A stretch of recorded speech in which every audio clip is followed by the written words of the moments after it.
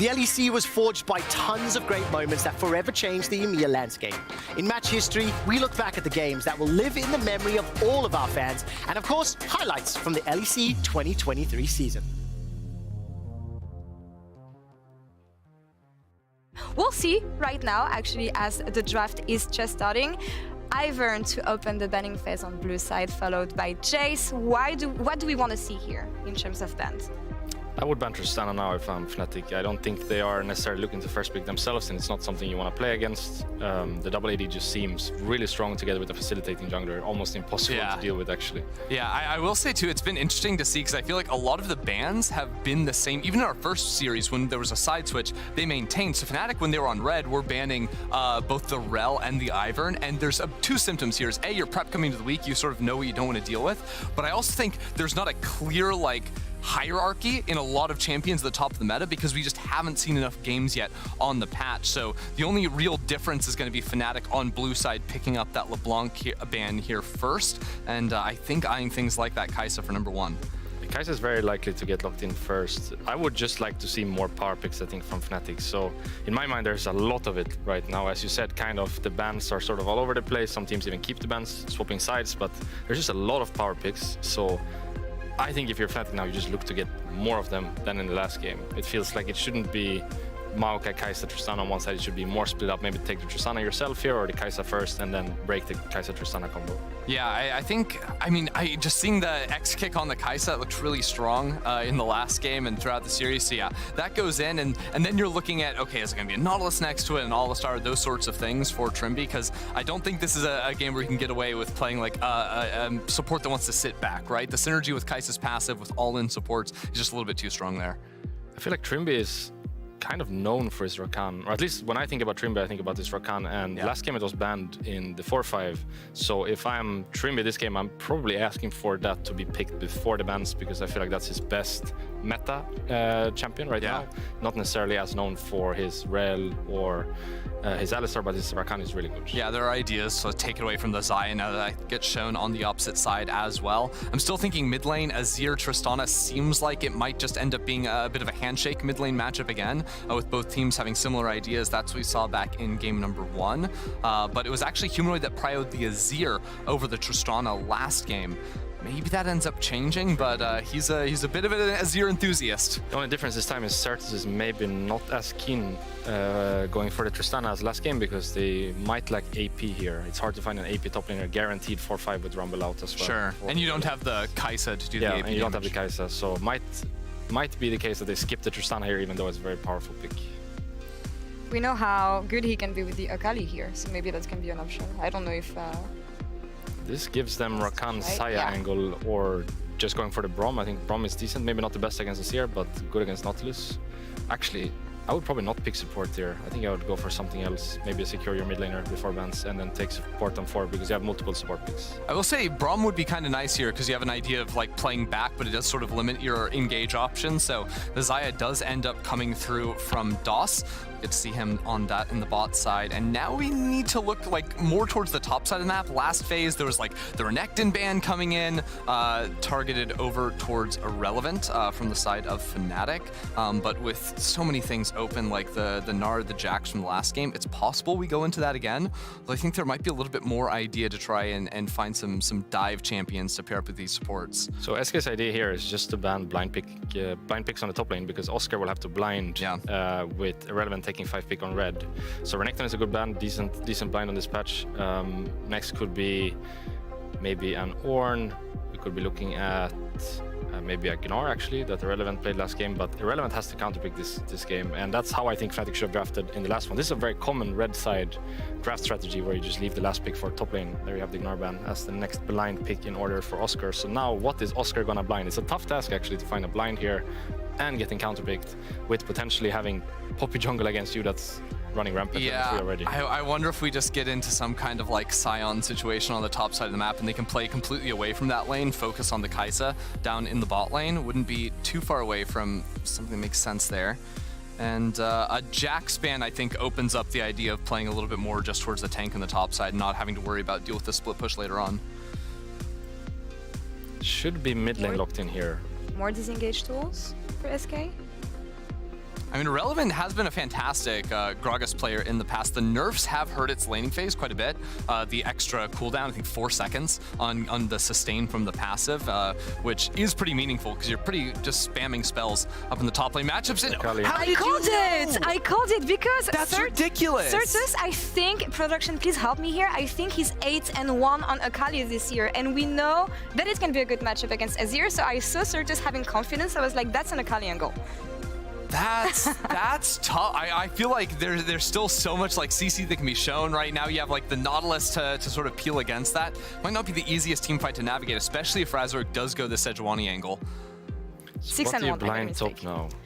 Sion. It's gonna be the Sion, yes. You're probably gonna get Gwend here by Irrelevant. So Irrelevant will have another chance to carry this game as he did in the last one. Now, do we think Gwen can be a good angle here, or would you say I mean, the something else? enemy, like, Fnatic frontline is so big. I feel like Gwen would have a great time trying to shred that down. Yeah, you're going to have too much fun, I think. So this is normally what you see from a red side draft, where you get the heavy counter pick on top, and then perhaps the more solid slash aggressive bot side from Fnatic here. So much more aligned with what I think a draft should look like, and I feel like this is going to be maybe Fnatic taking over the bot side early game because Akali is not that strong. Sarukhan loses that lane to Kai'Sa Nautilus, and then SK having Irrelevant on Gwen to potentially carry them through this game in a good matchup. Yeah, I think this is gonna be a game where team fights become somewhat hard to navigate for both sides. I think Fnatic have, of course, really strong front line. They're going to try to play with like the range of the Azir turrets, but both backlines have fairly decent peel, so it's going to be very important Certus and Irrelevant are finding their moments before they actually decide to go all in here. Do we think SK can take it with the draft they have? Oh, Fnatic, can they come back here? I want to know, where should we keep our eyes on in the early game, especially if you had to pick one matchup that's going to define the entire early game? I would say bot lane. Yeah. Bot lane? Kai'Sa Nautilus versus Sarukhan is a matchup we've seen now for a couple of years, actually, and it's pretty much always decided level 1 or level 2, depending on how the trades go. So I think that's where I would keep my eyes. I agree. You agree? Oh, thank you. We'll see if they can make it happen. Fnatic had everything during the first phase of this summer season in the LEC. SK was struggling a bit, but it looks like they're managing to come back here. We'll see if they can close out the series 2-0, or if Fnatic can come back on this one. Take it away.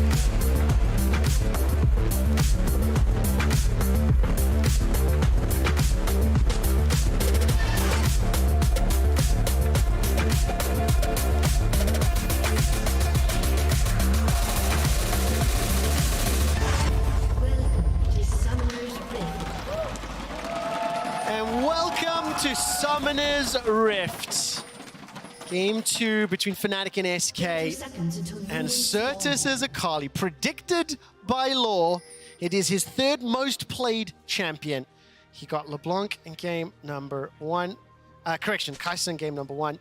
Oh, why am I so out of it? Tristan. And you know, people believe that I'm a Nocturne enthusiast. Yes, but? But I haven't played that champ in like 3 years now. I abandoned him in favor of Akali. So I've now been religiously playing Akali for 3 years. They're saying fa la la la. Oh, Fnatic. There are some SK fans now. There's competition happening here between the fan bases. What I will say while they're chanting, I'm going to bring the mood down just a little bit and create a little bit of a somber moment. Because with Fnatic losing that first game, I want to talk about the stakes and the impact that this is going to have for Fnatic's chances in just a moment. Talk me through the early game while I figure out what's happening here. Well, for those that don't know, the way that our season finals work is that the winners of each split auto-qualify, and then the remaining spots are granted based on championship points. So we have 3 splits. We have Winter, Spring, Summer, and those are the championship points that you briefly saw on your screen. That was the standings. That was the standings. Oh, that was the standings? We're having a little bit of a technical difficulty in terms of the championship points. But the point still stands that basically Fnatic didn't get a lot of points. They really don't have many at all, which means that for them to qualify for the season finals, it's not an easy road. Is it, Trevor? It's not, and I will just try to simplify it. Obviously, if they win Summer, they will make it through. And for 2nd, 3rd, and 4th places, obviously those percentages will diminish. All right, while we're still working on those graphics, we'll come back to that in a moment. Let's take a look at the early game. Reminder everyone that Oscar got an early lead in game number 1. And then Irrelevant just turned the entire tables on the entire game. He became a gigantic side lane threat. He was playing weak side initially, and then became the lead sort of pressure point because of that advantage. And with the Gwen and the Akali, SK could play to similar strengths this time around. For sure. Irrelevant in the straight-up 1v1 matchup, you can see he's starting to bully out Oscar. Not a lot that Oscar can really do, especially when you get level 3, the E and the Q alone from Irrelevant just offers so much power in the straight-up trading. So makes a lot of sense that Irrelevant will have the push, and Markun also pathing towards the top side of the map to cover him. Mid lane matchup, the reason why Akali, especially in Europe, is considered a counter to Azir is just the amount of mobility that she has makes it so difficult for the Azir to really deal with her. But that only happens later on into the game. You know, she kind of needs around level 10, 11 when she's got Q maxed out and when she has 2 points in her ultimate. Then she becomes a much greater threat. Until then, Humanoid's just going to keep bullying her out. Around level 6, there will be a window where Certus will have some kill threats, but it very much depends on how Humanoid plays the lane. And he's an avid Akali player himself, so I imagine he won't allow that window open for long. 3rd most played champion of all time, 28 games out of his 250. I mean, that is a gigantic percentage. And a 70% win ratio for him. All right, let's take a look here. Do you think any shenanigans are afoot as Markun could be coming in here behind Oscar? Flashes over the wall. Will be able to charge heroically, and not just yet. Oscar got the flash out before the W, so gets the safety. I'm surprised Markun didn't just throw that out immediately. Yep. Looked like he kind of hesitated for a second. I wonder if he was paranoid about Oscar's 3rd Q or what it was, but Oscar was able to flash away to safety. The wave is slowly pushing towards Oscar. Keep my eyes on Razork here. He's just going to choose to go back to base. Oscar running going to do the same. He knows that he has TP. Everyone's going to calm down, chill a little, and reset. And you can see where we looked across the boards in the bot side of the map. Noah and Trimby falling a little bit behind in the 2 versus 2, but nothing too significant. And in the mid, small advantage game. All right, we finally got a chance to just quickly set this up. All right, Fnatic fans, please pay attention right now. If you look on the left of your screen, you'll notice that Fnatic have 60 championship points to SK's 120. You have to go deep in playoffs in order to get a chance to season finals. Vedias was explaining this a little bit earlier. I would like to show you exactly the amount of scenarios in which this will work out for Fnatic. So in a moment, on the bottom of your screen, take a look at the percentage scenarios. We've got some major lag in the software right now. It's just messing with me.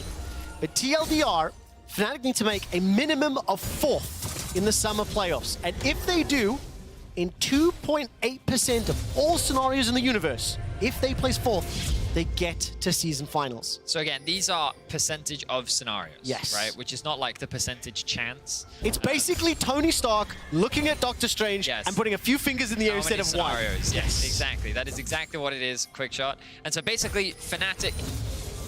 Oh, hang on a second. Trim right. We've had enough graphics for today. If the system's wasting a lot of time, what we do see is the dredge line not finding its target this time round. And Fnatic off to a small start. I think a little bit to be expected. Small advantage in that middle lane. And once again, Razork off to a little bit of a storm in the farming game. You good? Yeah, I'm good. Just this, it really gets on my nerves and I can't get that out. But we got the point. And that's the main thing, is that because of the fact SK have had better runs throughout winter and spring, they're in a stronger position to make it to season finals. And after game 1, silencing a lot of fans, even here in Berlin. The SK supporters, they are here. That wasn't intended as a taunt. That wasn't I was going to say, were you deliberately taunting the Fnatic fans? It wasn't. And SK once again off to a strong start. Look, first objective, uncontested Dragon here. So it's just going to be just fine. So we saw Oscar in it, while the Dragon was being secured, drop a control ward in the topside jungle. Observers are highlighting that for us now. Razork, knowing that Markun has just secured that Dragon, is going to steal away the Raptors. And he has a 20 CS lead over his jungle opponent. Razork has been doing a great job of finding farm where he can, stealing away enemy camps. And this is just tried and true for Razork now. He loves invading. Loves being in the face of the enemy jungler, keeping track of what he's up to, where he is. He did it in game 1. Didn't really result in anything significant. And now we see Trimby on the move, and he has his eyes on Markun. All right. Won't be able to find anything just yet. Krug's actually going to body block any potential dredge lines. Numbers advantage in the top of the map for Fnatic. All out from Oscar. Irrelevant's literally just gonna hop away to safety, start going snip, snip, snip, chucks out the needles for work, and here comes Razork. Oscarin's in trouble, the Q buys time, the stun locks it down, and Fnatic first blood. Wow, Razork with the Sejuani passive, helping out Oscarin at the last moment to help secure that kill. Marcoon looking to interrupt. All right, hit him with the buckler. Be able to find the damage. Oscar easily walks away. I thought he was going to chase a little bit more, but yeah, Fnatic on the board first and 1,000 gold up. Now, the person that suffered as a result of this was Noah in the bot lane. Exekick and DOS did the correct thing. Recognizing that the jungler was on the top side of the map and Tribby was missing, they zoned Noah away from a lot of farm. You can see him down now 14 CS, and this will result in about a 400, 500 gold lead for Exekick, along with a couple of plays. But Fnatic overall leading in gold off to those advantages that Razork had been able to build for himself.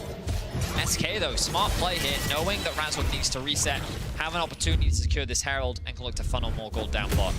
But we look back at this 1v1. Oscarin knows that his support and jungle are top side of the map, so he looks to make a play. The two champions that were recently released do a bunch of stuff that, to the surprise of many, means that they can just sidestep everything.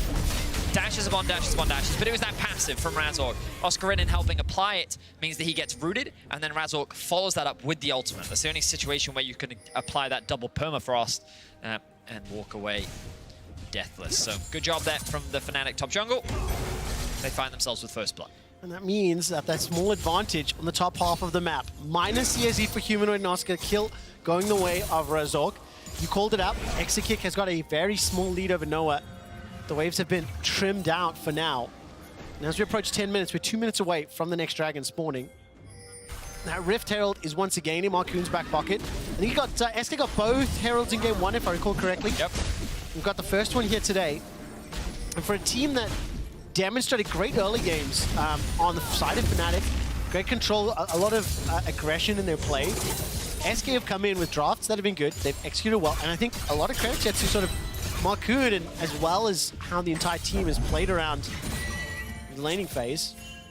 Let's see where that Rift Herald's going to get dropped, because for now, Marcoon's making his way towards mid.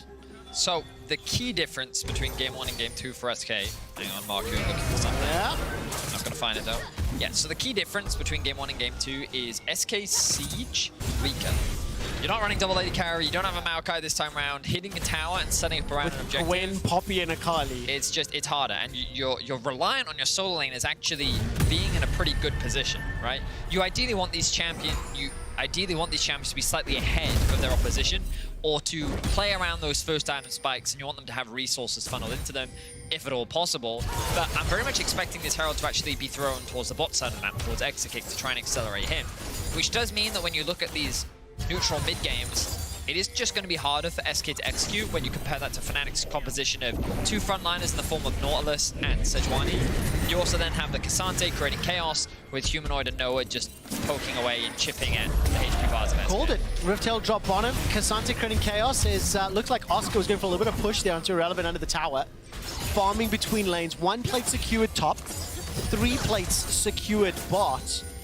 Trimby and Razork were able to at least push DOS, Marcoon, and Exekick back. 1 and a bit plates left remaining, with now potential pressure onto Certus, but there's enough backup coming in here, so still minor gold leads. And I really like the highlight, Reddy, that you were talking about in terms of Certus and Irrelevant, and how ideally you would want them to be in that stronger position. But look, Certus is still coming online. Level 9 for now. He's only 100 gold behind, 10 CS down, which is doing a good job in the lane, yeah. Very good in the lane.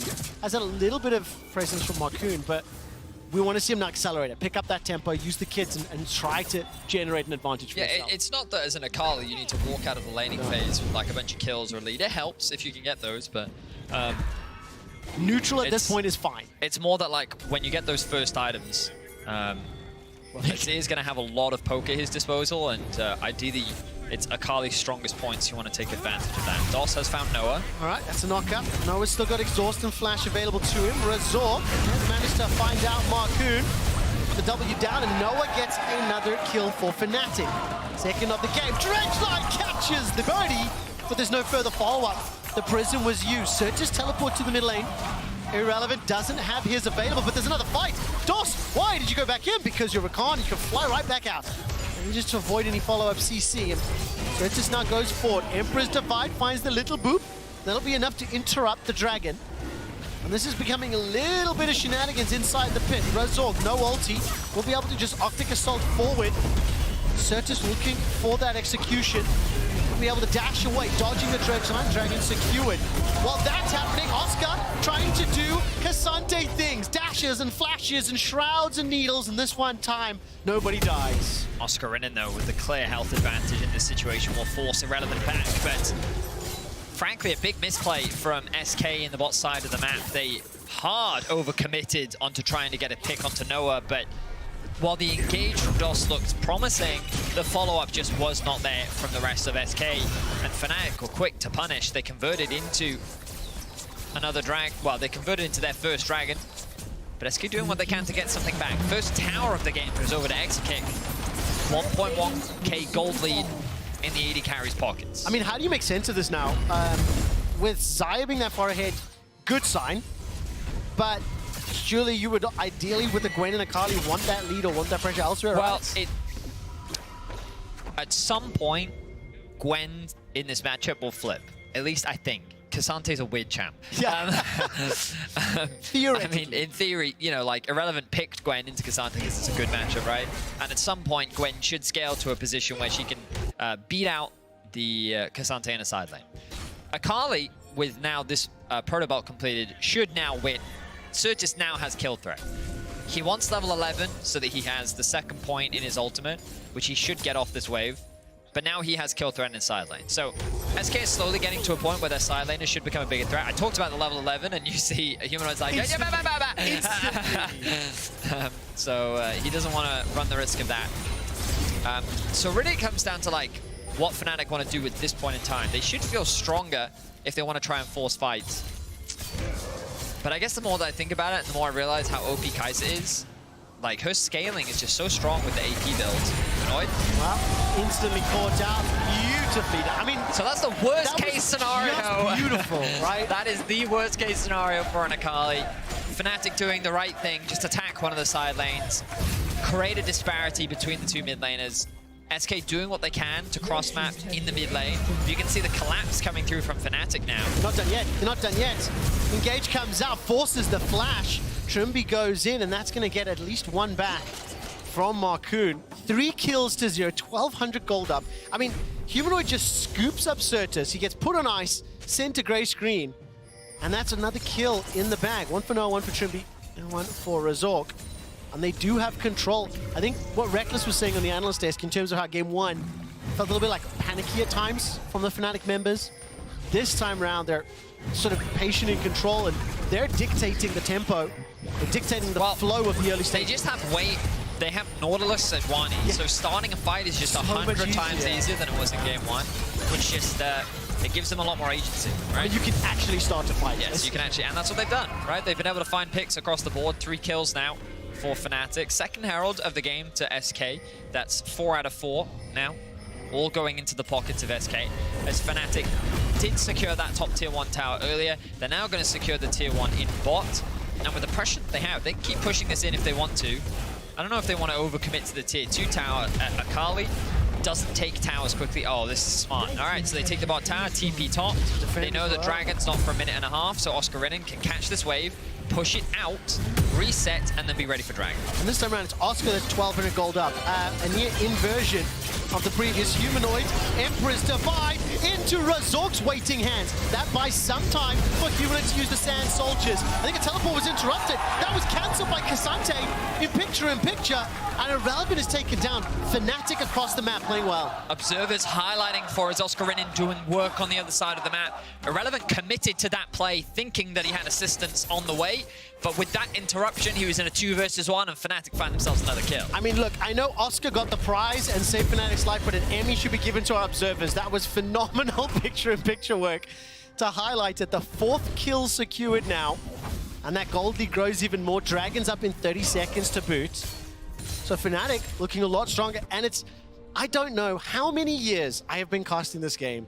When teams do not have a form of engage, it is so much harder to do anything. And you see, if you turn nameplates off, you'd think it was a different squad piloting these champions from Fnatic Game 1 to Fnatic Game 2. 2.5k gold lead Fnatic have. They're now sieging onto this mid-tier one, the last outer tower for them to secure. And SK doing what they can to hold the line, but the Dragon is the main focus. Fnatic push that wave in, Oscarinin joins up with them, and you see that multi-step plan now coming into place. They still have their tier 1 alive in the top lane. The vision is slowly being cleared out. And this Akali is just a little weak right now. Let's see if SK can do much, as Fnatic should feel so strong. I can hear the members of Fnatic yelling and screaming. Trimby is a loud individual trying to thwart off the pressure. Certus coming from the mid lane. Keep your eyes on that mini-map.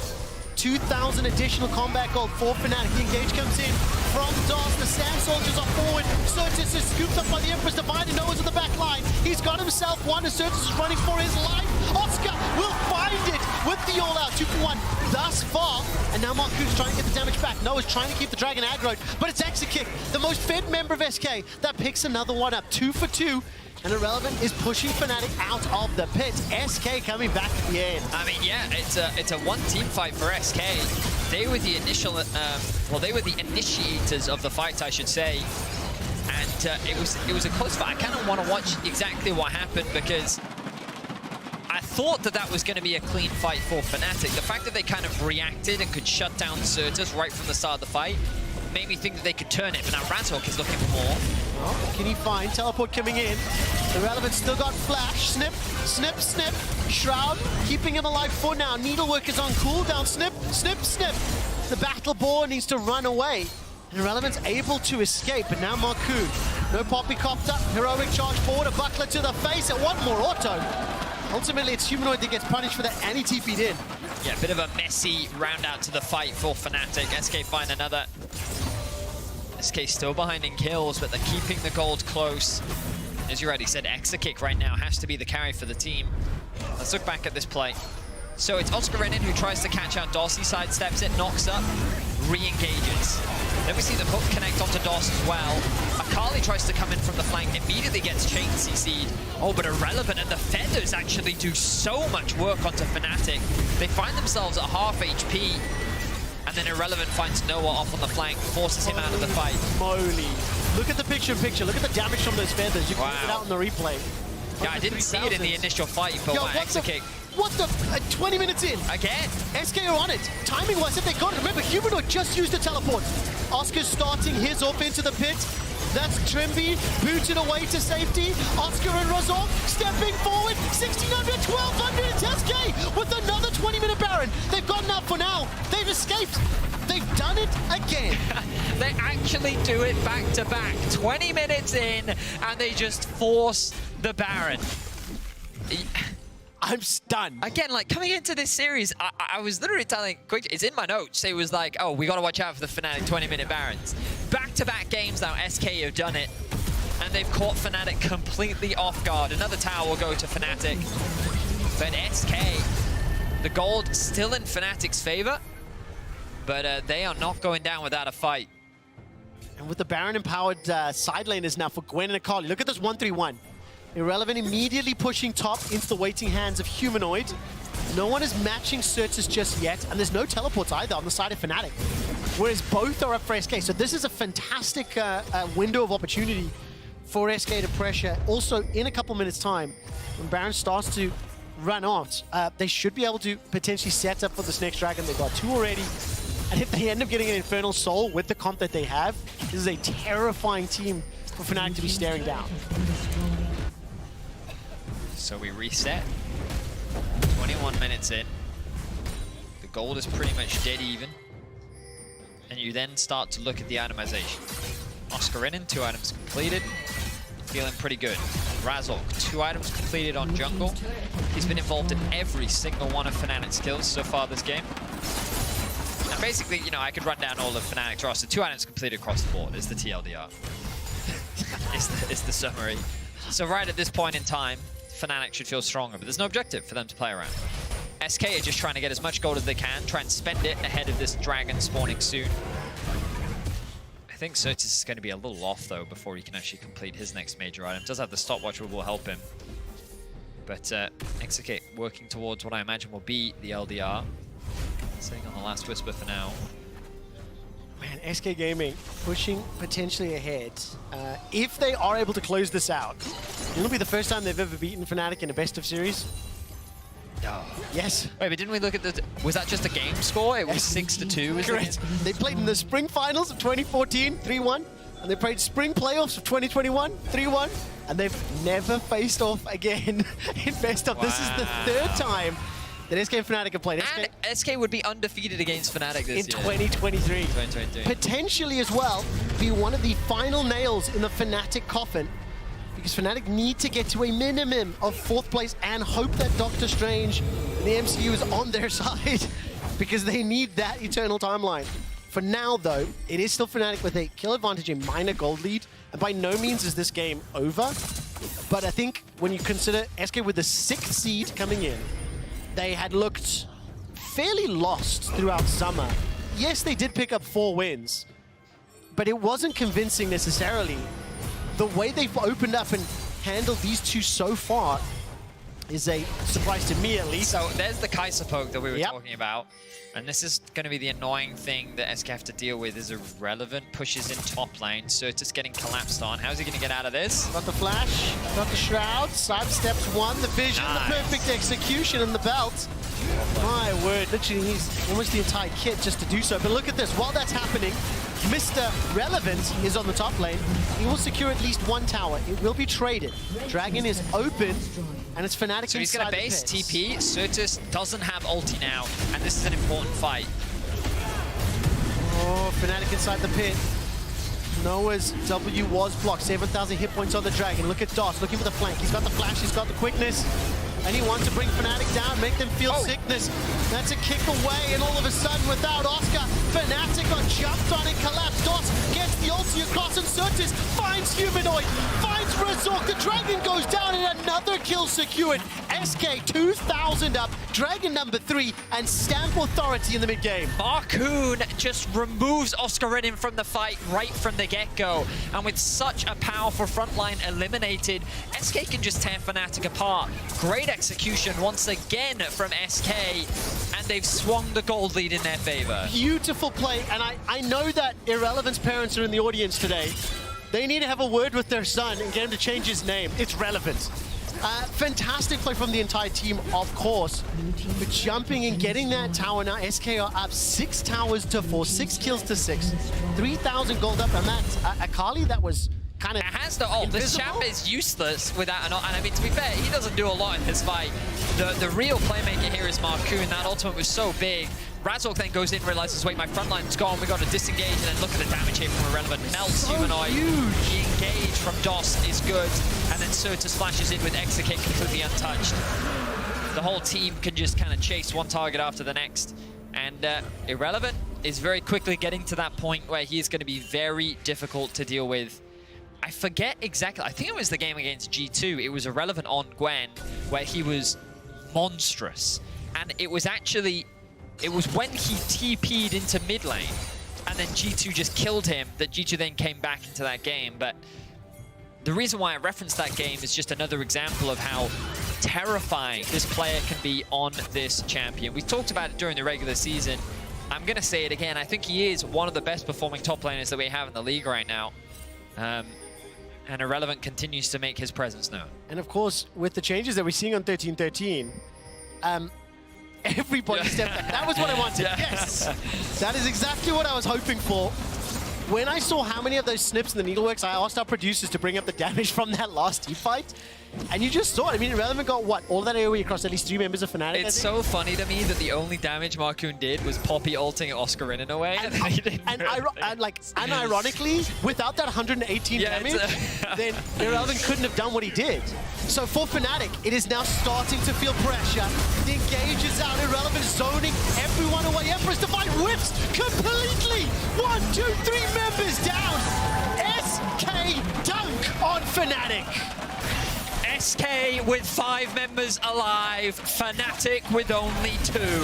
The Baron is up for the taking, and SK are making the upset a reality. They are dumpstering Fnatic right now. The first time in the organization's history will they win the best of 3, best of series. I mean, like it's the 3rd time, so it's a bit of a embellished statement.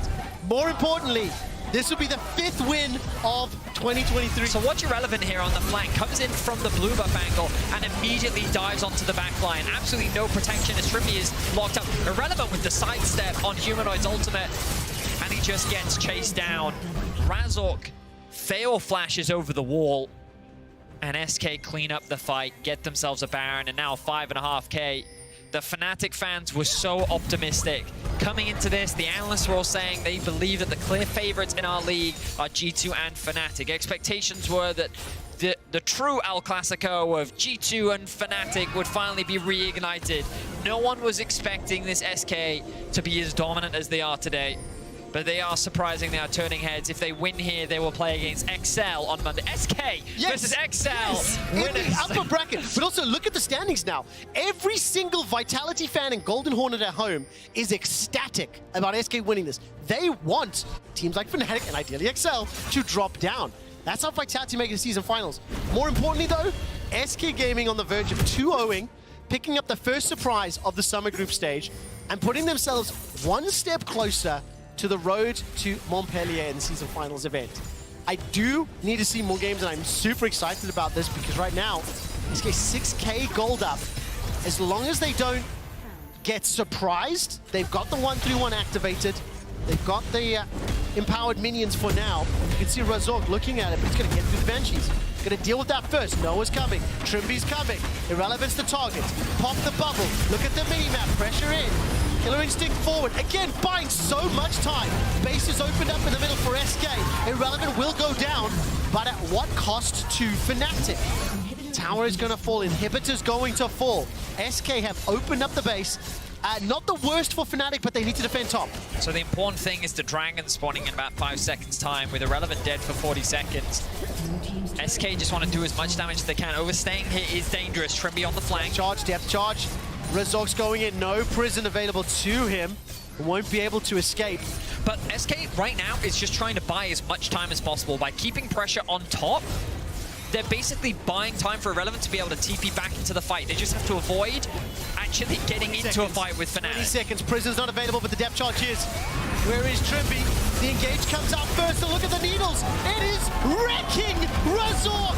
Certus sends his regards, but Cassante does Cassante things. Oscar's got at least one back. So far, 2-4-1 in the fight.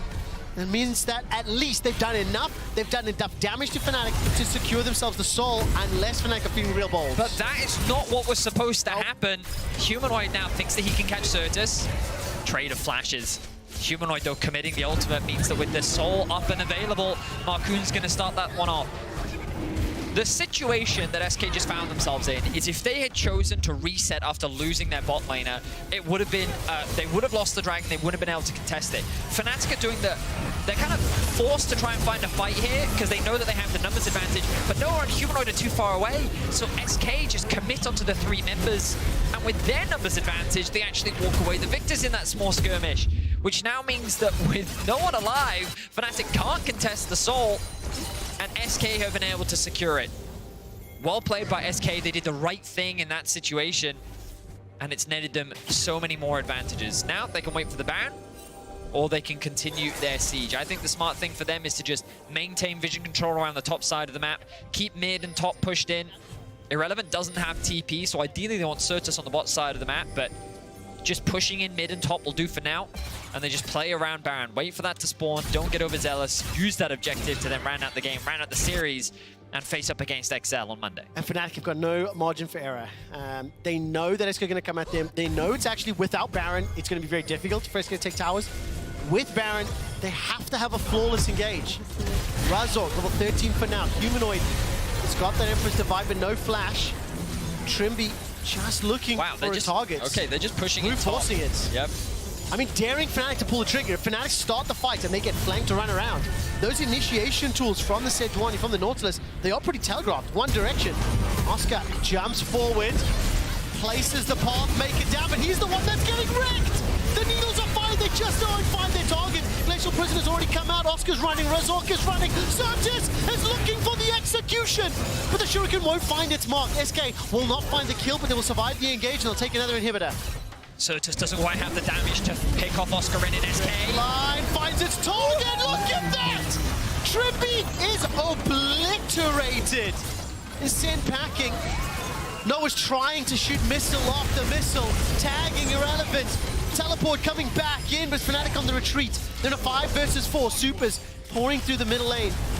And Fnatic cannot stand toe-to-toe with the dipping, dodging, ducking, and diving of SK's comp. Fnatic are exploding under the power of this Infernal Soul. The damage is relentless. DOS getting chipped away at here by Noah. He's looking for a kill, but the Baron spawns in 20 seconds. SK need to reset. They need to spend what gold they can and get back out on the map as Fnatic do damage control. They need to clear out these minions. They need to get into a position where they can potentially contest this Baron, and if they can, then a comeback is a possibility. But SK are out team-fighting Fnatic. They are playing the map better than Fnatic.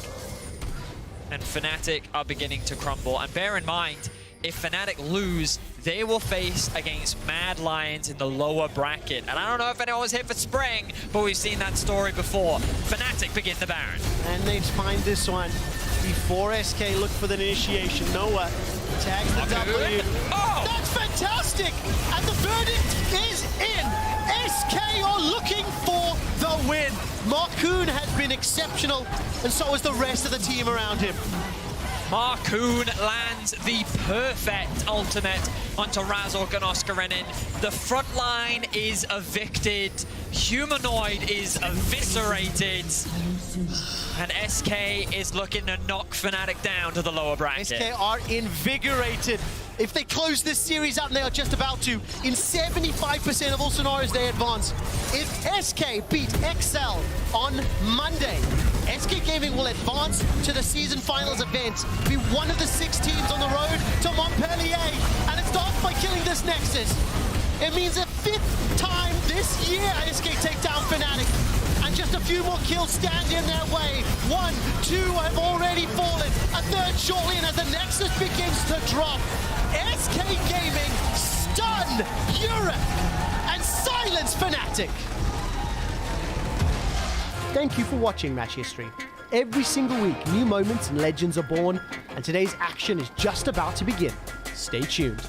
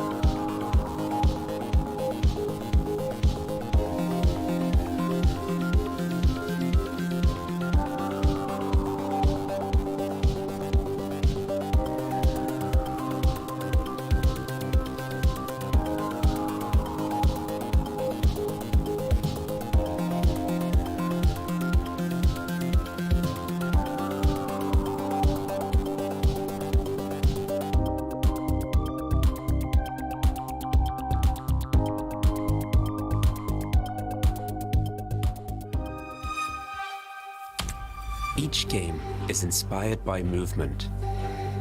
The drive is to be one move ahead of everyone else, to be legendary.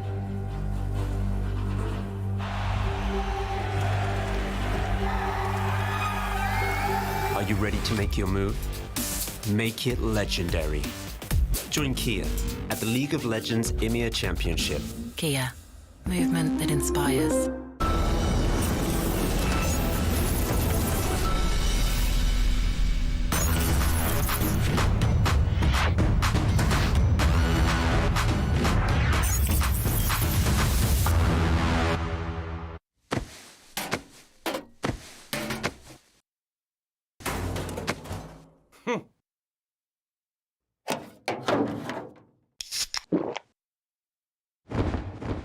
Red Bull gives you wings. Hey, Hey, yeah, I need a break though. That Yeah. was some. Oh, I bet. Kevin was looking for you. Oh, now? In Okay. the green room, yeah. Okay, I'll go now.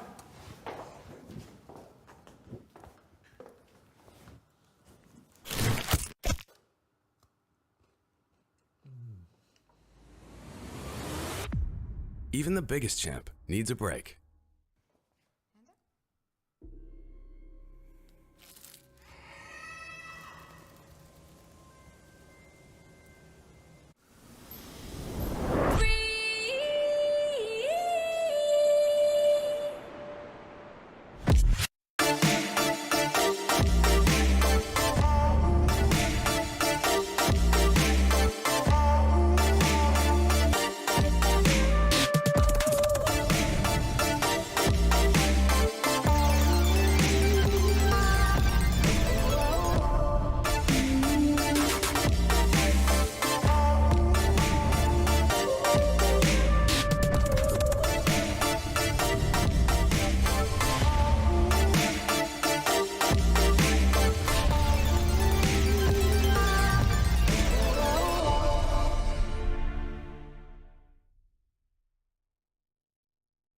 Get ready, summoners. League of Legends is now on Displate. All your favorite champions on officially licensed metal posters. Stunning details, easy setup, more durable than Malphite. Join 3.2 million satisfied customers and fill your room with arcane energy. Order now at Displate.com.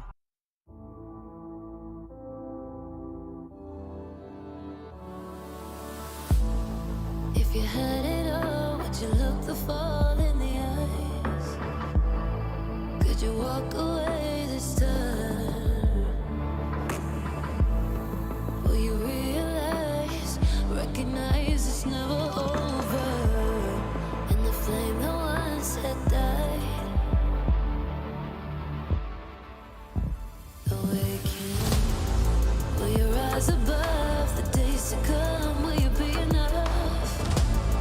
Will you walk away this time?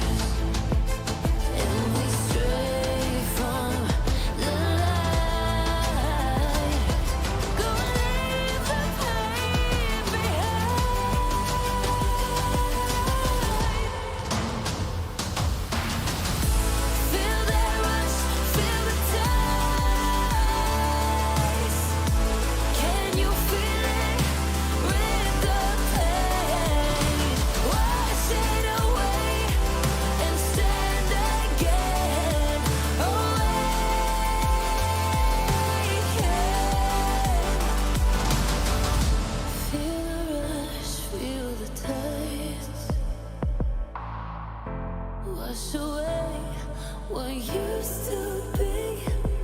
Will you make your stand? The world in your hands again. 'Cause we all face the fires, and we stray from the light. Turn the page and make it right.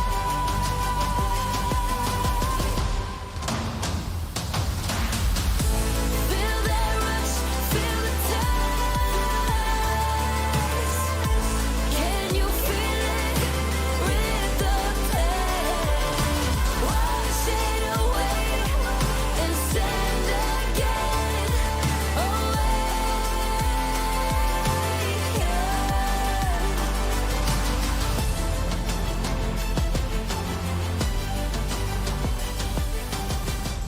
Welcome to 2N2 versus 2v2v2, where we ask the daring question: can you add even more people into the arena? Well, Yamato and I are 2, GB and Broxa are 2 as well, and surely together we can defeat the normal queue as 2N2 v2v2v2. We'll see how this one lands here. Hopefully we're gonna have amazing gameplay, better than this. I'm on the mouse. He's on the mouse, I'm on the keyboard. And we're queuing as Vayne Irelia. That's gonna be something. We're under a bit of pressure here. Yeah, you ready Yeah. to win or? We kill Vayne, kill we kill Vayne, Vayne, kill Vayne. No! Flash We have out. to go Vayne, we have to go Vayne. No. Flash, I can't flash, then it goes on cooldown. What are we doing? We're skating. If we look at the damage graph, I think we did fairly well. This is actually Where's a the big damage win. graph? Where's the damage We're giving them graph? false Let me see confidence. this. Everything's fine. Playing against Yorick Shako. Oh shit. We need to cut back. There's plan on top in a bit, no? Yeah. E5 seconds. do? We can Oh, hold it. yeah, what the hell? Plan on top, okay. Schools. Yeah. Can we go now? Okay, E Okay, here. we're looking Shegu. Push him into the fire. Okay, go Yorick, I guess. Yeah. Go York, go York. Yeah, go W. Yorick here. No, I'm going Q. Oh, Flash no, I out, want to flash Q out. again. Nice. I wanted to Q again. One last. Kill them all, kill nice. them all, kill them all. Shegu. Kill them all, kill them all. Let's go! Let's go. In it to win it. I say we buy no items and we just buy hats. Okay, you guys buy hats, we buy Okay. items. How about that? They're griefing. next round. They're never gonna see it coming. So Guys, cute. Alright, look at this, look at this. He's I'm not even trash. looking, I'm not He even knows looking. his place. don't even look at I'm not him. even looking, I'm not even looking. Do it, just do it to him. That's what I'm talking about. What is going on? Evorif will give crit and we get our ability damage. Take the hat. Okay, we buy a hat. Are you two still stacking hats? We have the first hat. We have the hat.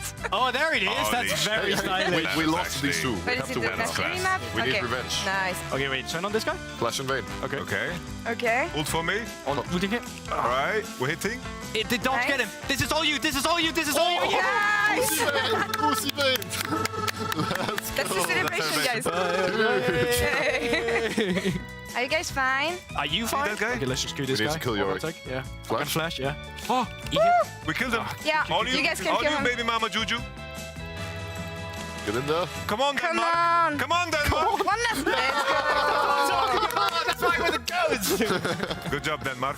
Thank you much, Huge, Sweden and huge. How is it the Well game? done, France, well done. yeah. I think you guys need to fight first against this Nafiri. Yeah, And you then, go in and then we follow up. We Okay, just need okay. to ignore Bob. So I think if you guys W her, yeah. then there's no. Just stand behind us. That when comes we- for us. Yeah, get behind us when they. Go Then eloquent, we- I love it. Okay. Let's You look. guys will be the bait of the hounds.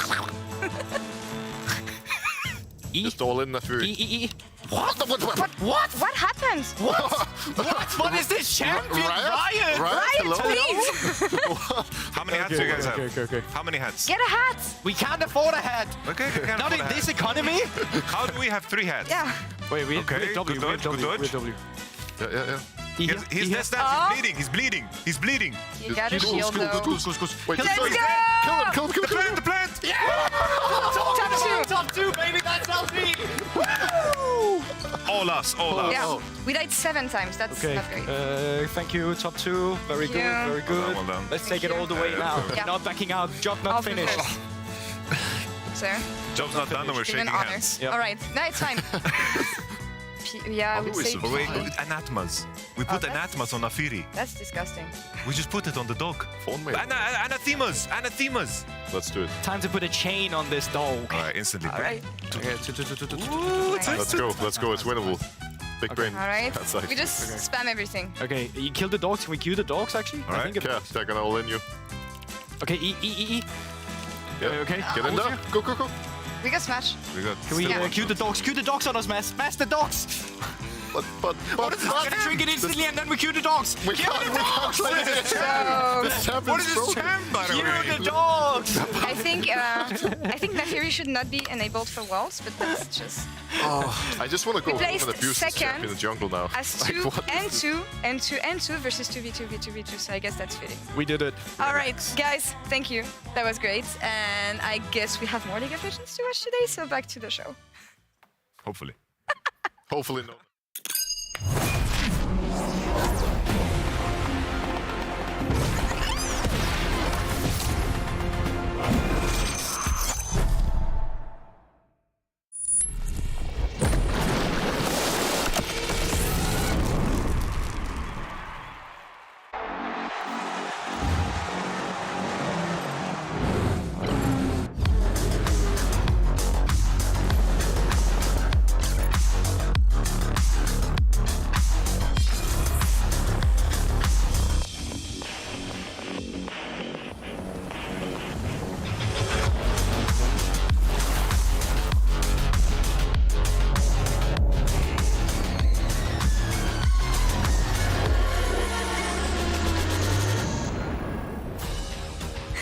Welcome everyone to the final day of the LEC Summer Groups live from Berlin, Germany. We're gonna have a rematch today of games we saw last week as we see SK, Fnatic, and everyone else entering the studio. Hi, Sortus.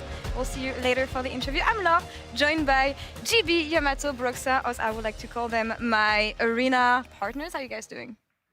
Pretty good. Vibing? Great. That Was was fun sick playing some gameplay we really had. We got second place. We were 2 people, and it was a 2v2v2 mode, so we were just continuity. We're the best Let's- second place team ever. Yeah, 100%. yeah, no one will ever remember us. But someone will for surely remember the winners of today's as they will advance to the playoffs and play each other in the lower bracket. Once again, as I said, do or die Fnatic and Heretics games today. A loss and they're done with 2023 season. But what did we think about the run they had yesterday and the great comeback of these teams, Yamato? Honestly, I was quite surprised. I think the key thing always when the new patch comes in, I think, you need to let it land. You come into a best of 3, you have a wrong read. I think that was the biggest change-up of both of these teams. And when you have a good draft, you get to showcase some of your strengths, and I think it becomes a lot easier to be true to yourself rather than starting from the back foot. And I think that was the biggest one for it as well, at least from the side of Fnatic. They definitely felt more true to what we saw in regular season. I expected higher octane gameplay for Team Heretics, actually, specifically considering how they came into the season in week 1 as well, where they were just all through the lanes, but it was a very slow game against Koi from both teams, really. So I'm hoping to see them be a bit more, guns blazing as soon as they come out the gate. They're gonna have to play faster against BDS also. Not the same kind of team I see. But the first series we're gonna have on our hands today is Fnatic versus SK. We saw this one last week. How different do they look this week, Broxado?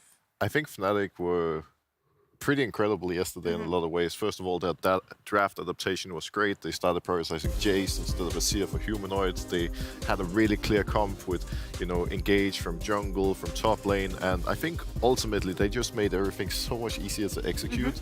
And you could see they came in with a clear plan. A lot of the worries I had for them was also related to their control around neutral objectives and lack of patience, but they seemed pretty structured and on point. And Can they win today. against SK though? Yeah, that's the they thing. never won this year. That's the Fnatic kryptonite right there. Winter 1, Spring 1, Summer not beating them once. They've lost to them 3 times. Going up against SK, of course, maybe there's some superstition in that regard. I think a lot of people, when they faced SK initially in group stage, had Fnatic as favorites. But that's not the way they came out. Fnatic was super slow. They had the bad meta readers we're talking about. And SK, some of the best form we've seen from them in a very long time. I feel like SK have been showing so many high peaks in terms of what their individual players are capable of. I feel like some of these players are at the cusp of breaking through and becoming like staple, very, very strong elite players. But I think the main thing for SK is early game, they get advantages, but I feel like when the game loses the structure and they make sometimes a mistake where they overextend, they have a very, very hard time restructuring the game and finding the reasons why they are strong. They tend to just keep bashing their head in. When they don't follow the rhythm and the flow of the game that they're used to, they kind of lose control. But when everything goes by their plan, Markoon hits those ganks, Irrelevant does his lane phase well, the team fights are looking crispy. And you mentioned Irrelevant, who had an amazing series, I feel, last week against Fnatic. But Oscarinin had an amazing series as well yesterday. So we know how much the game is centered about top lane right now, mostly. So how is it going to go, you think? Well, I think it could definitely go either way. Last week we saw Irrelevant pretty much smashing Oscar. Yeah. Yesterday Oscar was smashing AC, and I'm very curious to see how it's going to play out. If Fnatic decide to draft the way they did yesterday, prioritizing the likes of Ornn, I think Irrelevant is going to be able to abuse that much more. We see his Na here doing great. He could pick a Renekton or whatever, and I think Irrelevant, having a good laning phase, being on a prior pick, is key for SK, because if he's dominating, that's going to unlock Makoon to look for ganks and make plays as well. I think what's so great about Relevant is the fact that for the largest time when SK was so successful, he was just playing tanks and was playing the weak side role. But now when things are shifting, you have a lot more melee support in the bottom side. You have a lot more openness in what you can draft in the top side. Then you find the relevant classics like the Gnar, had a beautiful Gwen performance too. And I think that even though Oscarini played well yesterday, it was an isolated Ornn versus Rumble matchup. I believe coming into this matchup, Irrelevant should be favored, and I think Oscarini really needs to prove more before we put him on the same page as Irrelevant, because that is going to be very, very decisive today. So there should be more attention on top lane, maybe more junglers joining in as well, which should leave the road free a bit for Humanoid, who got a lot of attention from the jungler yesterday. An amazing performance on Jace nonetheless, but maybe giving him a little bit more fresh air today. Yeah, I think so for sure. I mean, he was camped fully yesterday, and he still made the most of the resources he got in that game. But, you know, Oscar isn't the only one who should be looking for redemption. So is Humanoid today. He was kind of outclassed by Certus in the first series they played against each other, but he's been completely revitalized. The guy we saw on Jace yesterday was legit like watching a guy smashing solo queue. The KDA he had after this, where it was just like around the 20 kills throughout the entire series, absolutely unbelievable. And you have to really take a look at this Jace and ponder yourself the question, can we let this through against Humanoid? 100%. I think that's just the key point. They played 2 Jace games. Are they capable of playing the Tristana? Are they capable of playing the LB? These are things that he showed in the past, and I think this is something that he can bust out. But in terms of how the team works around it is so important, because Jace makes the game very streamlined. If you can secure the Jace and he can farm on side, you can play around the EQs. They had the Jace Maokai, very easy composition to kind of execute on. But you saw there were moments where Fnatic were very indecisive. They wanted to farm side, and then maybe they took fights because there's like two minds at play. Jace, Humanoid as a player, wants to find small victories over and over again, while I know that, for example, a player like Razork, when he sees the opportunity to engage, wants to go. And I think this is where we see Fnatic disconnect. Well, we'll see how this one lands today. Maybe the comfort zone of Fnatic playing under pressure here will help them today. But on the other side of the mid lane, Trouble is now standing by to catch up with SK Certus. Take it away. Thank you very much, Lore. I'm sitting here with Certus ahead of your game versus Fnatic. I meant SK Zeka, as they call you. Now, did you guys get the news yesterday that you have locked in season finals, and how did you react to that?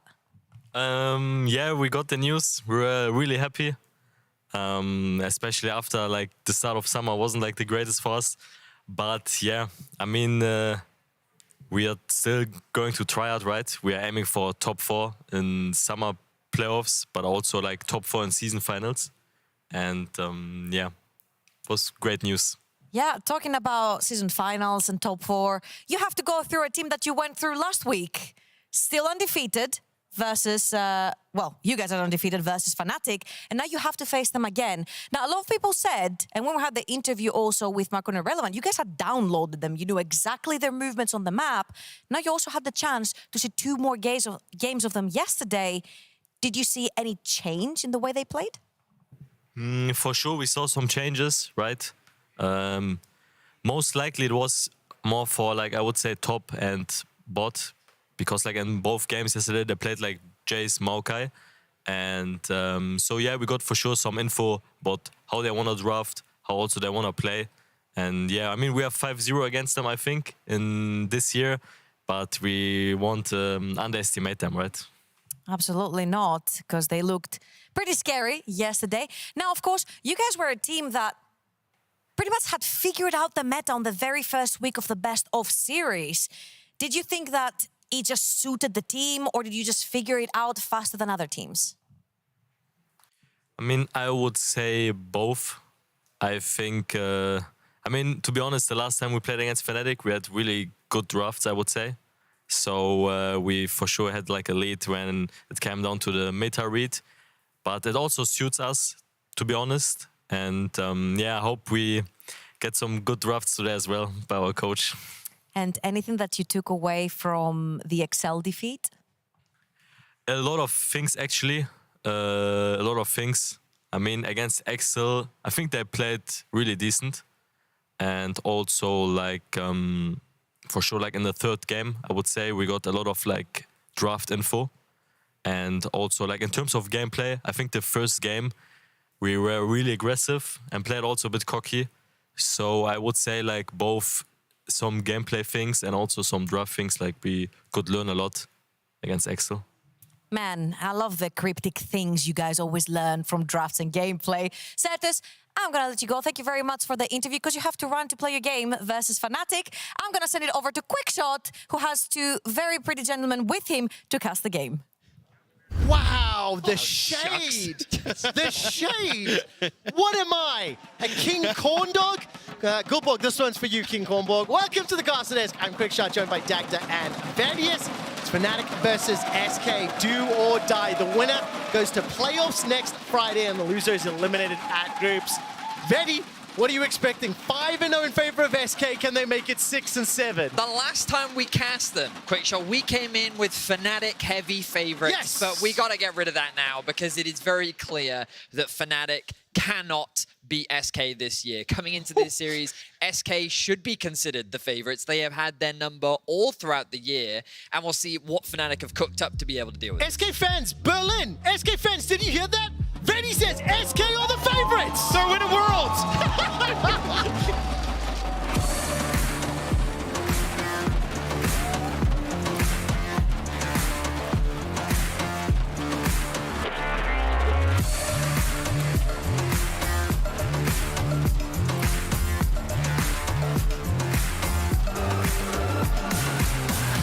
As we jump into draft, we all know that Vedi's just a Fnatic hater. But Dagda, Fnatic and side selection, they picked blue Well, he's starting this cast off strong. You're just really coming in there. Let's talk about draft, Dagda. We cast him yesterday, straight out the gate. Ivan Poppy, Jace removed. And that's the big thing. I think if I'm actually SK, I'm a little bit more terrified of Fnatic after seeing them yesterday. I felt like they got to grips with the meta. They figured out how they want to play it. And if they can actually bring that to the table here today, I think they'd be in a good spot. And already you can see SK responding. Jace taken off the board, which we didn't see the last time.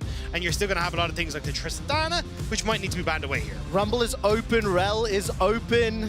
What will be removed from the pool? Kai'Sa as well. I think Kai'Sa a little lower priority yesterday than maybe we were expecting, at least in our first series. They're thinking about what else could they ban away from Humanoid.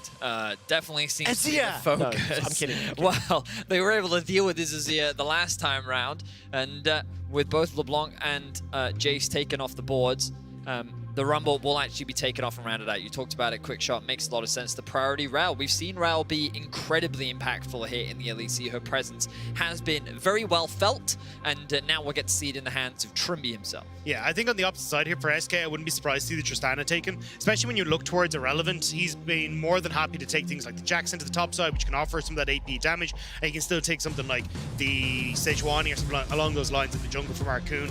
Kai'Sa, more than likely going to be lock-in, but I think Tristana for that second rotation. Would make sense. And Exegik versus Noah is a matchup I'm particularly looking forward to. Noah got silenced last week by Exegik and DOS. And I'll tell you what, both of these two individuals on Twitter, if you don't follow them, you should. They have some spicy bants back and forth. We'll find out whether or not that Tristana gets locked in. We'll know that who will be piloting at least one of those ADs. I mean, in terms of available picks, there's still a number of favorites, and that's it. Tristana for now. Well, I'm curious as to what the Poppy or the Sejuani is going to be. Well, with the Poppy taken away, Sejuani's value, I think, increases dramatically. The Zyra Khan immediately locked in answers my question about the Sejuani. That Rel is going in the jungle for Razork, and we're going to have Noah and Trimby on a lot more engage once again. I think Fnatic look their best when you have Trimby and Razork on things that can actually start off these fights. And when you have Rakan and a Rel paired together, Engage seems to be really the core of their team fighting. And it also means that you kind of put SK into a hard spot because it's like, okay, well, if we take the Sejuani, fine. But it means you can remove things like the Braum from the bottom lane, which would do really well into things like the Xayah and also that Rakan. So I think it's kind of a good start here for Fnatic. And I think that's kind of what has been the big talking point this weekend for Fnatic is just how much more comfortable they seem coming into this pick. Because the last time we saw these two teams face up, game 1, well, you got the Tristana, you got the Kai'Sa, and then you had a Maokai as well that had also gone over towards SK. So already kind of looking like a similar enough draft. So I'm curious to see if Fnatic can kind of book that trend that we've already seen them have against SK. I wonder if Fnatic will actually choose to ban out top laners here. If we're thinking about Oscar Rinnin, he just played a 1 yesterday, right? Yeah. He was just more of that engage. He obviously paired it up alongside the Maokai. But it actually looks like that they will instead focus those supports as you were talking about, Dagda. Of course, that does make just as much sense to try and limit some of the nice pairings that you can have with the Kai'Sa. The Nautilus taken away. I wonder what they'll choose to round out as SK seem to continue targeting Humanoid. The Ari now taken away. I wonder if they're going deep in the pool if they hit something like his Victor, but the Gnar will be taken away from Oscar. And the other thing as well is keep in mind that both Irrelevant and Certus have kind of played some comfort picks throughout the course of the year. The last 2 picks from Game 2 last weekend was Gwen as well as Akali. It threw me for a little bit of a loop. And we see another ban targeted towards the top lane. That Gnar has been removed from the pool.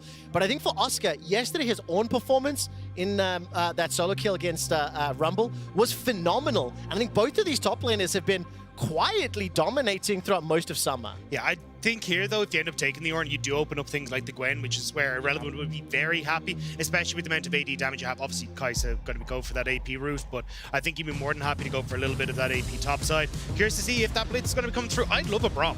I actually think Braum will be sick here. Works out really well with the Sejuani, but they're just going to go immediately for Irrelevant's Jax instead.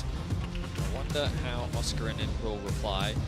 He may just go for the Cassante. I know that we see a lot of Jax into Cassante, but still it's a fairly safe matchup, something you don't have to invest a lot of resources into. He could choose to go for a tank. I'm still a big fan of Malphite into the Jax. He could just choose to go for the Ornn once again. He still has a lot of options depending on the approach they want to take. Kennen is also another one that we see, like, doesn't do so hot in the side lanes, but can definitely have that massive impact in fights and is able to control the Jax in those early stages as well. So, as you say, I think the world's your oyster a little bit here with Oscar Rinnin. You've got options, but the big one is SK have been fighting that game plan of we will play for top side really effectively, making sure that Irrelevant can get rolling on this Jax, and then try and play the map. So Fnatic, I think playing towards those team fights could be the answer. I mean, listen to okay, so first of all, this Jax for Irrelevant, 8 games this year, 6 of them are wins. The Annie in the mid lane for Humanoid, he has played it once. And yes, it was a win, but has not played it recently. And that, I think, is the first GP of summer groups here that I can recall. So that's not been locked in for Oscar in the top lane into the Jax. Yeah, the only person that I really saw practicing the Gangplank was Finn, but has never really brought it out on stage. So I'm curious to see now how Oscar Rinnin is going to do. Definitely feels like in this game, though, Fnatic aren't going to try and contest potentially the plays on top side, maybe leave the Gangplank on his lonesome and see if instead they can try and play a bit more heavily towards that bottom side. Wow. Okay, so this is kind of a play-by-play's dream for Fnatic. Yes! With just the teamfight wombo combo potential. Just look at it, right? Rakan ultimate into Rel ultimate into Gangplank ultimate into Annie ultimate into Xayah ultimate. Just there's so much potential AoE one-shot teamfight capabilities. And perhaps this is the answer into the double AD carries that we've been seeing run rampant across the world. Tristana, Kai'Sa has been a duo that has found success everywhere in its ability to siege and its ability to quickly take objectives, the fact that you have the mixed damage profile because of the AP Kai'Sa, the amount of range, the poke, the front to back, it has so many options. Can Fnatic's one-shot burst AoE teamfighting be enough to actually finally take off a win at SK, against SK this year? To find out, it's 0-5 in favor of Fnatic. The Fnatic faithful are cheering loud and proud, but I will tell you something, SK have got a number of supporters here in the studio in Berlin today. We're loading up onto Summoner's Rift in a do-or-die elimination best of 3 for a shot in our summer playoffs.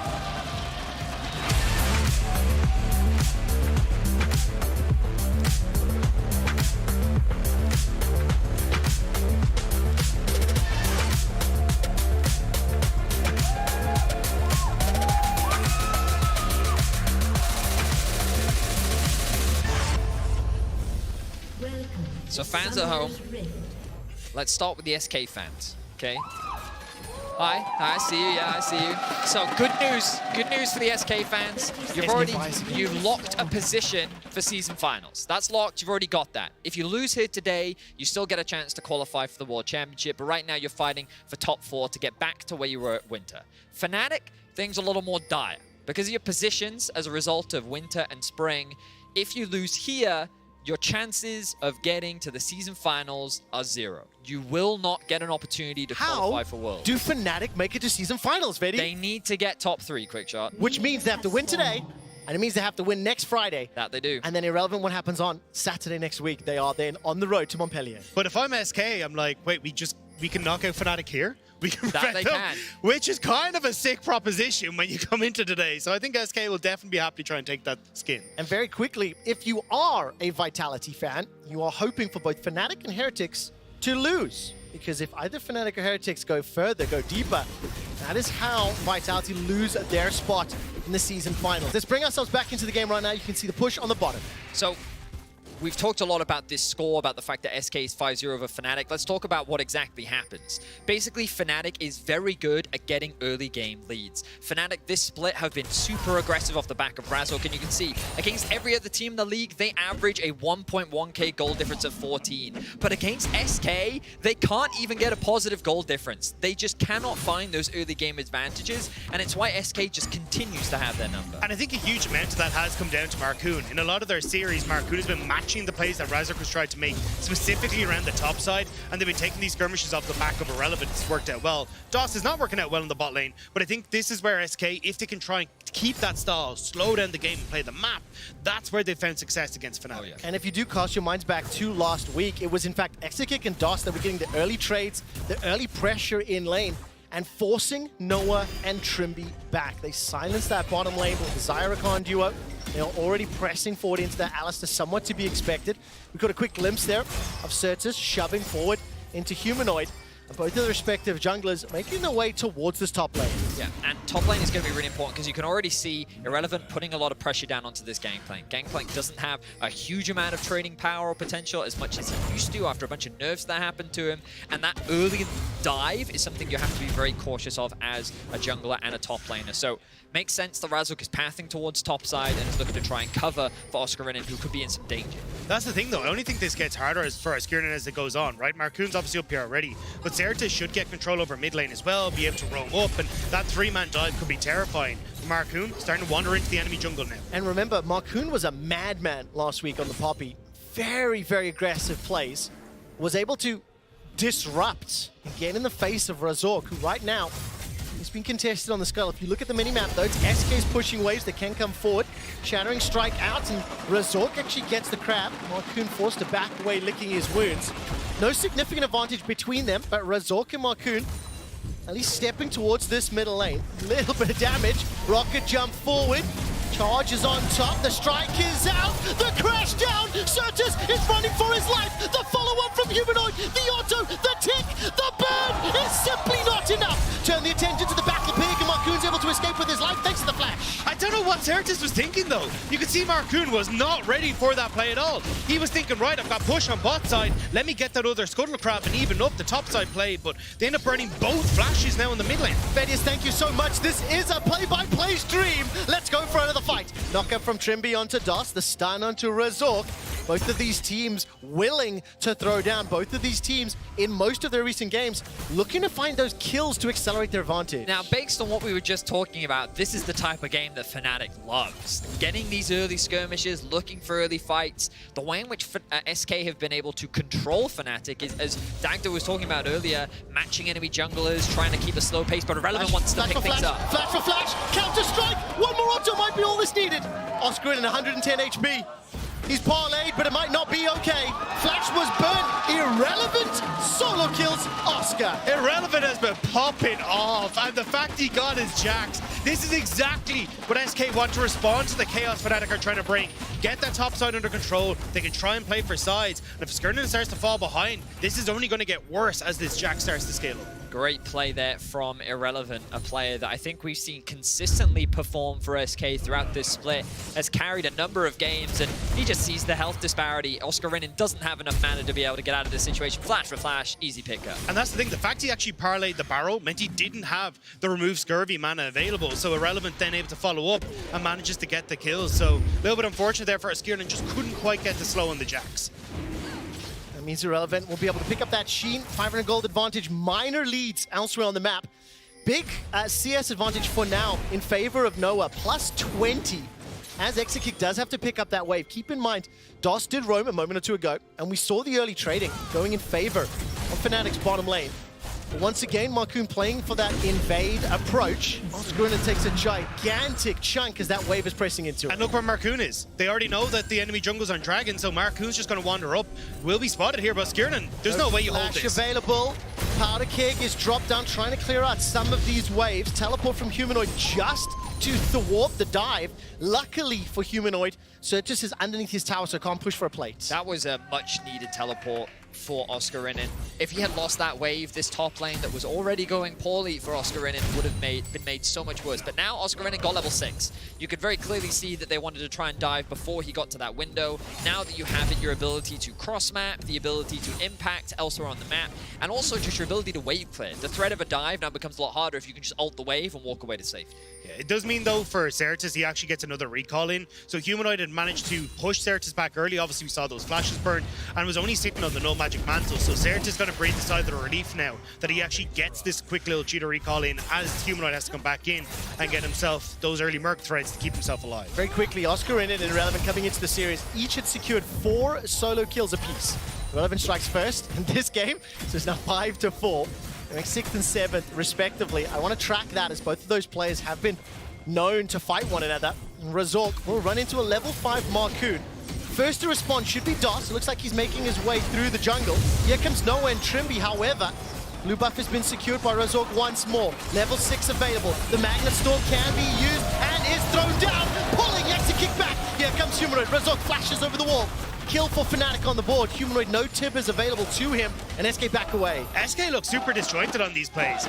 You can see that some people are calling to go in. DOS wants to try and cut off the retreat. Certus is hopping over the wall, but the rest of the team aren't following, and now Certus is cut again. Is indeed no flash, and Trimby's going to run away. Razork doesn't find the Q. This allows Humanoid some time alone with the tower. It's secured. While that was going on, top lane was being pushed underneath the tower for Irrelevant, and Fnatic able to respond to that invade. I gotta say, when I initially looked at that play from Razork, I was like, what is this boy doing? He just Bold walked into move. that blue buff, he was spotted on a ward, but the way in which the team played around him was great. Like, honestly, the fact that his bot lane immediately collapsed, the fact that he didn't panic, he waited for the sneak to come through from Marcoon before creating space. Overall, great play from Fnatic. They get themselves a kill, but now DOS is hovering around the top side of the map. Level 4.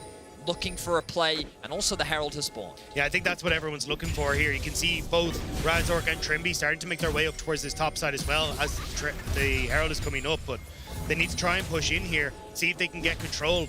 Top side, though, are they still trying to look for the dive onto the gangplank? Trimby just got level 6. He's got the flash. Razork's Magnet Storm's up in 7 seconds, so the engage tools are huge.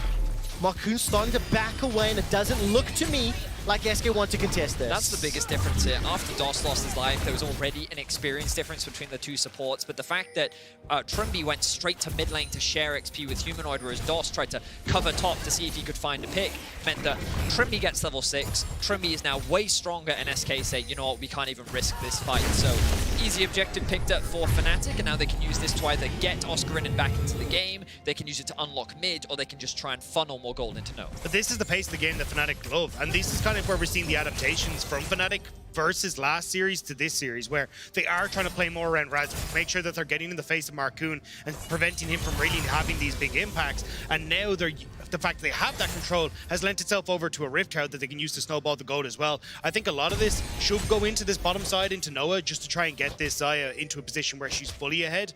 But we'll have to see what the plan is. Is Trimby going to have to hop out? Yeah, I really like the way that you say that, Dagda, because I think that this is the biggest difference. Trimby and Razork just seem to be working much closer together. And, you know, I can say those two specifically, but the whole team seems to be a lot more coordinated in giving resources to the jungler. We know Razork wants to be in your face and he wants to be aggressive. And look at them right now. They're just in the face of SK in the river, and they're looking for another fight. I'm a little nervous. I think SK may be able to respond first. However, Humanoid gets an E on his head. He's forced to back away. Look at the bottom lane. Exekick pushing towards Noah.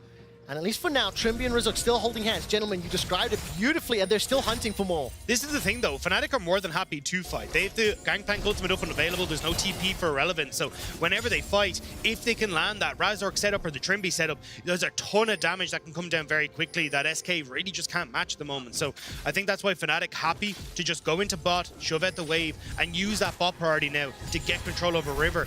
SK, I think you need to forgo this. They need to try and make a cross map, but Irrelevant, he's resetting now right as Dragon respawns. Now, naturally, we're singing the praises of Fnatic, but don't believe for a second that SK are worried in the position that they're currently in. They're only down about 1,000 gold. They still have fantastic scaling. We talked about how Kai'Sa and Tristana are globally a very powerful combo in terms of their damage portfolio, the range that they have later on into the game, the amount of poke and scaling that this duo has means that SK is always going to have a late game threat, and it's ultimately going to come down to these team fights. Well, there might be another one on the cards. Razork will be enough of a dissuasion for SK to peel away from this Mountain Drake. No TP for Oscar. However, he's got that Cannon Barrage. Irrelevant, looking for another solo kill.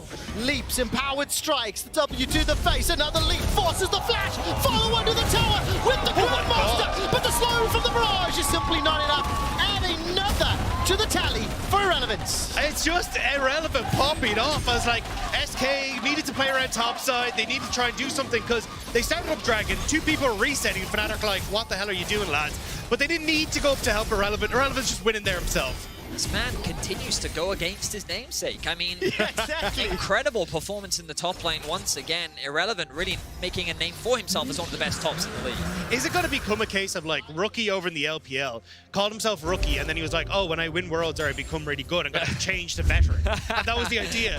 So maybe Irrelevant, when he gets to a point, he's just going to name change to now I'm Relevant. But this was just beautiful play. I mean, you see that Irrelevant already has a health advantage, and he knows that Gangplank in these extended trades just can't win. Flash is after him. I'm surprised that he committed to the dive, but Irrelevant, clearly knowing the limitations of his champion, able to walk away from getting himself a solo kill. And I just hear his mum's words in my ears once again. You were never irrelevant to me. He is now tied for second in the entire league for solo kills after picking up 2 here against Oscar. So 6-4 is the record in the season. Irrelevant looking to make that another. He's got himself that Divine Sundra, has had that for a little while.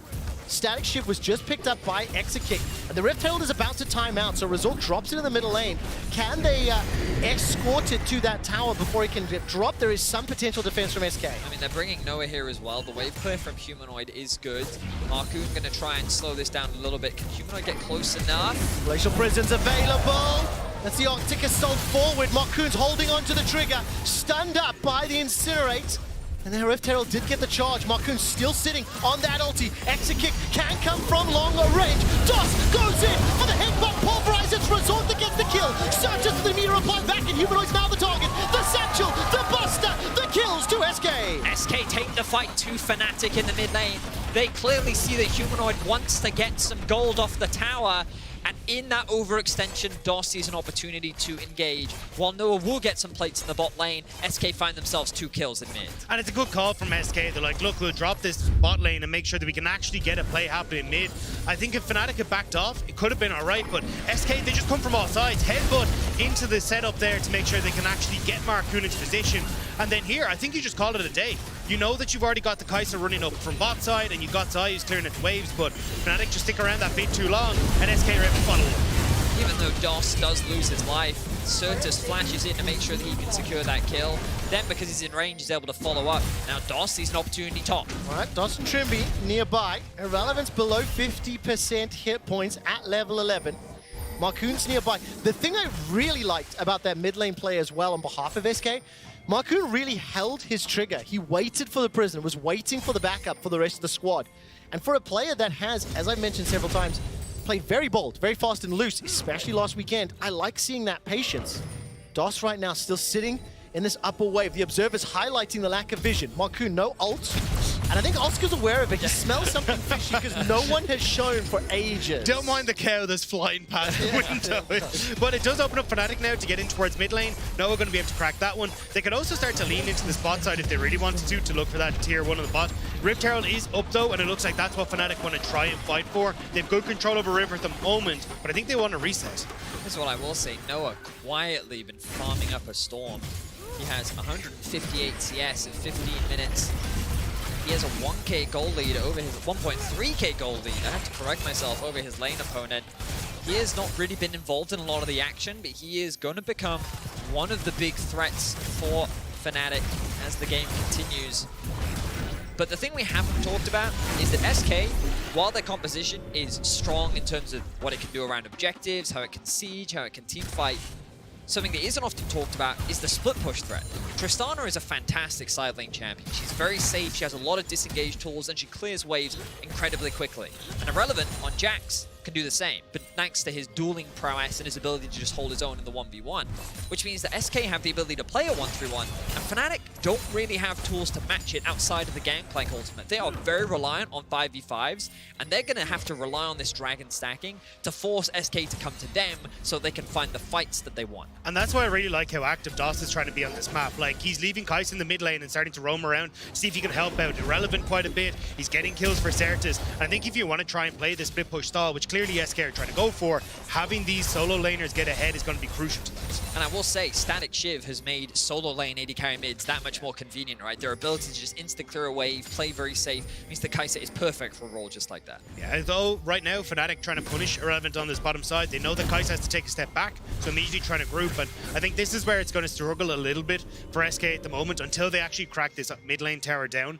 Trying to move around the map to help out Irrelevant so we can threaten any of these side towers, or even having the opportunity for Certus to do so without deep vision is going to be really tough. And keep in mind, Dak, that Certus and Irrelevant, they've still got that level advantage over Oscarin and Humanoid. Minor leads, and until a second ago, it was both of them that had the advantage. Teleport being channeled, Irrelevant's the target. Backup from Marcoon is there. Teleport being channeled, but I think Irrelevant will be taken out. Oscar gets the kill. They get the teleport from Certus. It is now a 5 versus 4. Do SK try challenge or look for that mid tower? Certus is in a really strange spot. I don't think they can really go for very much here. Should be able to threaten onto the mid tier 1, although I think Fnatic could actually drop, maybe just leaving Razork here and try and move in towards the mid. Rift Herald has been dropped though. And I mean, this is a good call in my opinion. They use the Herald, they unlock this tower. It's what Dak and Venice were just talking about, maybe opening up some avenues for SK. The thing is, that ticking time bomb, 17.5 minutes for 3 dragons. We're playing for Soul at 22. So if Fnatic need to bait SK towards them, a Dragon Soul is a guarantee to force their attention. I mean, I just think it was a smart play from Fnatic to attack one of the side lanes, right?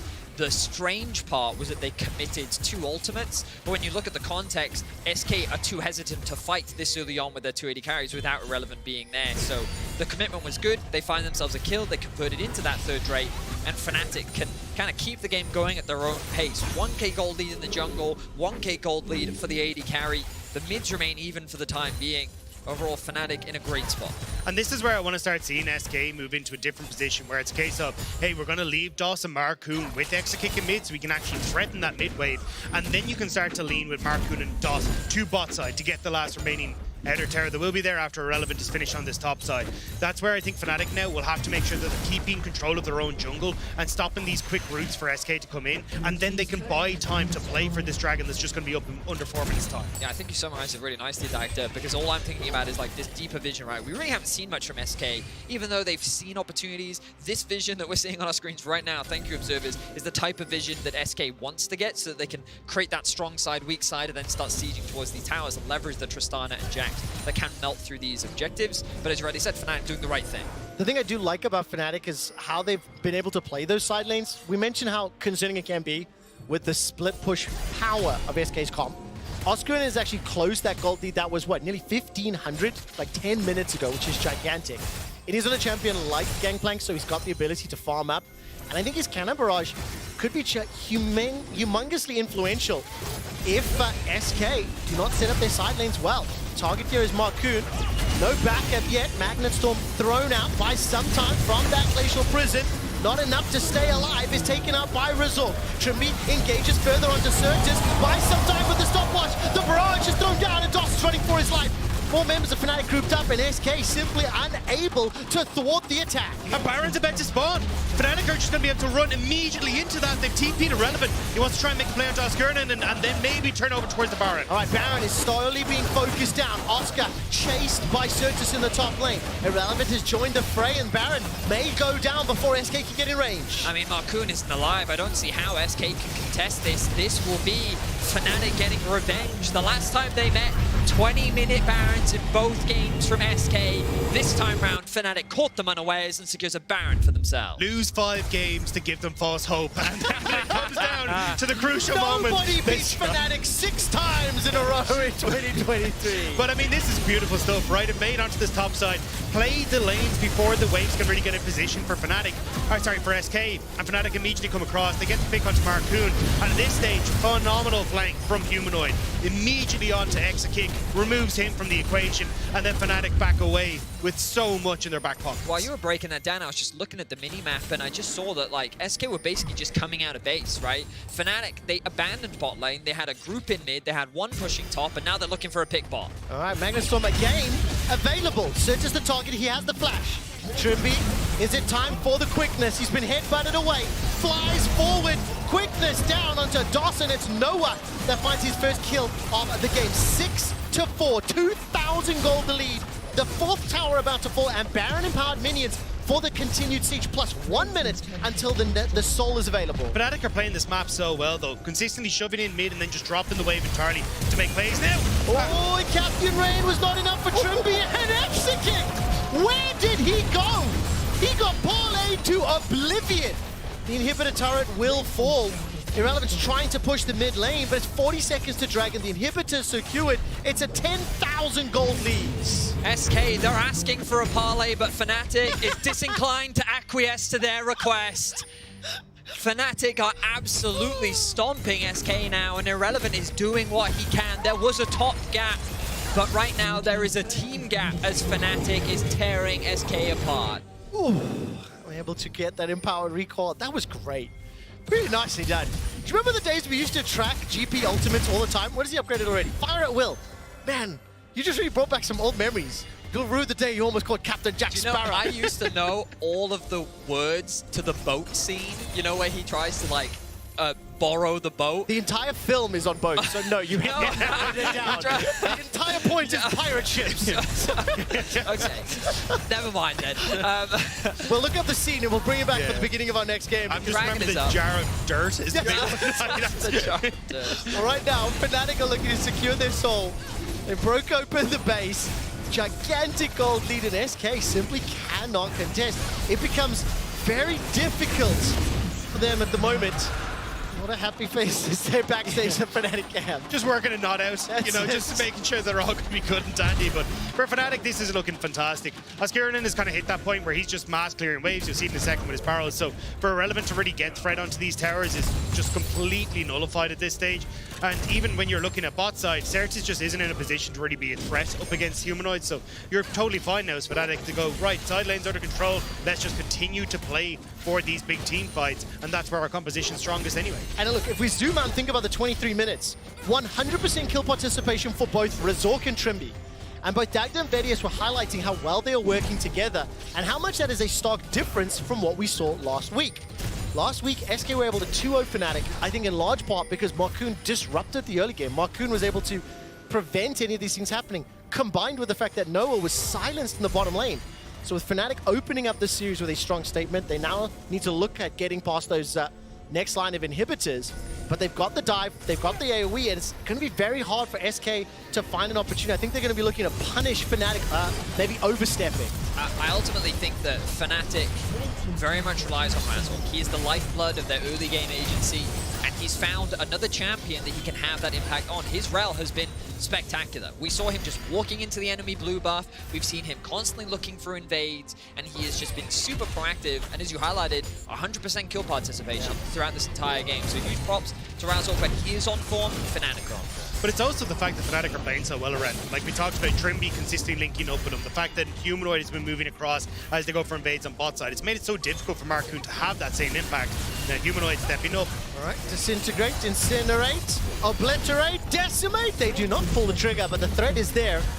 SK started back away 1.5 minutes until the second Baron of the game is available, 4 minutes until Elder, and the fact that they have to deal with the super minions in the bottom lane makes it a little bit easier for Fnatic to set up. So basically all Fnatic are doing right now is they're just playing around the Baron. Look at this control. They've got wards littered all across the enemy jungle. They know that the Baron is spawning in about a minute's time, and so they're just kind of patiently chipping away at all these objectives and basically playing the map patiently at this point, right? They've got all the advantages they need. Dagda and Quickshot were both talking about it earlier, and they don't need to rush anything or accelerate the game too much. Look at Trimby really letting the side down in total gold. I mean, come on, bro. The rest of your squad... Hey man, he's doing his best. He beat his opposition. That's all that matters. Medic is going to murder me backstage with a Rakan and lowest goal, but Noah finds himself yet another kill, the 8th of the game. Trimby looking to set up another as Doss is forced to flash. It's 30 seconds until the Baron is alive.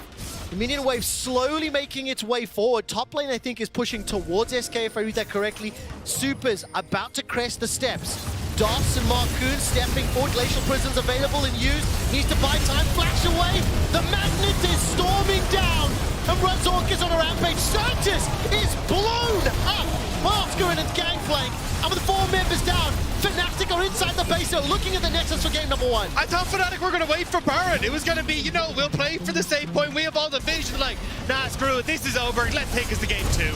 A beautiful demonstration from Fnatic. They stopped the early game, they found the team fights, and they will end their losing streak against SK. For the first time in 2023, Fnatic take down SK. It's a simple line, but it's a powerful one. 1 and 5. And after that demonstration, that was the game I was expecting to call last week. Yep. Weird that when you stop having expectations for Fnatic, they suddenly start playing really well again. But for Fnatic fans, they have to be excited. Only one more win and they will finally return to the top 4. But SK, I wouldn't count them out just yet. Nope. They did end up dropping a game to XL. They bounced back in game 2. They tended to revert back to a couple comfort picks. That's when we did see things like the Akali come through where they were able to step up. So I wouldn't count them out just yet. I'm sure that they found a strategy and they'll find a way to limit Razork's early game impact. Yeah, I think the fact now that the side lane pressure hasn't worked, we're going to go back towards like team fighting and try to see if they can play towards that a little bit more. We'll have to see if it's going to work, because honestly, I think if you can get a relevant onto champion, he can carry these fights. He was owning Oscar in the top side. We'll find out. I sincerely hope that King Kornborg is on the analyst desk. Over to you, my liege.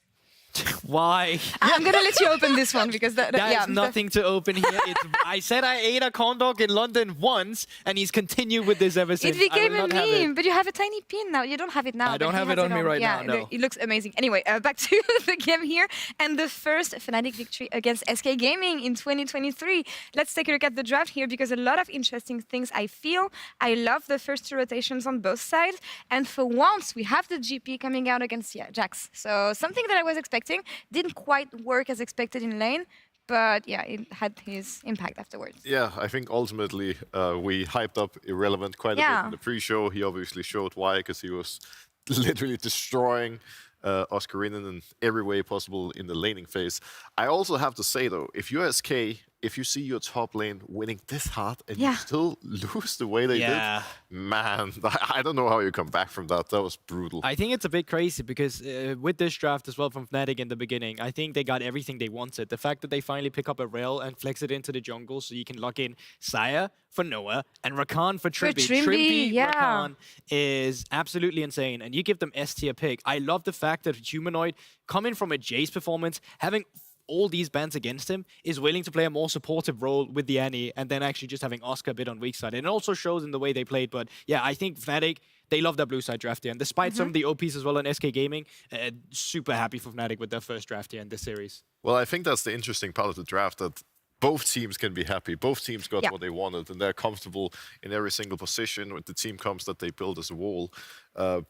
But again, like SK, despite having a good early game in top lane, they just weren't able to play as a team. They got caught out too much. They were not on the same page in team fights. And eventually Fnatic grouped up and completely steamrolled them as a result. Now let's take a look at what happened in the early game, actually, with this Irrelevant versus Oscarinin matchup. Because once again, Irrelevant stomping the matchup in what's supposed to be a counter matchup for him, as GB should be better than Jax in this matchup. But yet again, the solo kill, King strikes again, Barca. I'm not really sure what actually led up to this one, because it's like a very interesting wave as well for Oscar, right? I didn't actually think the Observer had the camera fully here, but it's a terrible position as well, and Irrelevant again and again find him in this spot. I think the problem in this top lane matchup is that both junglers were pathing top to bot throughout the entire early game, and they were not able to have attention after, you know, level 3. Like level 3, both junglers were around, and from that point onwards, it was just 1v1.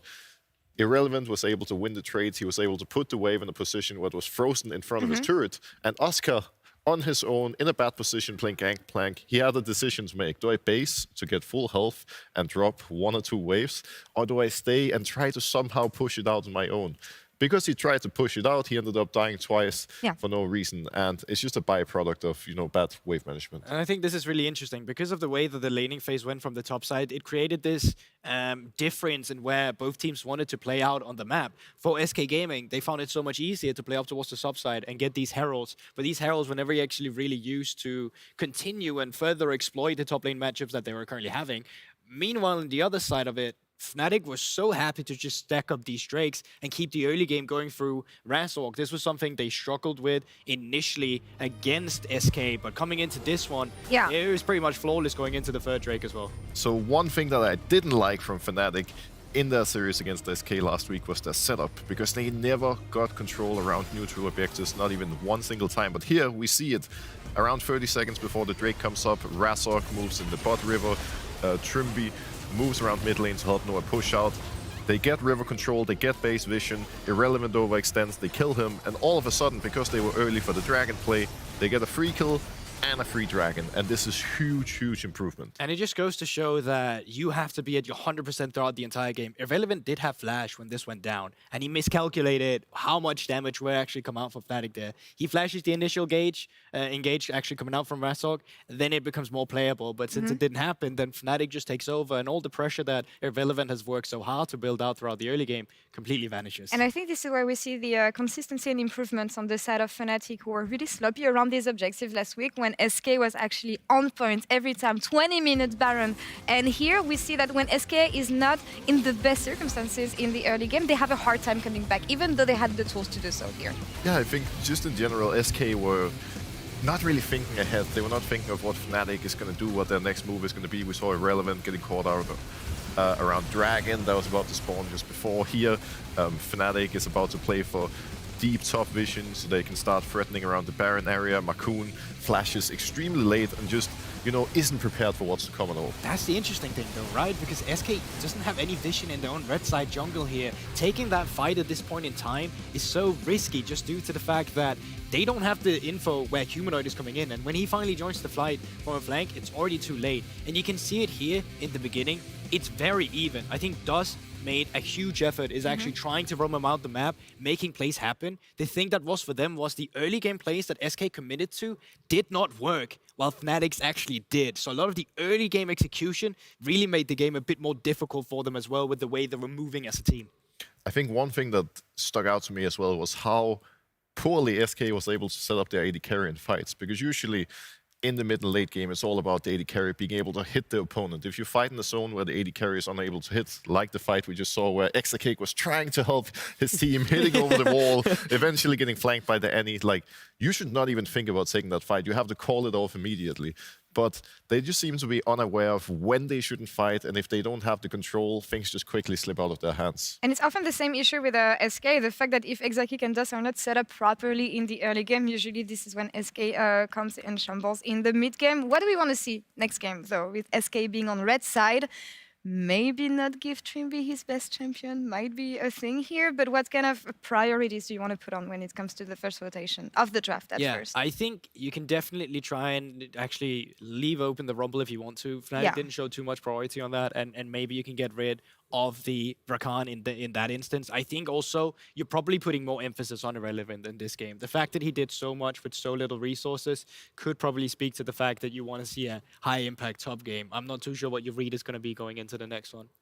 I think it's tricky because, again, if I was SK, I would be happy with this draft. I Yeah, got everything exactly. that I It's not wanted, really and the I draft. still got completely destroyed in almost every aspect except of top in the early game. For Fnatic, I think all they have to do is shut down Irrelevant, and it's looking like a free win, I'm not going to lie. SK, on the other hand, they need to be proactive. They need to find a way for DOS to be able to move away from bot lane, group with Makoon, make plays around the Relevant, because it seems like he's going to be the hope coming into this one. Aggressive roaming support, aggressive jungler, Sejuani is not good enough, and then go ham top. We'll see if Fnatic can make it here, or if we're gonna have a series as we'll see if Fnatic strikes first here in Game 1, and can they close out the series and lock their spot in the summer playoffs? Let's find out after the break. Oscar in 110 HP. He's parlayed, but it might not be okay. Flash was burnt. Irrelevant. Solo kills Oscar. I can flash on him. Yeah, I think good. I think good. Split it up. Look. Yeah, he gets stunned. Nice. Oh, go check. You can go. Let's W, okay? Oh, Let's look, W. look. They're trolling. Look at me, guys. Yeah, I can help. You play. Trees. Yeah, guys, go now. Let's start. Go now. We just kill all. Nice. Very good game.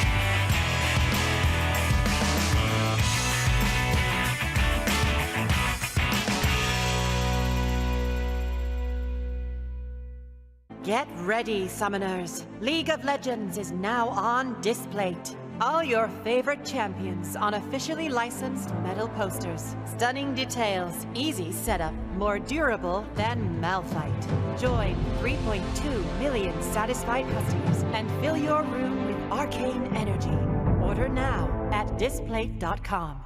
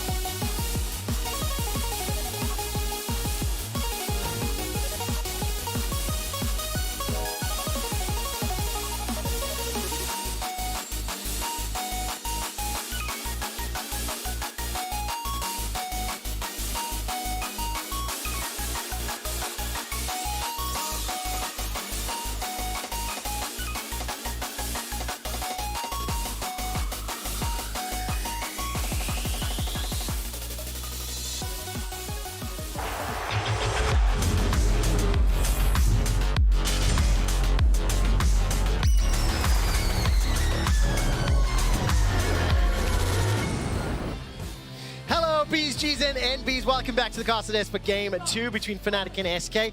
As SK lost Game 1, they had side selection, and they picked a red side. I've got a quick stat for you gentlemen.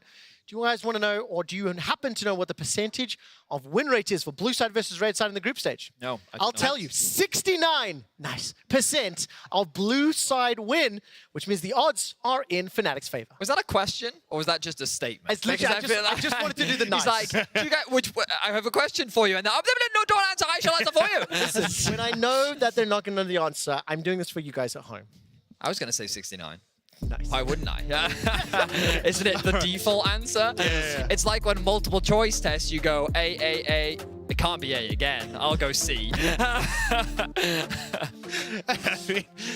Dagda, game. I mean, I was just laughing that, like, for the red side pick, it worked out so well for Koi yesterday. I'm surprised that SK are deciding to follow them as well. But Fnatic already going back towards the Ivern, going to get the Jace ban as well. I'm curious to see what happens with the Rel. If it actually does get banned away, because I think it has a very good performance for Razork and did cause issues for SK. Jace LeBlanc, Rumble were bans for SK in Game 1, and also the stats team have just pinged me. It's 100% blue side win rate in Week 2 of groups. So then odds are even more in favor of Fnatic if you believe the transitive properties. We'll find out now. Rumble or Rel, and it's going to be Rel, Dector. Yeah, so curious to see exactly what does happen with the Rumble, but still, I think things like Kai'Sa and that still have been so high priority, especially the fact that you can flex into the mid lane as well, so wouldn't be surprised to see that, but actually going to be the Tristana, so still trying to set themselves up at least with the strong mid lane. I really think that Fnatic just don't care about Kai'Sa. I get this impression that they just think that, I'm not going to say that they think it's bad, but they're like, we have ways to deal with it. So now I wonder how SK deal with the potential Xayah Rakan answer, because with Rumble up, well, it looks like that they could just grab it for themselves, and I think that's a pretty good answer. Or they could break it apart. You could just lock in the Xayah here, maybe get something like a Sejuani, something that we see a lot from Marcoon. No, they're just going to lock in that bot lane and say, this is what we want. Gentlemen, this is the first Tristana of 2023 for Fnatic. No games for Humanoid, no games for Noah, no games for Reckless. So we see where that's going to land up. It's a Xayah Rakan steal away for Exekick and Darcy. It worked incredibly well for Noah and Trimby in game number 1. Yeah, I think just on the Tristana point, I think it has been a case of kind of slowly but surely figuring out how Fnatic want to try and come into this patch, and it seems like they've kind of got to grips with it now. Big question is, do we actually see the Kai'Sa coming through and all that's going to be taken? And then I'm very curious what the plan is, because it's either a case of take your AD carry here or potentially just run out of jungle bans. You're probably going to take your jungler here next pick for SK. They could put the Tristana bot. True. And maybe they just lock in something like a Rumble now, and then they keep their options open. Yeah, so Fnatic right now, they're actually just keeping the options very open. Bear in mind that you can jungle Nautilus while playing support. You can put Tristana in both mid and AD carry. And Rumble, you would assume is top, but there's a world where it can be played in mid or jungle as well. And super side note, just by the way, Noah has played 4 games of Tristana all time with his 200-odd professional games. Right. 0 of them are wins. It is not a champion that is particularly accustomed to just throwing those out for you. And with the jungle focus here, Marcoon's going to go to the Viego. It's almost very excited about SK playing Viego. Kai'Sa actually now going to be banned away. So right now, SK believe that Fnatic have not locked in an AD carry. And again, like, based on what we've been seeing here in Europe, this Tristana is very likely to go into the mid lane, but we'll keep our options open and we'll see where things go. Only going to be taken away from Irrelevant. Wouldn't be surprised to see something like a Gnar banned away as well, given that it is Irrelevant's most played professional champion. Yeah, also going to do relatively well into the Rumble as well, which is being able to play at range. But I think here, it's a bit of a weird one for SK. I still think you need like a bit more of a front line, which is why they're banning things like the Ornn, but I'm not really sure what they want to try and bring to the forefront here. Maybe you just go for Cassante for Irrelevant or something along those lines, but it's not the best into the Rumble. Rumble can get a lot of control in that matchup. So what direction will SK go for? Right now they're missing mid and top. The safest play for them would be to lock in their top laner, which is exactly what they're going to do. I was speculating Sion. We saw it a lot earlier in the year. We haven't been seeing it a lot this split, but it does make a lot of sense for Irrelevant if we do talk more about that front line and engage. Right now, Fnatic are going through some of their options, and it looks like that Noah's Aphelios. Something that he is very comfortable on is going to be the direction that they go for. The thing is, though, into the Zyra Khan, you can really struggle in that matchup. Good amount of push, good amount of engage as well. And yes, you got the Nautilus that can do relatively well locking down the Rakan, but if you're just in a go forward button sort of mood, it becomes very difficult for Noah to try and survive in this bot lane. So I'm curious to see if Marcoon going to try and go back to what worked in Winter and try play heavily around the spot side, especially with Irrelevant now on the side on the top lane. And almost by no surprise, that Tristana, only 4 games, all of them losses for Noah. The Aphelios is his most played. 35 out of 200 games. He's got a 66% win ratio on that champion. And the last lock in there will be that Trundle for Razork in the jungle. I think Trundle's really good. Trundle was the original counter to Viego. For anyone that's ever tried to fight Trundle as a Viego, you realize that you do not win that 1v1, which I think is really important for Razork as a player. Being able to invade and feel confident that you can out-skirmish your opposing jungler gives you a lot of power and agency. Acertus rounds out the composition with Cassio. A little bit more scaling, mitigates some of the mobility of the Tristana as well. And we saw this matchup. Someone played it into Caps. I really wish I could remember who he was playing against, but that Cassio completely demolished Caps in the mid lane and really made him struggle in the 1v1. So definitely seen Cassio find a lot of advantages in this matchup. Yeah, and it definitely means that we were talking about it from the last game. SK, instead of going for this side lane play, they're going straight for the team fight and want to make sure that they're able to set up strong front to backs. And for Fnatic, a lot of that is going to be a case of how well can you separate them out into kind of smaller skirmishes where you're able to play off of how strong Trundle is in 2s and 3s, the same with the Rumble. And listen to the crowd in Berlin. SK Chance dominating the crowd. I'm not gonna lie, I want them to win just so I get a 3rd game and have more of the spicy action. But for SK, their backs are against the wall. Lucia does not make top 4, you don't make playoffs. You do have that peace of mind. You are locked into season finals. For the first time in game 1, SK lost to Fnatic. It will happen once more. Will Fnatic get revenge for losing 2-0 last weekend? Gonna find out as we load up onto Summer's Rift for game 2 of Fnatic versus SK.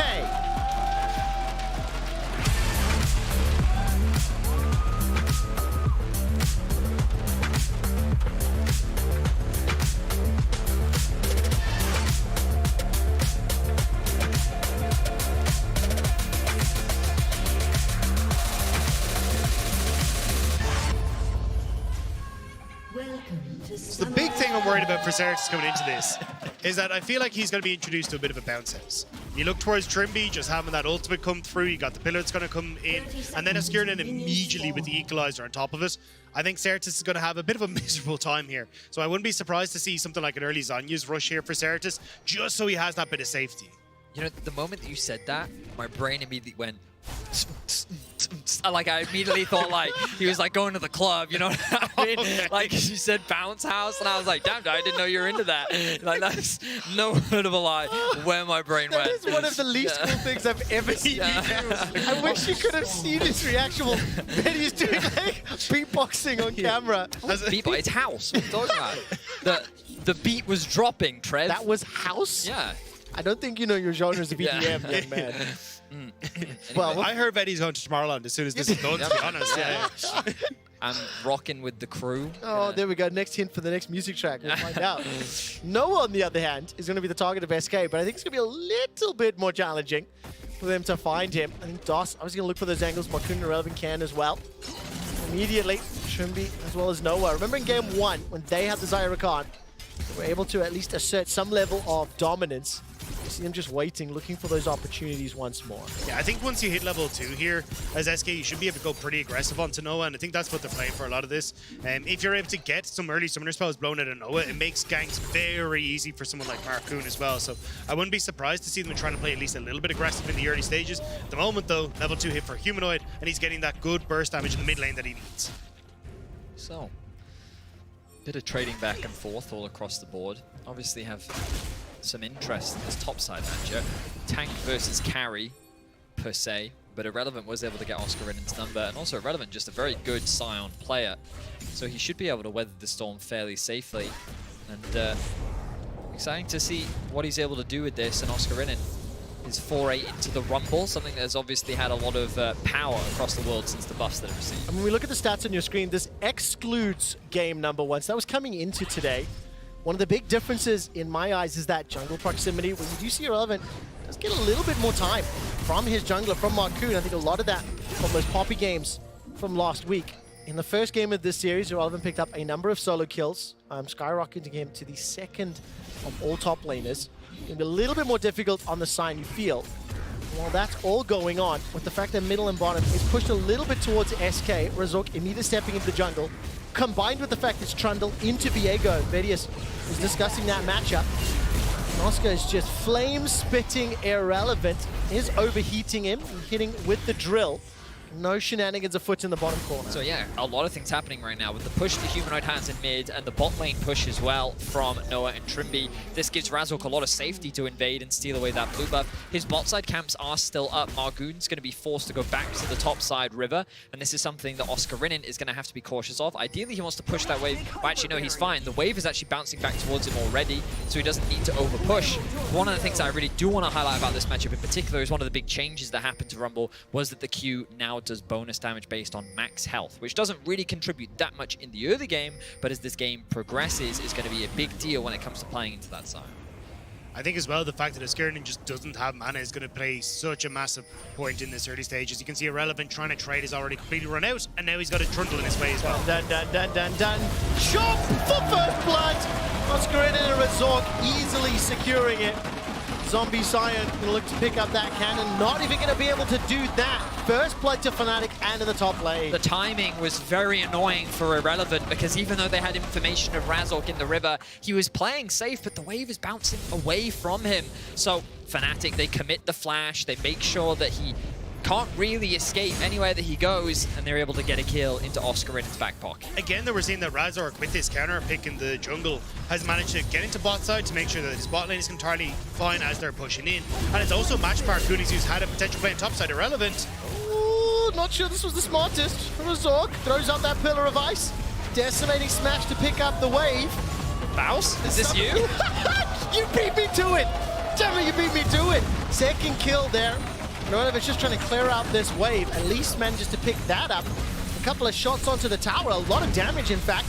Humanoid is going to rocket jump forward, use that explosive charge. Certus below 150 hit points. And Humanoid, he is down 10 CS for now, but trading aggressively into Certus. It's 5 minutes and it's already fallen apart. You're 1.5k gold lead for Fnatic. Obviously 1.2 of that in the top side here for Oscarinin, but the fact that you have complete control here for Humanoid and Certus hasn't really been able to bully him as much as he would like. You're even getting the control on the bottom side of the map as well, and Marcoon can't really step up because look at how Razork is pathing. He's matching Marcoon the entire way through and making sure that he's always in a position to match this Viego. So Razork, even now you can see getting control of River, so then if anything starts to happen on this bottom side, well, he's there for no one triple. Now, many people watching probably have big question marks around what Irrelevant was doing. I do as well. I wish I could give context. Damn. All I can tell you is that this man is smarter than me and he probably did it for a reason that makes sense. I don't know what that reason is. I think he didn't believe that Razork was still on that top side. He was like, okay, well, I can clear out next wave, reset, and then come back into But then the that top would be side. a massive mistake on his side because he should have believed that, like, I guess like the knowledge we should have is where Razork started. We should have been the top side considering he was mashing on the bot side of the map, but yeah, it's not a good look. Obviously, Sion is always going to find relevance in the late game because he is just a frontline engaged tool, but Oscarinin is now in such a commanding position. 2-0 on the Rumble means that this Rumble is going to be a problem. And the thing is, we already talked about how you've got this like ult from Trimby into ult from Oscarinin, and Certus has no fun. And I think that's going to be the combo that is now terrifying because of the 2 early kills. And look at this, Razork flanked with Trimby. He's going to be able to burn down exit kick buys some time. Noah forced to flash and cleanse for his life. Doss unable to find that last auto. 1 kill to Noah, 2 kills to Noah, 4 kills for Fnatic, and absolute control early. And blue side still reigning supreme in this one. Fnatic are popping the hell off, and Marcoon is on this top side trying to trade, but it's nothing in response. It is not, and it gets even scarier because look at this advantage that Noah's accrued in the bottom lane. Yeah, Trimby just flashing in here is beautiful. Just a quick flash in from Trimby as you highlighted, Dak there, and like, what is there really to break down? Exakick saw a window where he could maybe get a kill. The Pillar offering some assistance, and then a good cleanse from Noah to remove the Ignite means that DOS will not be able to finish him off, but the fact that both kills went on to Noah as well just means that things for SK go from bad to worse. This is an elimination match. A loss here means that the summer split will be over for SK. Silver lining though, Certus has 100 gold lead. Certus has 100 gold. Does. Okay, I do want to kill that for a moment. Do you remember we said 100% blue side win rate this weekend? 69. Nice. All of groups for blue side. In terms of Tristana versus Cassio, Vedius, you talked about it in draft. It's been played twice this summer. Yep. Both times was won by the Tristana. Yep. And it's Cap versus Nukas, Larson versus Vitio in both of those respective matches. Now, I will acknowledge, in both of those matchups, it was Tristana that had an advantage in gold, however, a disadvantage in CS. This seems to be the case for now. So that Certus advantage is shredded, and what's this, 2 plates on that red-white on Noah. He's already 1,000 up. It's 1,400 up for the Rumble, and Fnatic have got all tools they'll be looking for to start these skirmishes in the mid-game. And as long as you're able to keep control over bot side here, for Fnatic, you're in great shape. Askirinen is destroying Irrelevant to the top side, so you don't even need to touch that lane. And if you're able to just keep vision into the bottom side and make sure that Noah can keep scaling up, Humanoid is actually able to point pressure onto this mid lane turn, you're going to be completely fine. That's why Razork mid once more. There's the engage. Pillar of Ice will force the flash from Certus. He was holding on to that petrifying gaze, and I like the fact that Razork didn't overstep. A little bit of a turn here as Trimby is now the target of 2 members of SK. No flash available to him. The first kill for SK. The fans here do go well. Important that it does go to Exekick. Try to claw back that deficit versus Noah. Yeah, much needed breather for SK. Finding a good pick onto Trimby means that there is a window for them to try and convert it into more. As I say that though, like only really bot lane a potential dive, but already Markoon is backed off from that. Exekick wants to go back to base. Humanoid pinging top lane. The 3 wards that would potentially spot him out don't spot him, just walking in through SK's jungle. Waddle. He's jumped over the wall. Waddle, waddle. Buster Shot can deliver a Christmas present to Oscar. The red carpet can be laid out for him, and no one from SK is around. No teleport available for Certus either. Do they dive the Scion? Decimating smash out. Buster Shot off the carpet. And the auto attack secures it. Another kill, this time to Humanoid. It was a zoning note from Askirinen, but it still worked out in the end. They get the kill, and now more for Certus. It's time for the bounce house. We talked about it. Actually, no depth charge available, just a boot onto the head. Trimby taken out by Markoon. Certus stays alive long enough to get a double kill. And SK find a small breather, a small opportunity, and it's double bust for Certus to boot. Yeah, Fnatic overplay their hand. SK, a really great punish. We'll start off. No, we're going to go straight into the mid lane play. A good ultimate from Certus mitigates a lot of the crowd control that this level 5 Nautilus brings, and he just gets melted. We got more action bot lane. Yeah, more action bot lane indeed. Knock up into the air for Noah. Teleport is channeled. Oscar's got no equalizer, but the Electro Harpoons and Flame Spitter are burning through DOS's hit points.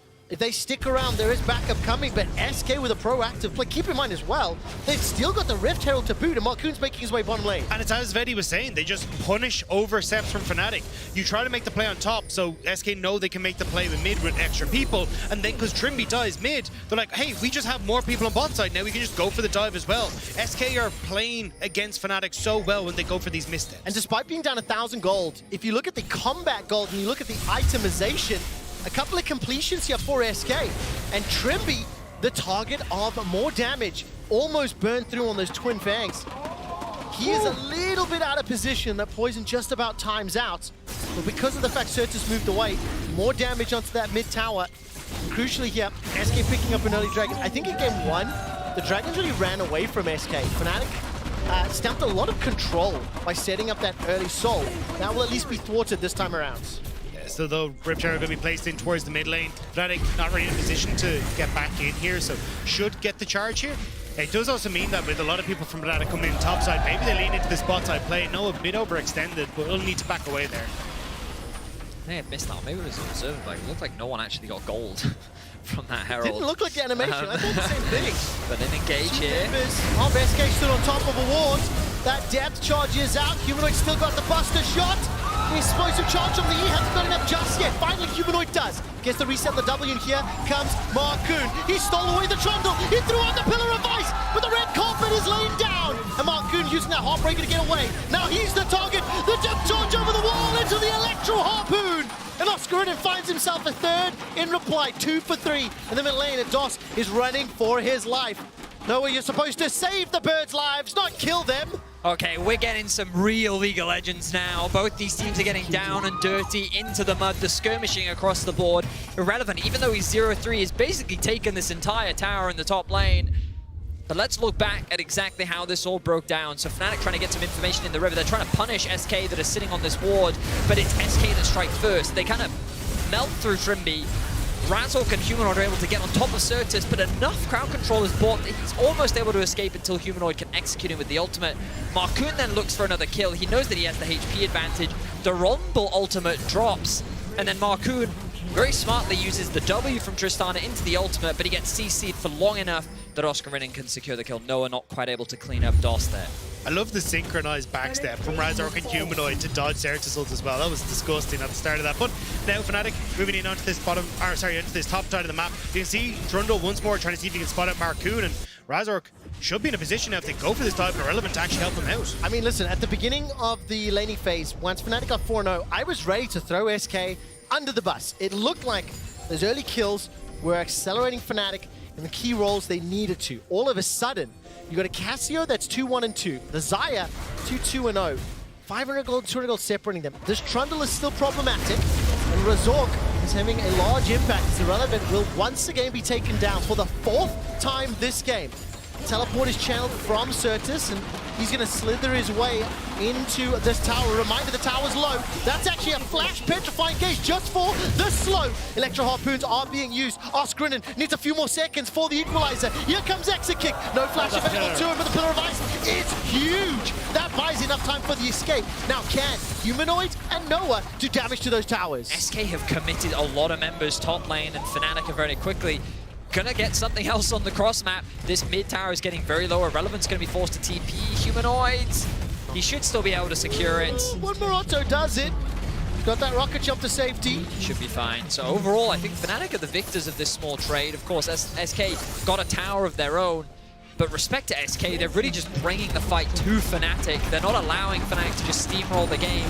They're willing to skirmish. They're willing to go into these 2v2s, these 3v3s, and they're finding windows of opportunity. Yeah, I think they need to at this stage, because it's kind of the case where Fnatic now are starting to get, well, mid tower down, bot tower down, and if SK had actually managed to catch out Razork as he went for that invade, that could have been a big setup for Irrelevant, trying to get that gold back, turning some of the gold over in favor of Marcoon as well. But at this point now, Fnatic, they can start to play for more of these dragons. It's in a minute's time, and they can get control of mid and play for this combo with this ultimate from the Rumble. I mean, it's going to be a challenge as well for SK. They're down once again, 2,000 gold. One additional objective they did secure in the trade was the second Rift Herald. I think it was used fairly well earlier on. Decimating Snash actually interrupts the hop. Humanoid's got himself that static shift, but takes a long time to burn through the sign for now. And if you look at the minimap, Fnatic pushing towards that top tower. SK have the option to set up and engage. Backup is coming here for Certus. Equalizer is there for Oscar, and Trimby may find himself a little bit out of position. Equalizer thrown out, the depth charge buys time. Looking for a turn, looking for a burn.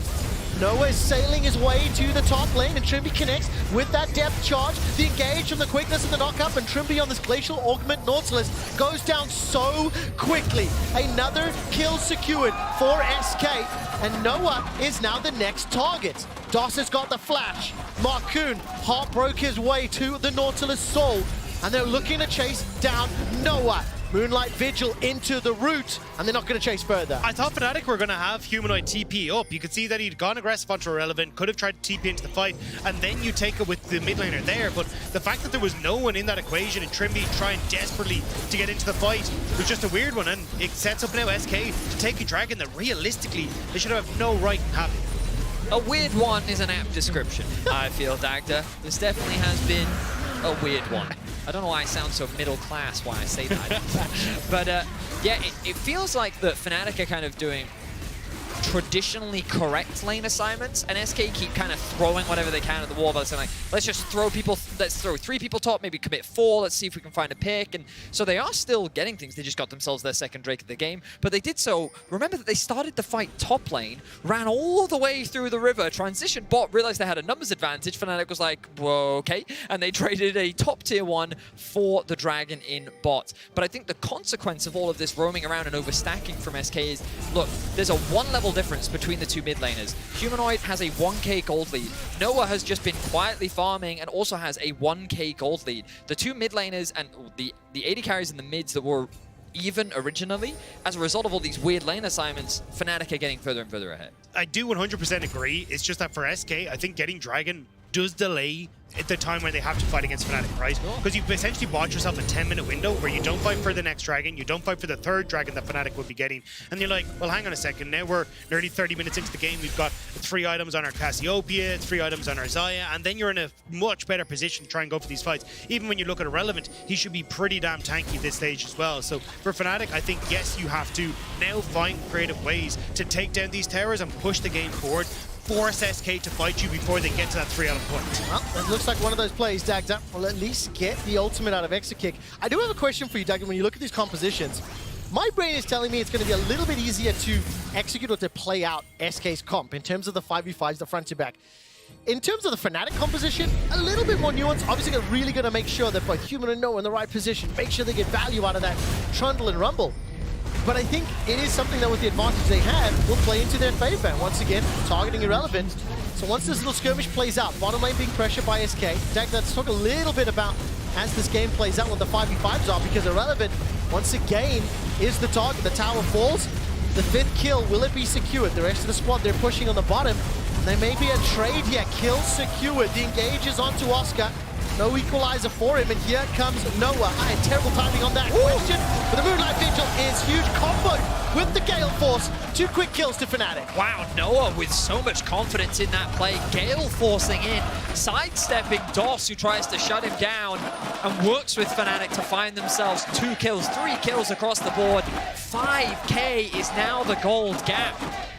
And Fnatic are very quickly running away with this game. And this is what we were talking about for Fnatic. You get the tower on top side and they're like, look, we're up against the Rift Herald. SK think they're fine, but they need to kill the tower before they go for this play. If they don't get that opportunity, they dive too deep onto Oskirnan, and then the rest of the team managed to show up. And as Betty was talking about, Noah, great positioning here. The TP's now coming in as well, and you've got too many people that are all over the joint for SK to actually match with Fnatic as they group up on the spot side. Yeah, I did misspeak earlier. It was in fact Marcoon that he sidestepped rather than DOS, but the thing that I've noticed that Fnatic have been doing a lot this game is like Rumble's ultimate only has like a 70-second cooldown, and he actually used it onto the Xayah in mid, who has a 95-second cooldown, right? And they did the same thing top lane, where they hard committed onto the Scion, and they forced the flash out from Irrelevant while only committing the Trundle ultimate, right? They're actually just kind of throwing ultimates out to kind of bait these ultimates and other skills away from SK to then kind of like set up for these next objectives. We've got the Dragon spawning in about a minute's time. Obviously,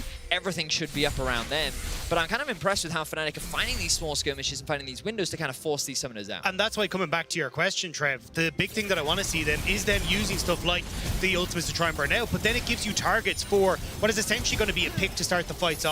Trimby goes in with the ultimate, you get the Oskirnan and ult over the top, you kill someone immediately and just forego the fact that you have a strong front line, and then it's just one threat you have to deal with on SK's side. Dagda, thank you so much for saving me, because I had terrible timing on that question as the siege was happening on both lanes. But I really appreciate the breakdown. And as we're 21 minutes in, it's 2 dragons for SK, 45 seconds until the next one spawns. Bear in mind, Baron is alive as well. And both of these teams have shown a penchant for rushing that objective. I think when you consider Tristana as well as Aphelios, on the other side, Cassio as well as Viego, so both of these teams can burn through that Baron very, very quickly. It looks to me, like with the fact that Humor is pushing top lane, Teleport is available for Certus, Fnatic may be looking to set up for that Dragon. And Oscar equalizes on cooldowns, around 80 seconds for now total. And he's got 25 to go before it's available. Dagda, both of these teams looking for an initiation. Yeah, you can see SK are just trying to set up in that front to back. They've already got their side lanes pushed in, but Fnatic, they've got their party in mid. They're able to start moving across now, but Trimby's kind of separated. Irrelevant, caught up by the dredge line. Trimby flashes away. Irrelevant on the retreat. This is a very stoppable onslaught for Fnatic. Petrifying Gaze is out. Equalizer 2 seconds away. Already a kill traded back and forth. But Humanoid down the mid lane. Maku's running away for his life. Certus is sniped with a long range. Oscar in an ultimate.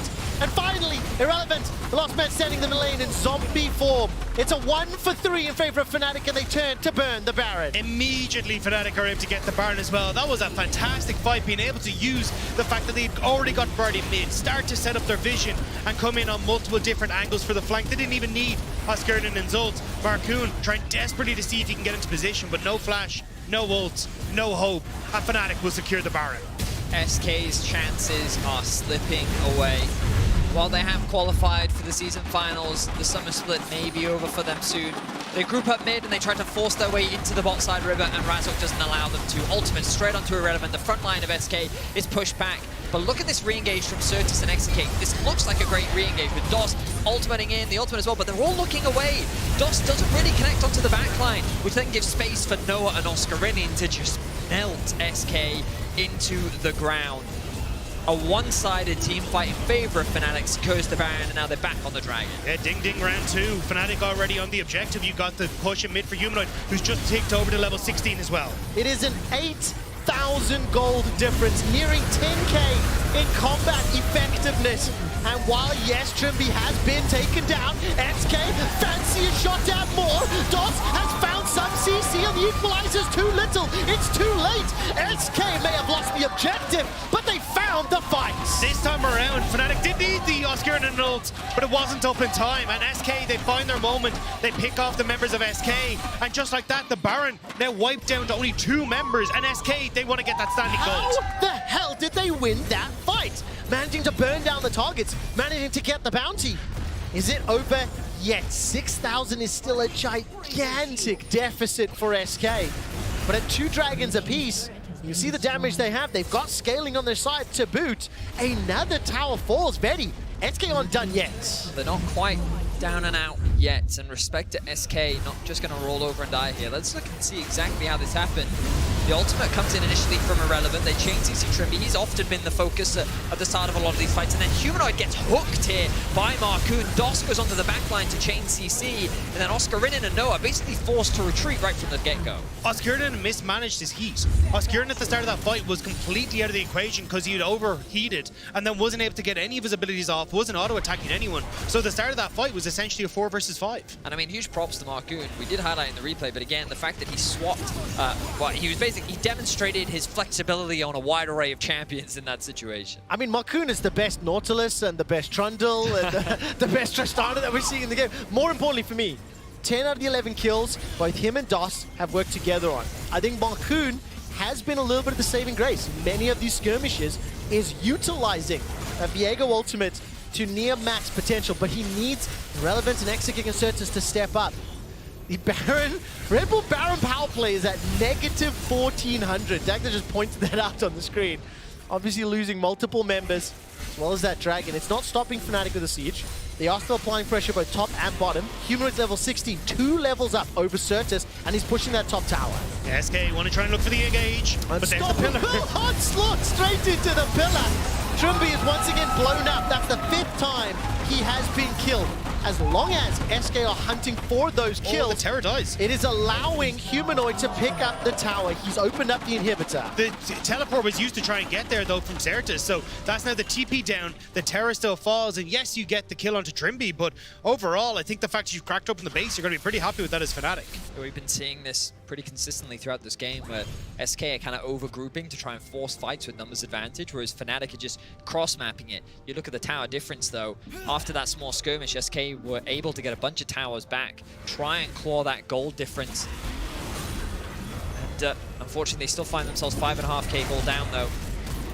That small, you can see that small trough is slowly starting to rise back up in favor of Fnatic again. They'll likely just wait for the next Baron to spawn before they really contest any other, or really force their way into SK's base. SK doing what they can to drop some vision Just around that quick area of one. the map. Gentlemen, do you see the goal difference between Oscarinin and Irrelevant?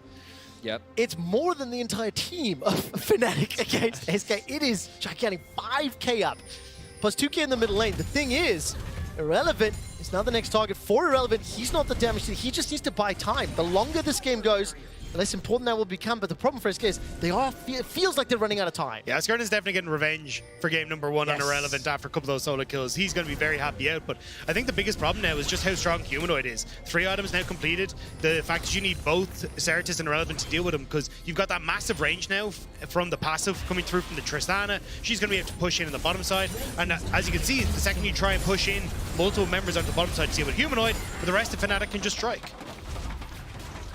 What was a one-sided affair now feels a lot tenser.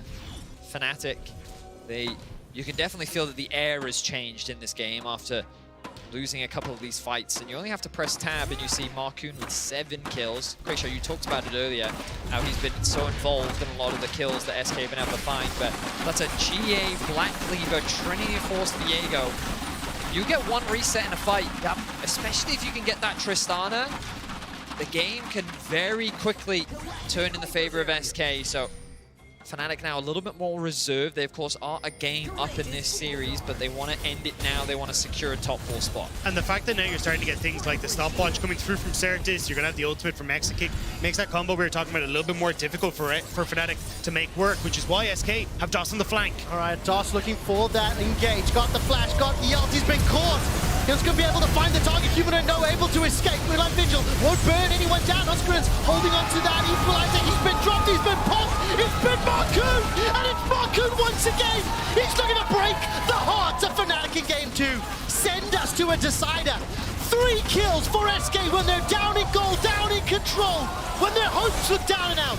Baron is up, Dragon is up, and the fight has been SK in the middle lane. They're turning around, and they're going to set their sights on Baron. And SK find their moment to strike back. The flank from DOS gets onto Noah, forces him back, and now SK will pick up the Baron. I mean, the crazy part about that play was Irrelevant and Markoon getting the kill onto the Rumble. Let's see if Resso can find the steal. He's got the flash, he's got the smite, but he's been turned around. Humanoid finds Irrelevant. Baron is still being triggered down to 1,000. The kill is secured. Zombie Scion manages to do so. I held my breath for a moment there as I thought Razok was going into the pits. They're going for the Dragon though. Fnatic want to at least try and trade something back before the Baron comes out onto the field, but you can see here the fight, how it all kicked off. So it all started with this engage from DOS, and Noah looks like he's in some very serious danger. But keep your eyes on Irrelevant here. Goes straight onto Oscarinin at the bottom of your screen. Then look at the follow-up from Markoon. Over the wall, there's no way for him to get away. He gets that initial pick, and with him gone, Markoon can start cleaning up the fight. Kills Noah, starts to chase down onto Trimby, gets a couple resets off. The top jungle doing so much work after what was a great engage from DOS ends up with a 1-team fight for SK. Look at the damage though. I mean, Humanoid putting everything in the kitchen sink into Irrelevant, but still not able to pick up that team fight win. Now, with Baron on the cards though, what can SK do? I mean, listen, Humanoid, you can give SK the middle finger all you want. They're the ones in control for now. Baron empowered minions on the side lane. I heard claps from the Berlin crowd, who I feel are standing behind SK to pick up game 2. And Vedi, just before that fight, you talked about it. If Fnatic win this series, they advance to playoffs for the first time in 2023. They need to win next Friday after winning today in order to have a shot at season finals. If they make top 3, they do so. For SK, they're looking to once again make it to playoffs. Challenge for the title like they did in winter. Fell off a little bit in spring, and right now they're surprising many, many people. I have felt so many times this game that they were out. And SK have not given up. They're once again looking for the hunt. It's actually Humanoid. Hops over first. Irrelevant will throw down the ultimate. Avoid being held in place by the dredge line, and SK pushing the top lane while Fnatic are looking for the initiation. That's a big amount to the engage down though, as SK are playing on a knife's edge here. Oh, DOS is just able to fly away from that hook. I don't think I've seen Nautilus hooks not connect and manages to just fly shy. The 5th tower secured here for SK. Wow. And I mean, we talked earlier about how the momentum, it felt like that it had become staggered for Fnatic. They became hesitant after losing a number of fights against SK, and after SK won that last commanding one, you can feel like that the whole shift of the game is now in SK's favor. That gold advantage that Fnatic have is largely just sitting on Oscar Rin, and there is that mid gap as well, but honestly, when it comes to the fight, SK are just finding ways to come out on top. Pew pew, exit kick, not gonna get burnt to a cinder just yet. Oscar Rin at level 17, his ultimate is down to 57 seconds. On the cooldown, the Feather Storm is 80. But we're 2.5 minutes from Dragon. It is Soul Point, it is Ocean Soul here for Fnatic, so it is a big one for them to focus. Yeah, I mean, with Bloodthirster, though, that damage isn't really going to stick onto X-Kick. I think your target has to be Certus, but again, 2 stopwatches, a GA on towards SK. Like, the opportunity to try and get into the backline and make magic happen is really starting to diminish here for Fnatic. Marcoon stepping forward, trying to get control. As long as you can get this vision down, it's going to be significantly more difficult for Fnatic to try and find some of these picks. Look at Marcoon here, Dacta. 4.8k up. Trinity Force got that Blade of the Rune King, Black Cleaver, the GA to boot. I think in terms of the team fights, I will go back to that question I asked a little while ago. It feels to me like it's just a little easier to play out here for SK. That more traditional front to back. And for Fnatic, if they do get caught unawares, you see how quickly they can fall apart. I think it's Fnatic who needs to catch SK in a way. Yes. That's where I think looking towards, the pick they tried to get onto Irrelevant to force the ultimate, but if you can actually find moments to push out waves with the Rumble, with the Tristana, and then drop one of these lanes to immediately collapse onto the mid lane or even onto River as they're trying to establish vision, I think that's your best bet. And you can see SK are kind of struggling at the moment. They don't really have the wave clear to deal with what Fnatic have, so they're kind of just bouncing waves back and forth, and I think it'll be this next Dragon in a minute and a half's time where we really see everything kick off. And small power advantage here. Humanoid as well as Noah, both themselves got themselves the LDR. Certus only sitting on that needlessly large rod next to the stopwatch. And with 1:10 to Dragon, 1:50 to Baron, Fnatic stepping forward. Doss has got the flash, he's got the quickness, he wants to make Fnatic feel the sickness. They're stepping in back and forth, follow Irrelevant, level 16. Unstoppable Onslaught, does he pull the trigger? Probably not, because Razork will block it with the Pillar of Ice. And we're a minute till Dragon, they are fighting for control of mid lane. Fnatic and SK. Ooh, follow Doss. Caught out by Dremby. The equalizer looks good, but has the damage stuck? Yes, SK bail away. I think that Pillar of Ice did huge. And also the Moonlight Vigil. Trimby just falls short on that dredge line. And Certus is held in place by the Pillar of Ice. The stopwatch is used, 2 members are down. Trimby flashes forward, gets the boot onto Marcoon, his GA is popped. Fnatic find the fight to win the series and go to playoffs. Oscar and in laid down the red carpet that led SK to their graves. A 5-0 in favor of Fnatic. Everything was equalized as Fnatic take down their demons. They beat SK and they go to playoffs. Fnatic take down SK. Gentlemen, you said it better than I ever could. 0-5 leading up to today, 2-0. The final round of groups, and Fnatic will face off against BDS or Heretics next Friday. If they win that series, they make it to season finals. What a journey, what a game. And what a performance from a team that was just beaten by SK last week. What an ultimate. The fact that you got that equalizer right at the end, the pillar across, it was perfect setup as the rest of SK were trying to chase into that choke. That was a beautiful finish to that game. A frustrating end to the game for SK. They fought back valiantly. They've done a great job of coming back into this game, and huge credit to them. I think that once again, they rose to the occasion and they had a lot of people focus on them, and they will be in our season finals, but Fnatic, they were the better team today. They finish out the series 2-0, and they continue their road to playoffs. The fact that Fnatic have gone through the journey that they have to now stand as one of the strongest teams we have in the LEC at the moment is absolutely incredible. I am so excited to see what this team can continue to do going into playoffs. I mean, Spurthor for SK as well. Coming into this group stage, Fnatic and SK had only ever faced off in a best of series twice in the past. It was a spring split final in 2014, which Fnatic won, and then again in playoffs in 2017, 2018. It's a long time ago. Now for SK, they managed to make top 4 in winter, fell off in spring. Now in summer, good showing, but they need to step up for the season finals. That does it for them here in groups, though. Turn our attention to the winning squad. Player of the series at LEC. Razork, Noah, Trimby. It's a tough one. Yeah. I didn't really have a segue there, but I had to read it. Those are your options. Go to vote. It was a tough series, I think, especially when you think about options as well, because I think that In any case, the point that I want to get across is Fnatic seem to be finding their form, and while they do still have some rough edges, I definitely wouldn't put them as favorites into playoffs. Credit to them for finally making it back. We could very well see that G2 Fnatic best of 5 that I think many fans are looking forward to. We're going to have to find out, of course. They will be playing next Friday. That does it from us here on the cast today. For now, we're going to hit on stage where Trouble is standing by with Razork. Thank you very much, Quickshot. Razor, congratulations. A very decisive weekend, I would say, from you guys. 4-0 altogether. You don't seem very happy with the performance. Well, I am happy with the performance. I'm just not happy with the performance this last game. It's like, I think game was very difficult when it should have been very easy. But overall, I'm pretty happy that we went 2-0 and we redeemed ourselves from last week, that we got stomped by SK. Now we got our revenge. And what made the game difficult, in your opinion? I think we just ran it down. In what part of the game? I think we had really good early game, and then I think we were like stressing out a lot. I feel like we had a lot of pressure in this game, or at least it felt like it. And yeah, we just died so many times, and our team fighting was really bad. We were not using our long-range abilities properly, like Rumble Ult and Pillar, and play around the cooldowns, and I think they can't do anything, but we were just getting caught, and yeah, that's it. I felt like this game was a little bit of a top diffy versus jungle diffy. So your top laner was 5k up his counterpart. You were 5k down your counterpart. So it was Rumble versus Viego. Luckily for you guys, Rumble seems to be quite strong. But coming into this weekend, of course, you guys had lost to Fnatic, to SK the entire year. And of course, last weekend, the 0-2 happened too. So how did you prepare to go into this weekend to face SK again?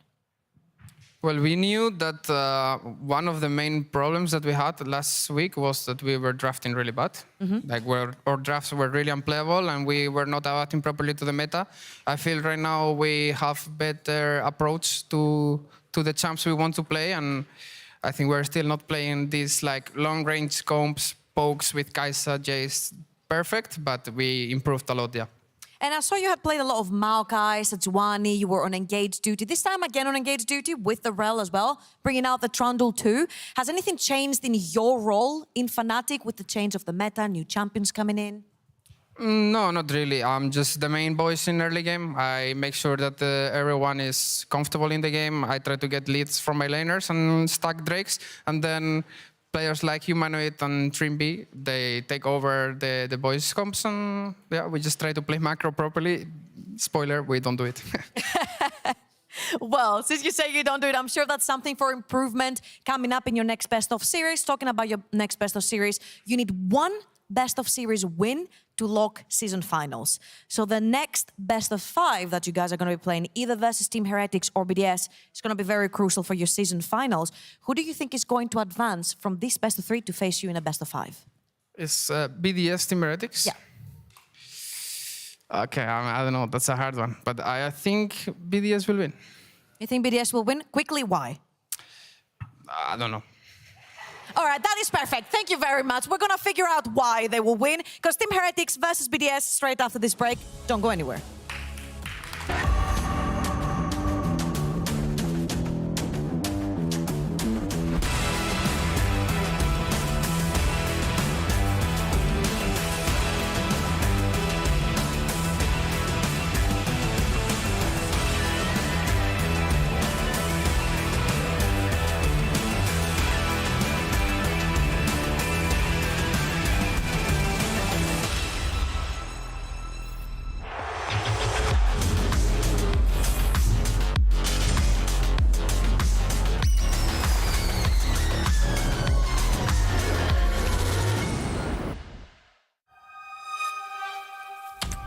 Each game is inspired by movement.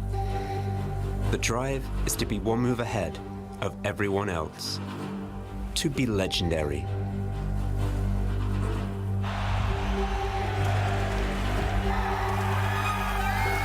Are you ready to make your move? Make it legendary. Join Kia at the League of Legends EMEA Championship. Kia, movement that inspires. Red Bull gives you wings. No equalizer for him, and here comes Noah. I had terrible timing on that question, but the Moonlight Vigil is huge. Combo with the Gale Force. 2 quick kills to Fnatic. Village. Look, Rumble is CC. Go Rumble is set. Further here. Yes, there's no time. I think it's we win. Go, yeah. Get reset. Then we said no jump. We can end mid. Yes. I'm looking on Viego, okay? Guys, Viego. Yeah, I flash. Zaya, we win. Nice. Okay, I'm so sorry for this game, okay? But it's okay. Just don't get triggered if shit like this happens, okay? Game is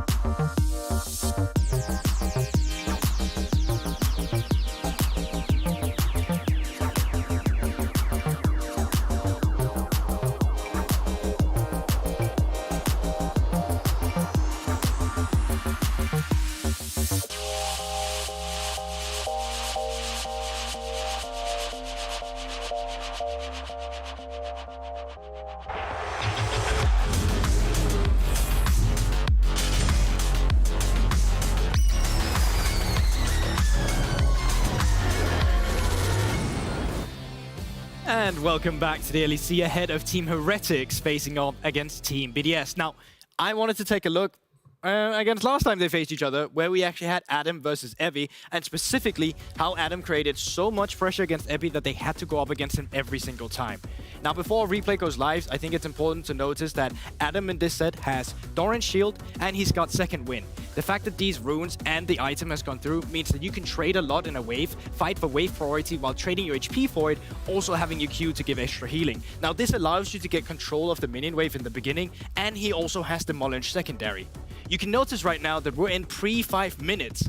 But what Adam is going to do is he's going to hit the turret with Demolish, not actually having to worry about that the turret in top lane right now have resistance against basic attacks. But once again, Demolish just completely nullified this. So Adam, every single time, his strategy is just, I will push in a wave, I will hit the turret with Demolish, I will recall, and I will come back and do the exact same thing. And he continues to do so. There's nothing they can do about it. Right now, Adam is demanding so much pressure in top lane, already having forced Epi's teleport up, not giving a single F, he's actually taking damage from it. And now when he finally comes around, it becomes so much easier for them to play the game. Because here's the thing that Adam also sometimes doesn't do all the time. He doesn't respect enemy vision.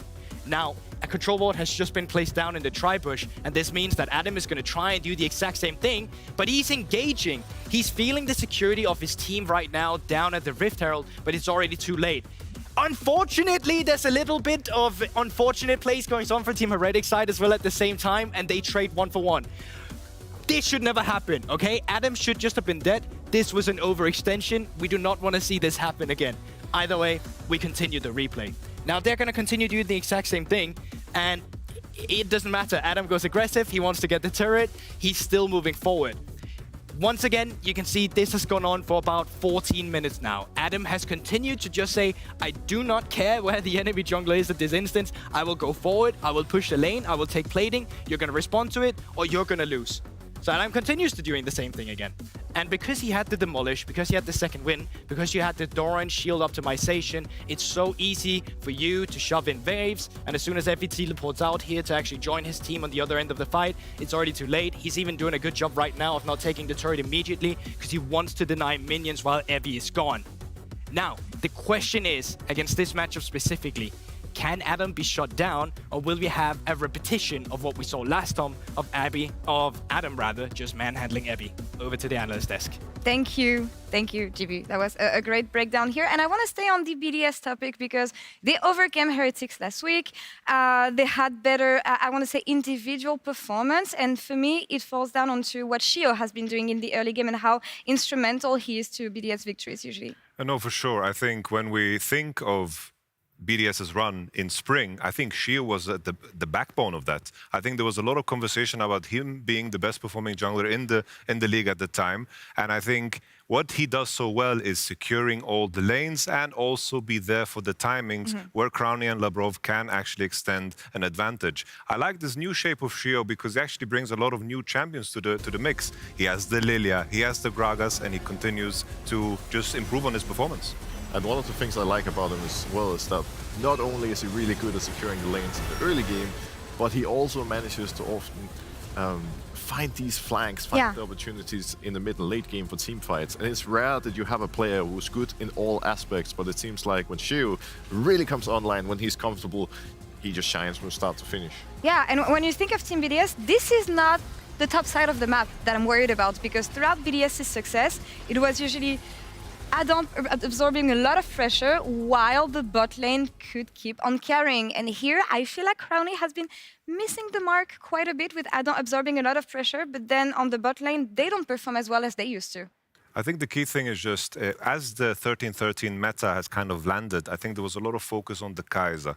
We see that a lot of the teams are trying to kind of figure out what to play, but it seems like Xayah is the main breadwinner of everything with the Kraken Slayer changes. This is what Flacket played in 2 games yesterday and was completely popping off. I think the key thing will be, will the Xayah and the Rel Prio be higher than the Kai'Sa Prio, because Kai'Sa is so weak early, and in Europe specifically, everything is around about just playing through your bottom side and connecting to the game through bot instead of through mid. And you mentioned Xayah, and when I think of the performance Flacket had recently, and especially yesterday, should we be worried if we're on the BDS side, for instance, how well Flacket has been playing and how difficult it's going to be for Crowny? I think I would be slightly worried as a BDS fan, because when their bot lane looked the absolute best, it was a completely different meta with hyper carries, we had Jinx, Ophelia, Siri, and at the same time, for Crowny, this is going to be the real opportunity for him to prove himself and show that he can actually compete and that he has a deep enough champion pool to, potentially make it to Worlds. It's been a struggle for BDS coming back to the form they had at the end of Spring Split and the struggles they've been through here in summer so far. But when you think of Heretics, the issues they had last week, the mid-game, the objective controls, everything, and the improvements they made yesterday, how different is this series going to be compared to last week? In my mind, I think the key thing is how will they manage the Renekton takeaway, right? The Renekton takeaway, the answers into the Renekton weren't strong enough. I feel like Evie has been performing better. I think also Team Heretics look better in terms of how they collapse on side and how they team fought together. And I think the key thing is in terms of how they convert the mid to late game stages, this is where BDS have been sharper. And I'm hoping what Team Heretics showed yesterday, they can bring that to today's match too. Yeah, I pretty much agree. I think Yamato summed it up pretty well. And ultimately, I think if Evie can bring a really good performance again, there's nothing to worry about on Heretic's side, because mid, bot, as well as jungle have all been really consistent. And we know Flagged is going to carry in mid and late game. There's no worry about that. Just going to stabilize the top side and you'll be good to go. One of the main pieces we had in the victories of BDS last week was Nuke on the Jace, mostly, and how powerful he could be. So do you also want to shut down mid lane when you're on Heretic's side? I feel like Nuke is the type of guy, it's like he finds like 2-3 champions that he operates well on, and then he just sticks to them. Right now, I can only think of Jace, and I think of maybe Cassio. Maybe he can be the player who brings back Azir. I'm hoping that Jace is the ban that you target, because banning Maokai doesn't do much, because Sheo plays every AP jungler in the game. So remove the Jace from the pool, make sure you don't invite Cassio angles, and then Veteo can definitely shine. Yamato, yesterday you fighting with the fly here. Okay. Yesterday you did a meta check on which team adapted the best to the patch and which didn't. What do we make of the BDS and Heretics case when it comes to adapting to 13.13? I think Team Heretics, you know, they dropped the Tristana. Their Ivan looked rough. They can play the Kai'Sa mid and the LeBlanc well, super well. I think that's definitely a big plus. On the side of BDS, I think that they had a very high rel prio, and they were you know, the first one to do that, and the only team to play Varus too. And I think these are some of the things that stand out. I'm kind of hoping that one of these top laners actually brings out the Rumble today, because I love me some barbecue. One thing that I would love to continue seeing is them not prioritizing jungle too much in the early game. I think, you know, like we spoke about, Sheo is the type of player who has a deep champion pool, and setting him up for success in later drafts, giving him a counter pick could really make a difference here. GB, your take on the game and everything we said so far when it comes to prioritizing picks, and is there any improvements or new champions to be picked up on the side of these players? Yeah, there's something I grieved while doing that Telestrator that I forgot to highlight, and that was some of the vision control that came down. When Adam was actually up there forcing a lot of the turret damage, it was actually every single time they had Jankos on vision. They had a really good Raptor ward that they kept placing down that came out from Nuke, and they continuously kept the tracking going whenever there was a path going into the top side, so they would know where to put their vision. So I thought this is really intelligent. My main problem was, after 10 minutes, they stopped doing it, but they still made the same plays. So the tracking of the jungler completely diminished. So I think from the team Heretics, if you have a good VOD review session coming through of the vision control usage of BDS, they will want to reinforce their own jungle with a lot more pink wards than they did recently, because that actually really stopped the playstyle that come through from a lot of BDS players. Sometimes they will flip a play despite having the information or not. And for BDS as well, they need to continue to have that good tracking of Jankos, because Jankos is the big outlier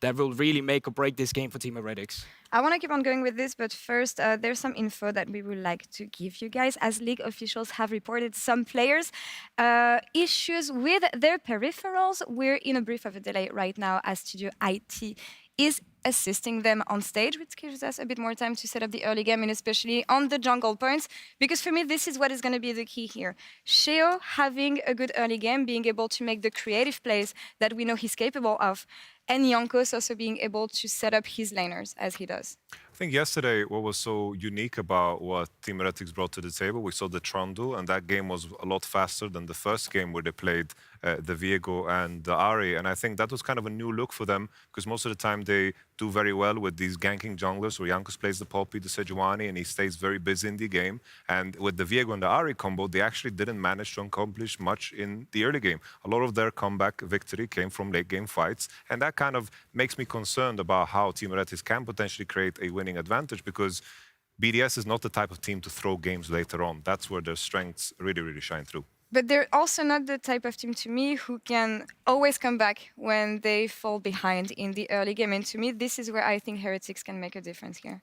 Well, especially having, you know, a player like Jankos on your team to take control when the pressure is on. Like, he's been in these scenarios countless times, and I'm sure he's going to be a voice of reason who can put everyone on the same page in the key moments. But again, like Yamato said, who's going to be the one taking control of early game? Who's going to be the aggressive one to carry? Because that's what we don't know. Heretics doesn't have anyone who's like super aggressive and who really shines, unless they put Flagged and Draven, of course, then that's a different story. But this is something we really need to look out for. I think if they come in with a good early game plan and they take control of the first 15 minutes, this could potentially be their series.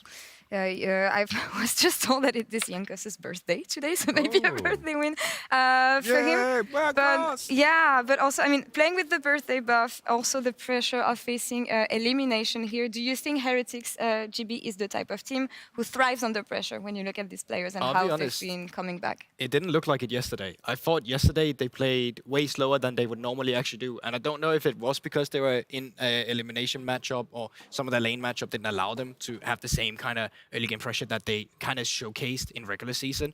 But I am hoping that the nerves are not at a high for them today, because I think when they're at their best, they can definitely be a top team in Europe. But the same for BDS. I thought they had insanely good adaptation in a best-of-3 series. When they played against each other the first time, they had a really bad read on the game one. But then as soon as the game progressed, they weren't necessarily adapting to the draft, but they were adapting to the way that the enemy team played and actually on the spot changed their game plan. And I thought that was really impressive. I think additionally, in terms of how we've seen the meta evolve in Europe, the Rel Prior is just up there. I'm assuming Rel is going to be permaban on red side, and it seems like all teams in Europe agree with the notion that Kaiser is very, very weak early, and teams are struggling to leverage their support to 3v3 mid and then to enable Kaiser, because playing through Kaiser is very, very hard. We saw it in the Fnatic game. Kaiser needs to hit 2 core, 3 core, and needs to really, really be elevated to that point in the game through other champions. And by every means, you know, I feel like a lot of the teams in Europe are just very bot-centric. So I'm hoping that maybe if the Xayah comes in, maybe we see a Flacket Draven, maybe Kallistas come in, just strong champions to make the bot side contested. I mean, we saw Hansama doing it. I mean, we know that Flacket is capable of this. Good news for you guys. Our players have completed Reddit checks. So let's get into the last series of the group stage with Cadrol, Jamada, and Medic. Hello and welcome to Heretics versus Team BDS. The winner of this qualifies into our playoffs. The loser goes home with nothing. Although BDS already qualified for the season finals. If Heretics don't win, they are out of contention, not only for Summer Split, but obviously for season finals and for a spot in Worlds as well. I'm Medic. This is Jamada. On the end, there's Cadrol. We just had a lengthy discussion about how the Shy inted a lot in his series earlier today. Oh, they won. Sure. Does it matter if you win? No, you're right. In the end, it's a team game. Goal. Yeah. That's all that matters. But we're ready. Ends justify the means is what we've learned from Cadrol there. We're ready for draft for game one. Let's go.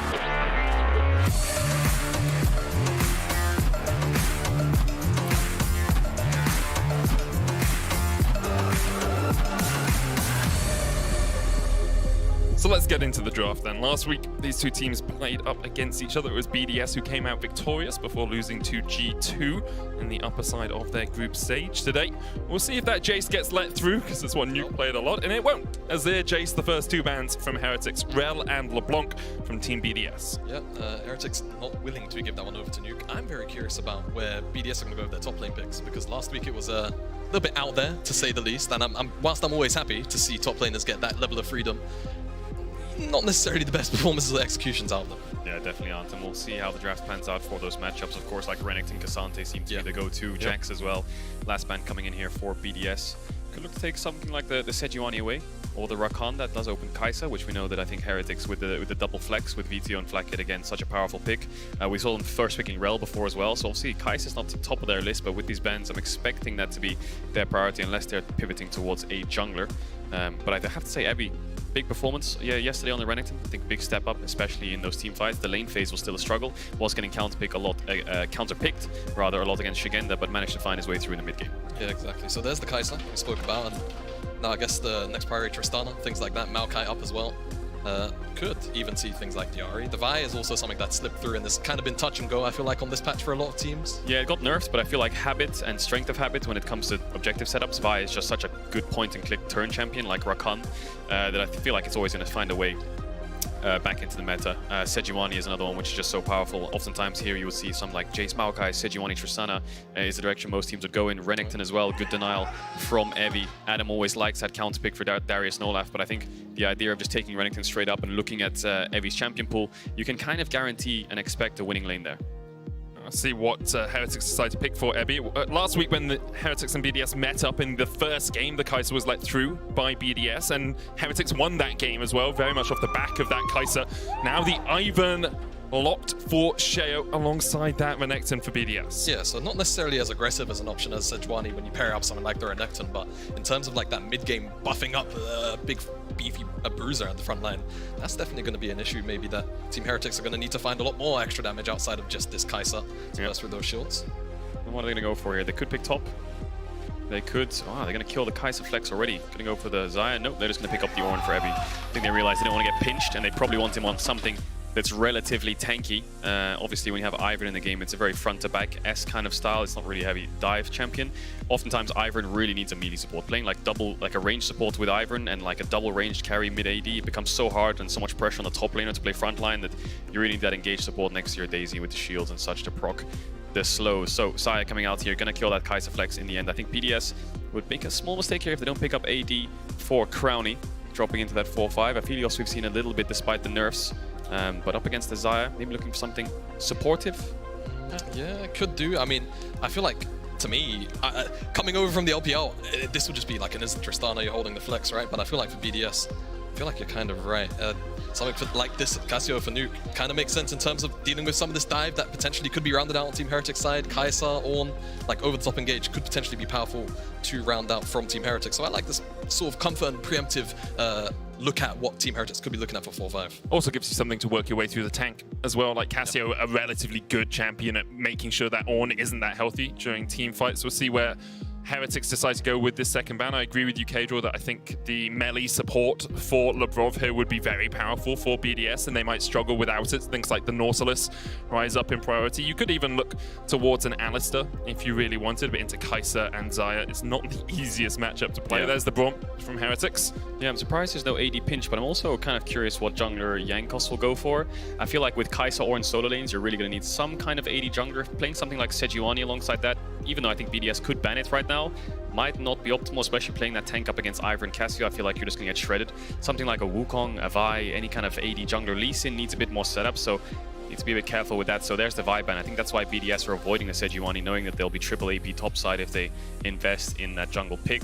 So we'll see if Jankos can dig deep. We've seen the Trundle out of him, but there's no real frontline just yet from BDS, especially if they're picking AD carry on 4 and they're not showing their support. It's a bit dangerous to just go Trundle, but we'll see what he opts into. But Brown ban suggests melee support for Heretics. Looking at things like the Nautilus now, with Rel being down, of course, Rakan being down. These are the two primary engaged on this patch. They're going to take away the Zeri, though. I mean, what's something Crowny brought out last week, and obviously teams up well with an Ivern that's supportive. Wow. Jungler. There's the Nautilus immediately locked for BDS, saving their AD carry for last. Yeah, I'm surprised. I really thought that they would pick AD there and counter the support, but with Braum down, they're probably saying, well, if they blind Nautilus, I don't really have anything into it. We may as well just pick it up ourselves now. So we'll see what Mercer goes for. Leona would work. Any kind of engaged support's great. Blitzcrank's not the greatest. Up against that somewhat frontline already coming out from BDS. I feel like support pool gets pinched and Melio can work. I mean, they've got Ornn. They're going to need a little bit more frontline, I feel like.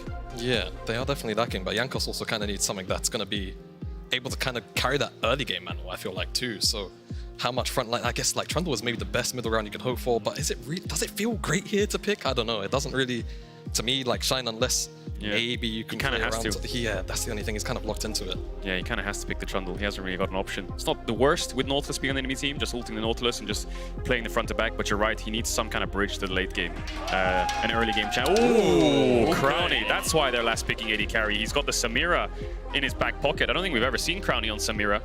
We saw, was it Carzzy playing it in the LEC? Yesterday. Abel loves it from OG, doesn't he? So I was kind of wondering, because there wasn't a lot of point in Click CC, and Crowny's pulled out of the Vayne before. I was like, are we just getting another Vayne angle? But honestly, Samira, a really solid way of just stopping that Ornn armor over the top, right? And immediately just removes that non-conditional engage, and it's the only non-conditional engage that Team Heretics have. So I like this coming out. And again, you know, if Labrov can find those dredge lines, it does really enable that 2v2 immediately for a kill lane. Yeah, and if you oftentimes look at the Samira, I think Weibo played it today. Light was going for the Samira. No, it was the Neela, sorry. These champions that dive in similar to the Samira. Up against champions like Alistar and Nautilus is quite difficult. You go in, you get CC'd, you're locked down. But I'm looking at Heretics as comp, and they lack that direct point-and-click CC that stops the Samira in her tracks. When the Ornn ult's down and the pillar's gone, you're basically relying on the Melio knockback, kind of, right? These carries don't have much CC in them, so we'll see what Crowny can get done. If he can get on that backline, he is going to cause havoc. And they have a lot of dive next to it. You know, the Ivern shield, the Renekton flanking or coming with his team to make sure that he can land that stun, the Nautilus hook, such like that. So I think the draft is good for the Samira. It's just a case of whether they can pull off the fights properly.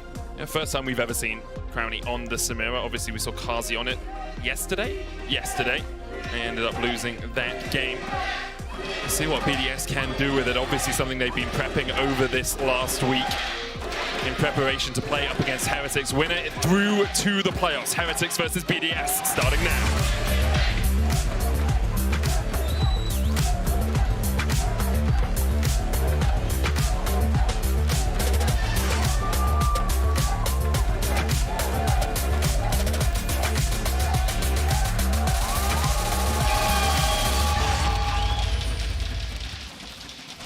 So we've said it a couple of times, but I'll quickly run us through the stakes for this game. BDS, obviously both teams competing for a spot in playoffs and the possibility of getting the summer split LEC title. That's without saying that, that's pretty much a given. Ooh. However, looks like BDS will just back away here. It's do or die for Heretics. A loss eliminates them from all European competition in 2023. If they win, they can still make it to our season finals, either by winning the championship or placing high enough that their championship points get them through. If Heretics win this, though, interestingly, Vitality will be eliminated from season finals, so they wouldn't be able to play for one of the 4 world seeds. Jankos here. Oh, Spidey senses, man. Oh, Jankos. That guy knows take that blast cone. Don't take that blast cone. He blast cones forward. LeBron is there. Jankos able to flash away in time. Root Caller coming out as well, but Jankos burns the summoner and escapes with his life. That's going to sting in the early game. The only kind of benefit from this is invading level 1 as Ivern kind of sucks. You can take 1 buff, mark a Raptors, but then that's it, you're gone.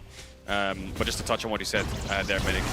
Heretics win, Vitality, they're gone. So I think they're the biggest BDS fans right now. And of course, if they do lose, they're gone for the rest of the year. So really important series for them to make sure they can stay alive here in the LEC. Very curious about how BDS are going to pilot this early game in terms of the pathing, and whether or not they really want to try and keep Jankos locked down, right? Like you said, it's only an Ivern. The early game skirmishing, not really the best. And only being able to take the red buff, I guess it kind of sucks, I guess, in that regard. So for Jankos, he's going to feel fine, basically returning back to the bottom side after his top side clear, and he's still going to be, you know, level 3 after Wolves. And if he has the opportunity maybe to kind of keep Crowny and LeBron down a little bit of presence, I'm sure that he will pretty much love to do it and get on top of them as soon as he can. Yeah. Yep. Perfect point there. Yep. And we'll see how Crowny and Lebrov are able to navigate that early lane pressure that can come out.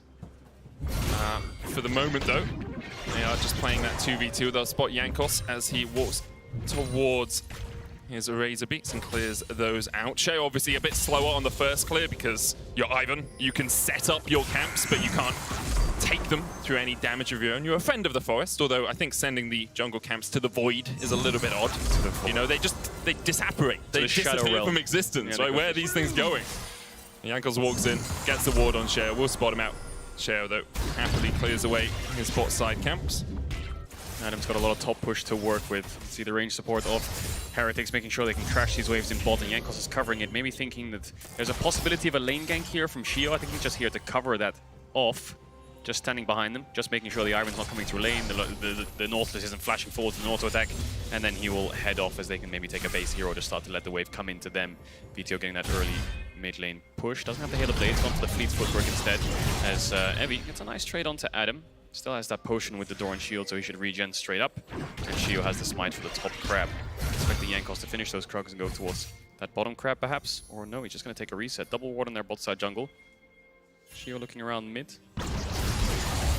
Very tentative early game, but I feel like that's kind of going to be the nature of... I mean, we saw what happened yesterday in the Team Heretic series. Yeah, with Koi. It was a bit of a slow one. Yeah. So second game was a lot more explosive. I feel like Heretics was drafting for fights, and it was Koi who was drafting, you know, things like the Azir to slow the games down. So we'll see if Heretics can start to be a bit more explosive. This comp, however, very front to back, very good scaling. Kind of like a double AD carry always kind of works. The Brok's not base. It's actually moved towards mid. VTO. Flash, hook, the miasma comes down. It means that VTO cannot flash away.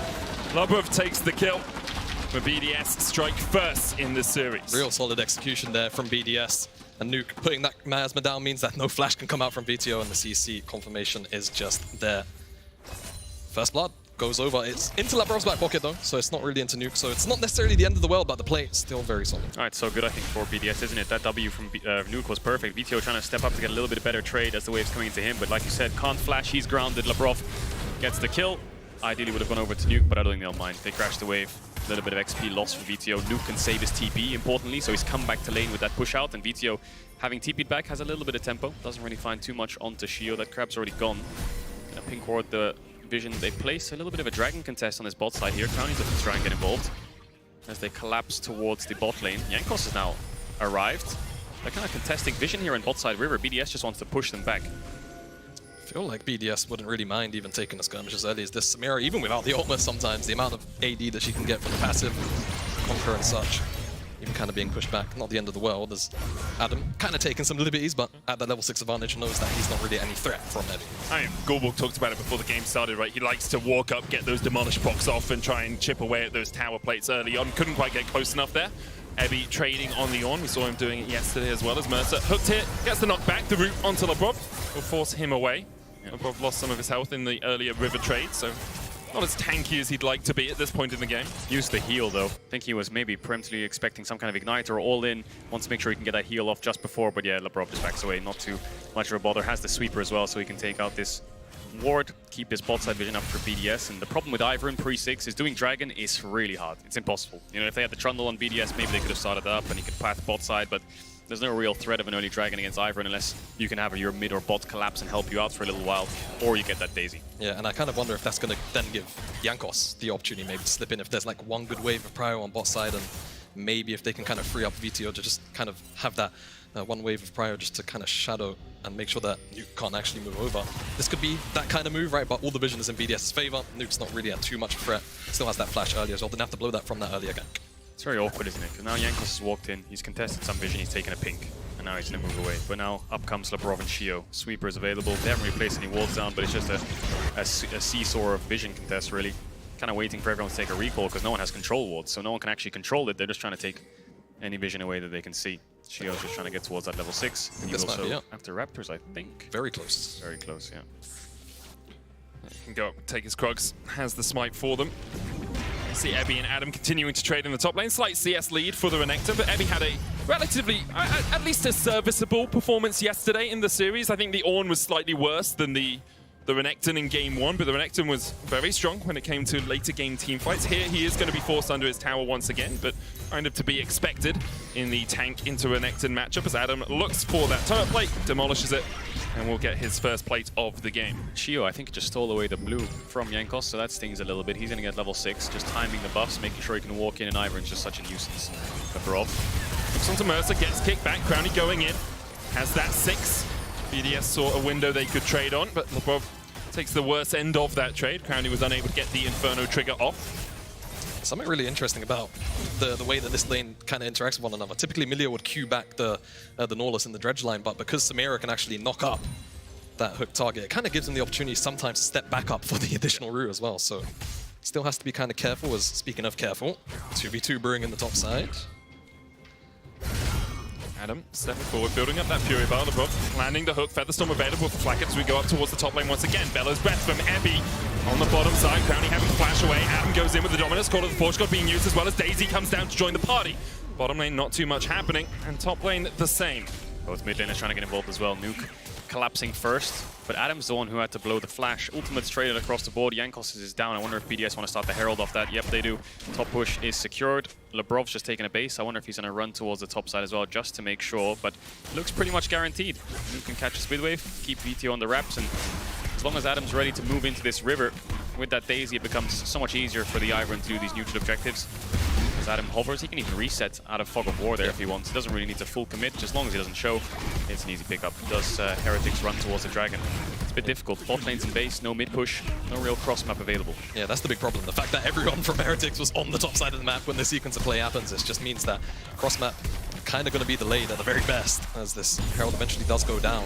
And I mean, even just judging off where Jankos is right now, not really seeming too interested though. Ping's gone down finally onto the Dragon, and with Crowley basing, perhaps finally, that Dragon will be started up by Team Heretics. Yeah, back to bot lane, pushing out. I wonder, can we look at the bot Tribush observers? There's 3 wards from the red side there. What happened? Oh, it's just zombie wards. Yeah, zombie wards and where the fight happened, right? It's kind of like, well, how is there 3 wards happening down there? Anyway, there's the Dragon we're talking about, Kamada. Easy pickup for Heretics, push out bot. Where's this Herald going to go, I wonder? I mean, double ADs, right? I feel like with the general lack of wave clear on the side of BDS, it would pay pretty heavy dividends to try and put it down in the mid lane, keep it sort of in a position where you never really get contested. However, with Crowny in the bottom side being on that Samira, any gold into her back pocket just feels like, 1.5 times the value getting her across those iron breakpoints. Speaking of breakpoints, Video now finished the static Shiv, has used all of his D-mats on the caster minions, so should be able to clear those out with just the static Shiv proc right now.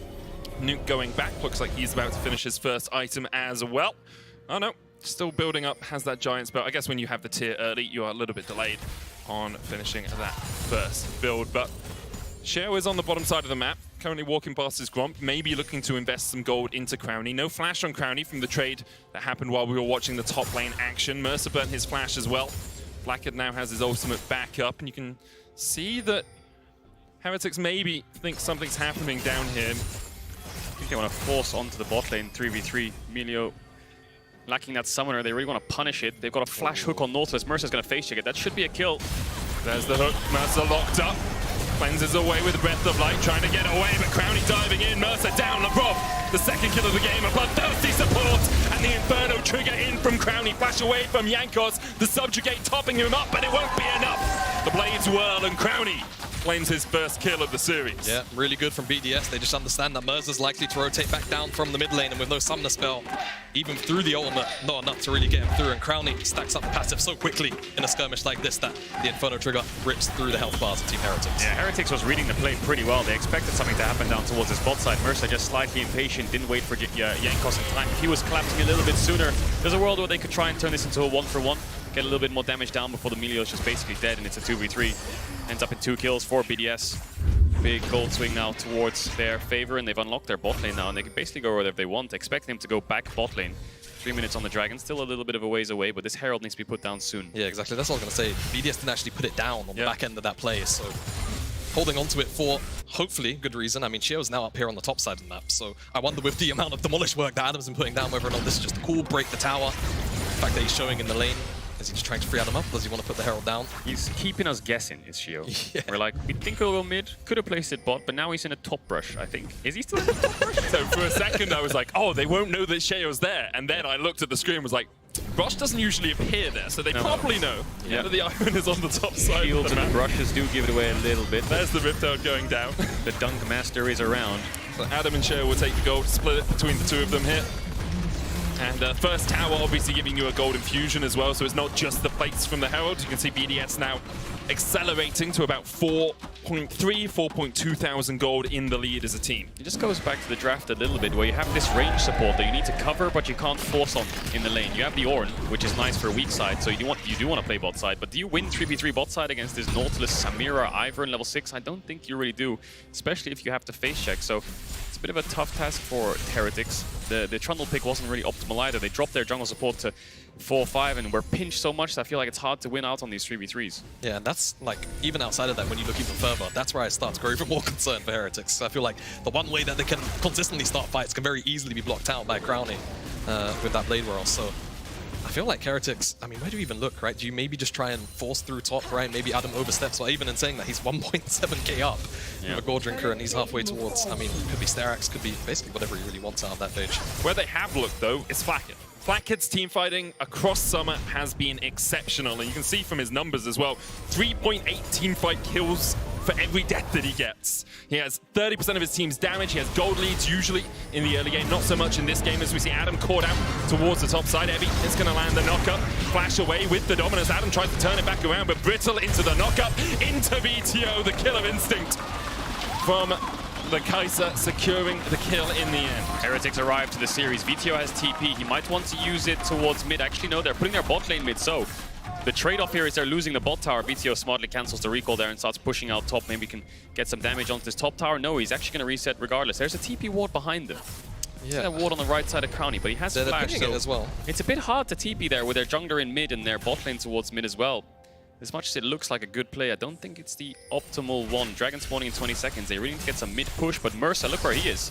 He just put wards all towards the top side of the map, so don't think they're going to get any vision around that Dragon. Maybe they're going to give it up. It's so strange from Heretics. It's like, in one breath, they could very easily have just stayed on the top side, traded out that tower, but then they've got the vision down, so maybe I suppose they're just going to look to give up this next dragon, play for Herald, the second one, and see what they can get out of it. There's the tower from Crowning. It's one of the benefits of getting an early dragon for yourself, is that you know the enemy team isn't actually stacking towards, you know, a 24, 25-minute Soul. So because Heretics got that cloud, they now can invest some time in playing around this top side. 9 seconds on the Rift Herald. You can see BTO pushing in top lane as well.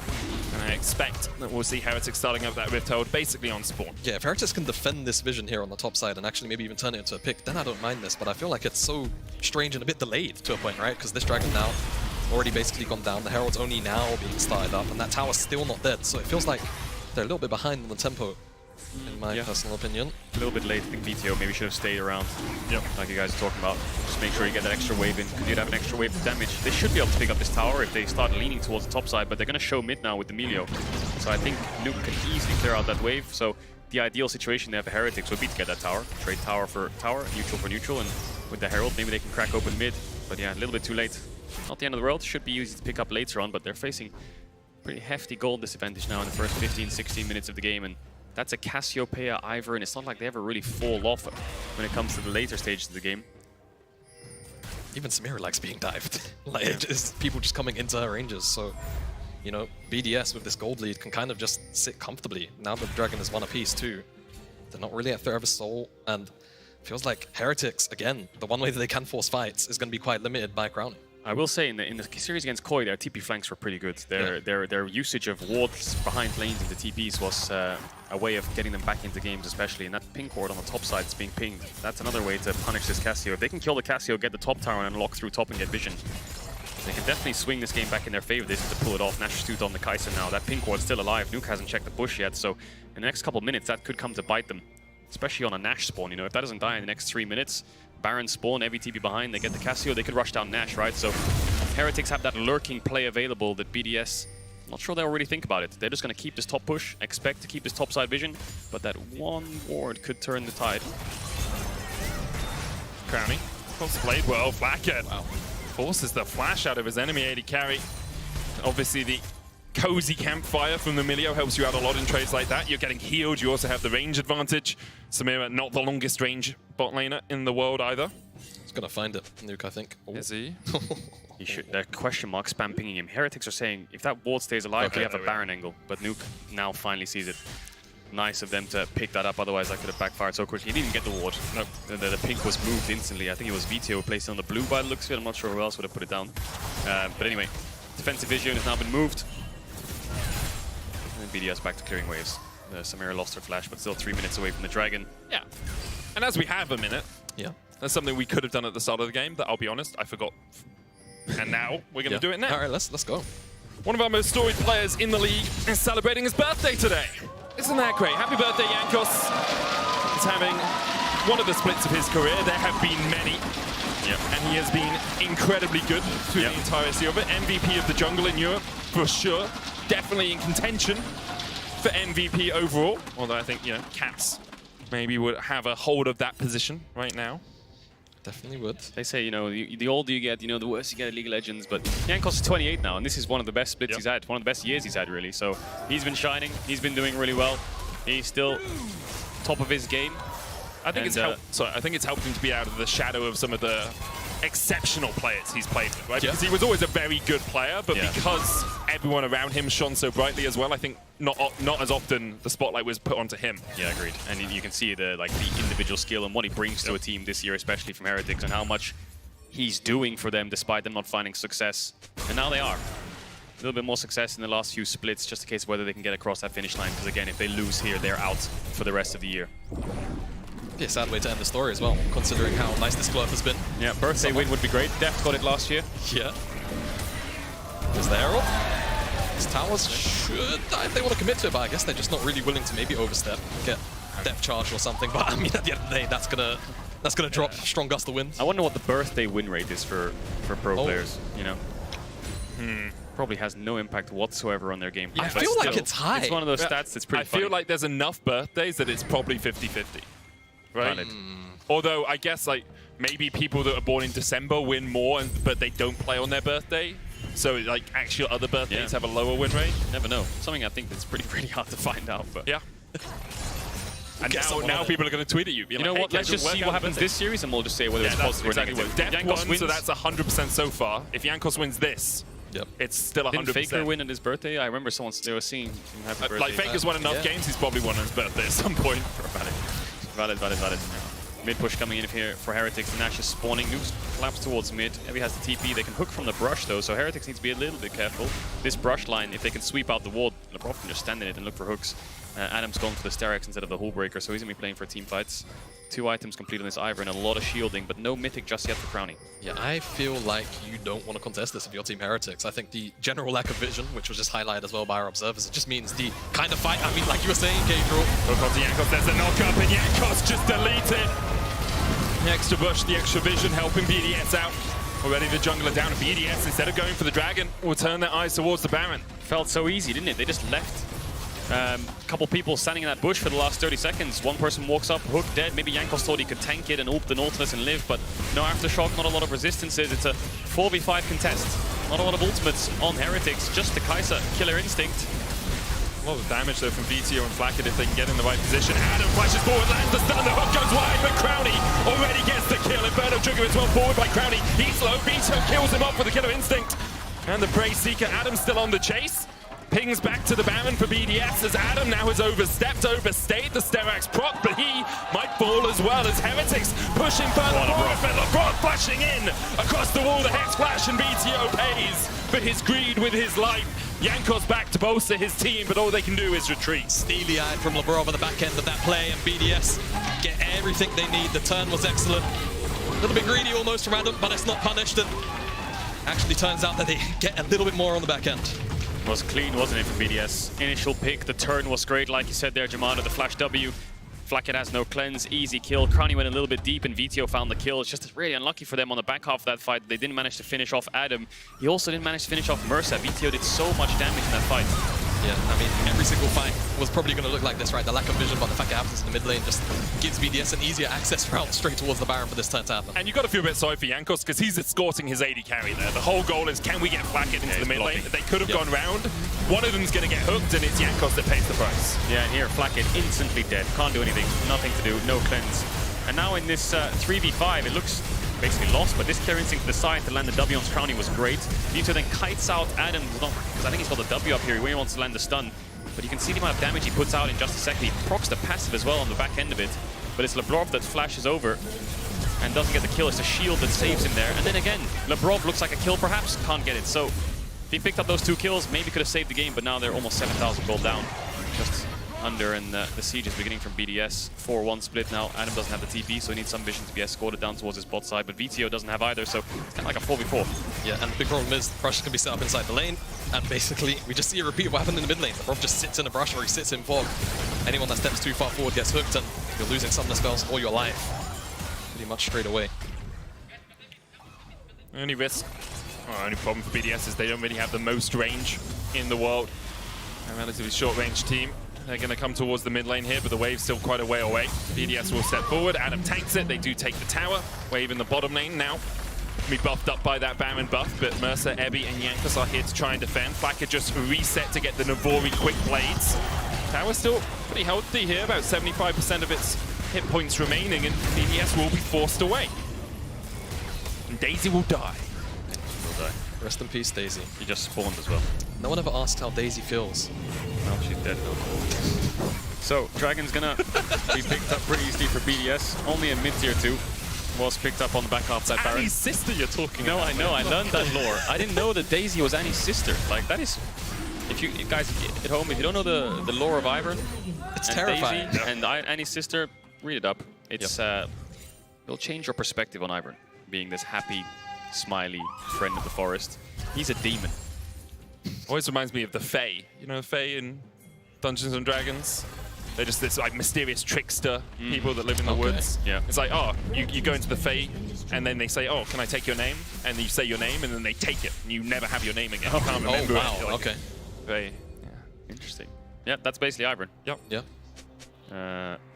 Yeah. Currently, he's taking names, putting them on his death list as BDS. Yeah. There you go. But is Majai's like a Death Note? It's kind of like a Death Note. but you have to kill people to write their name in the book. It's the other way around. Yeah, it's the other way around. So it's kind of It's more like a diary. Yeah, it's like a diary. It's a serial killer's diary. It's Magi's. It's not a soul stealer. It's just a Magi's diary. Yeah. It's like, hey guys, here's all of the list of the people that I've killed. And then when you die, you just lose it. Yeah. Just burns up. Well, half it does. Top tier 2 siege coming in, but the Baron buff is off. No soul point to play for the next 9 minutes for BDS, so it's not the end of the world for Heretics as long as they can hold on. They've got a lot of wave clear with the static shiv and with the threat of an Ornald. And the Xayah being able to just kind of queue either ways when there's no Baron buff, so the game will slow down a little bit, but they'll maintain control, BDS, and it's about not dropping the ball. Exactly. Not dropping the ball, staying grouped up realistically.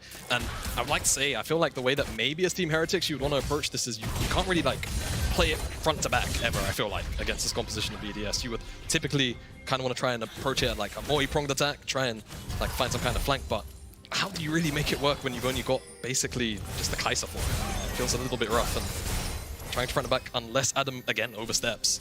And like we saw that Baron turn, it's going to be really rough. Probably what the players are asking themselves, how do we fight? It's like the #1 thing that you ask yourself as a team in the mid to late game. Everyone's just saying, you win a fight, okay, how can we fight better? What went well, what went bad? You lose a fight, you're saying, what do we need to do? And sometimes you're like, well, we need to find some random angle. And sometimes that's TP wards, sometimes that's baiting out spells. You know, maybe if Crowny uses his W to try and stop a Kai'Sa W because he just wants to avoid the damage, that's an angle. Just go, Arnold. Try and find some form of engage. Both able to hook away from the pillar there. Nice little buffer on the Nautilus. I will come back to the... you know how people say, oh, wouldn't it be a nice gift on his birthday to win? I was thinking a bit about this. It's not really a present, is it? If you have to work really hard to achieve it. It's not really a gift. If BDS just said, okay, kill our Nexus, you know, FF open mid, that's the gift. Right. But Jankos is he's working on his birthday. The gift of victory. Yeah. The feeling. Still working for the rewards. Yeah, but I'll be honest, if you gave me like a PS5, but you said you have to run 26 miles to get this, I'd probably just be like, I'm all right, mate. You know, I'm good. And so he's like, It's well, not really a so present. BDS is like, you can go to the next round, you just have to get on Nexus. He's like, you know what, no, I'm good. But you don't say it as a gift, you know. It's not a present then for you. It's a blessing. He has earned it. It's a birthday blessing. Birthday blessing, yeah, Birthday we can wish. work with that. Baron up in 5 gift wrapped. time. There's no nice little red ribbon on the next BDS. Could make some kind of skin for the birthday boys in the pro play. Skins for Summoner's Rift? What are you, 2014? Yeah, just have like a ribbon on the enemy Nexus. If you're like, you finally get it, it's like... Yeah. That would be a cool Christmas skin. That would be a cool Christmas skin. Turn the Nexus into a massive present. For the moment, though, both teams just setting up around the Baron. Has respawned. 1:20 on the Drake, but it will There it is. Oh, there it is. See that? Samira W's like that. You can instantly just pull the trigger with the Ornald if they want. I mean, I'm not sure. Yeah, Evie's rotating in. I think he why wants not it. just going? I think he has the range for it. Yeah. If not on the pullback, certainly the push forwards. Yeah. It's a lengthy cooldown as well. You can see in the bottom left, 15, 14 seconds. Fight starting. Knocked up, death charge coming out. Miasma not quite on Ebby there. He is rooted up though with the root caller. Redemption coming down as BDS look for the engage. Call of the Full God now coming from Ebby as he gets the knockup onto Adam, LeBron and Crowley. Crowley dashing away. Trying to build up those style stacks but can't quite get enough. I feel like a little bit hesitant from Evie there on the ultimate pool, right? Maybe not sure necessarily on how long that Blade Roll cooldown actually was. But now, Team Heretics on the Baron, BDS, teleporting back in. It's good force. I think they have to go for it. No flash on Samira, no ult on the Nautilus. Xayah still has ult. Just flip the Baron, try and get it down. Shio has the flash. So it is down to 2,500. The hook landing onto Ebby. The Baron low is secured by Jankos Lobov. Jumping away. Inferno trigger in the middle of the bid from Crowley, but he doesn't have the damage. And now Heretics can open up. Adam looking to go away. BTO going forward with yellow instinct. And Heretics have absolutely flipped it on his head. BTO still chasing Adam down. He will escape. Nuke trying to get away as well, but BTO is supercharging in looking for the kill. Nuke flashes away, but Heretics get the Baron and get 3 kills. Slacken and VTO inside the pit just untouched, whilst BDS was so focused on trying to take down the frontliners and also secure the flip. Not really focusing on the carries, and they're able to just open up. What a good force. Watch Jankos' health bar here. This was almost disaster. He almost dies to the Cassio, but as the Baron dies, watch this trundle passive. Watch this HP. Boom. Already back up to half. Manages to get the ult off as well, gets stunned up, eventually dies, but like I said, VTO just free hitting next to Flackett. Adam has to flash away. Nice E-flash to secure the kill onto the Ivern. Unlucky for VTO. It's a 50-50 here on the W to try and find the Renekton, but now this game has swung back into their favor. It's a Heretics classic. Is it their comfort zone just being down 6,000 gold? They're the new Mad Lions. You know, he's set to be 5,000 gold behind. It's happening all split long. You know, I remember bot tier 3 sieges against Vitality where they just randomly come back, and now VTO is very close to the Rebodons, and I think levels and experience are so important at this stage of the game. You can see VTO is getting close to level 18. He's been playing pretty much flawless throughout the team fights. And when he gets that Rabadon, he's going to deal so much damage on the poke. BDS, they lack that hard engage. When the Nautilus ult is down, their only real way of engaging is walking in and hoping that they can get the Crowny S ult rank to proc on top of the Cassio being able to dish out damage. And if you stack up, double AD carry is the meta. Tristana, Kai'Sa, Xayah, having these 2 AD carries on your team, your front to back is always going to deal so much damage. Yeah, and the thing is, as well, VTO is getting to the point where he deals so much damage with those Void Seekers that it might actually eventually be worth it if Crowny's being hit by too many to just use the W. And at that point, again, Team Heretics, if they can just find another fight like that through the mid lane, I'm sure they'll find success. No flash on the Kai'Sa or the Xayah, though, so it becomes a little bit more complicated on the siege. Enemy team still has an Ivern and Cassio, so if you get hit by that root quarter, no cleanse on either of them as well. They have the melee ult to try and cleanse away from something, but Mercer needs to stay next to Flakkit. Look at this angle from VTO. Ebi's fighting up against Adam. Adam's going to be able to back away there. He has the hull breaker, but that's a bot tier 2. And now the gold is evened up. 30 minutes in, Heretics, they know their life is on the line in this best of 3, and they always find these ways to come back into the series. Looking good now in this first game. Always around objectives as well. We've seen them 2 days in a row now have compositions that it's very hard to find a full engage on, very hard to find their picks on, but they draw the enemy team into a fight around an objective, and it's worked out for them once again. As you say, Mark, gold even between the two, dragons even between the two, honors still even, as both teams are looking to make it into our playoffs. But for the moment, it's Team Heretics taking over the driver's seat, chucking BDS through the window, and BDS trying to find a way back into control of the game. Topside contest now. Heretics have a little bit of Baron left to work with. It's going to fade on this next wave, I think. Trying to see if they can squeeze a top tier 2 out, but I think it's just gone. Faded, yeah. Just faded away, and it's hard to siege against the Ivern. Ivern can just put brushes down next to his tower, and you don't know who's standing in there waiting with a hook or anything like that, so I think they're going to have to call this siege off. A bit too risky. If they had flashes on Flakkit, for example, they could play a little bit more cocky, but you don't really want to risk that. But Evi's going to get a mid tier 2. So that's 2 towers off the back of the Baron. 31 minutes in, 32 minutes in, these two teams only have 2 Drakes. There's no real soul for a long, long while. So it's just going to have to be Baron dances back to back to back. First one to BDS, second one to Heretics. This next one, it's an even fight, even gold. It's just a case of BDS holding this tower for now. And execution, whether or not VTO and Flakkit can find good positioning like they did in the pit for that fight as potential pickle to Nuke. VTO has ult. Smart Zhonya's. Yeah. Hook onto Flakkit. Pops the Feather Storm redemption coming down as well. The root on the Flakkit, he goes golden for a second, but BDS are collapsing in on him, and he will fall. Meanwhile, Nuke trying to escape from the clutches of VTO and Ebi. He'll go down as well. 1-for-1 trade across the map. It's a split fight, isn't it? BDS pull the trigger top because Heretics tried to pull the trigger mid. 1-for-1, like I said, Jankos has the flash. He can try and get out here over the wall, and he is going to be able to do so. VTO got that mid tier 3. It's going to fall to the minions. So they find a tower off the back of this, and they don't have to invest that many summoners. Flakkit has his flash coming back up. The frontline flashes don't really matter, but they lost Mercer's, which stings a little bit. No objective for the next 1 minute 30. Everyone's going to lick their wounds, recall, spend their gold, come back out onto this map, and contest this Baron on the top side once again. Yeah, what it really means for Mercer is just don't stand close enough for Labrov to press your Archie on him and he's fine. So, like for Team Heretics, that was kind of one of the few ways, right? We were just speaking about it. You stand in the middle of the lane, brushes go down, Dredgeline comes out, and this time it actually finds Flakkit, so... Yeah, and it's 100-0. You can't really blame Nuke for stopping, for using the stopwatch there on that mid tower. He gets knocked up, the Kai'Sa Killer Instinct, WQ auto, passive proc, one shot. And that's what he was scared of. But this hook, you can't really afford to make these mistakes. Getting hooked on the wave when you're making a play mid. You have to play weak side. Ult comes out, the Nautilus ult comes out, stopwatch it, but now you're just waiting for a Renekton stun to hit you, and you can't really move, can you? Support jungle runs for their lives. Mercer has to flash away, so does Jankos, and this is one of those things where maybe Heretics a little bit of miscommunication, getting a bit too ahead of themselves. They've got a really good idea to make a play happen mid, and they drop the ball topside. Yeah, too much freedom to allow BDS to engage on you like that, especially when it seemed like the primary engage for a lot of that sort of like previous minute was just trying to find that top tier 2. But now, similar kind of setup to when the Baron was up not too long ago, and it's actually not too far away from being up. Yeah, brushes in the mid lane, and Labrov, see if he can find something. 6-item Kai'Sa. VTO is almost 5,000 gold up. Flame Horizoning Nuke, 412 CS at 34 minutes, sorry. He is absolutely off the rails. Level 18, dealing so much damage now, so keep your eyes on him. I feel like Adam with the flash up, he's going to need to stun that Kai'Sa.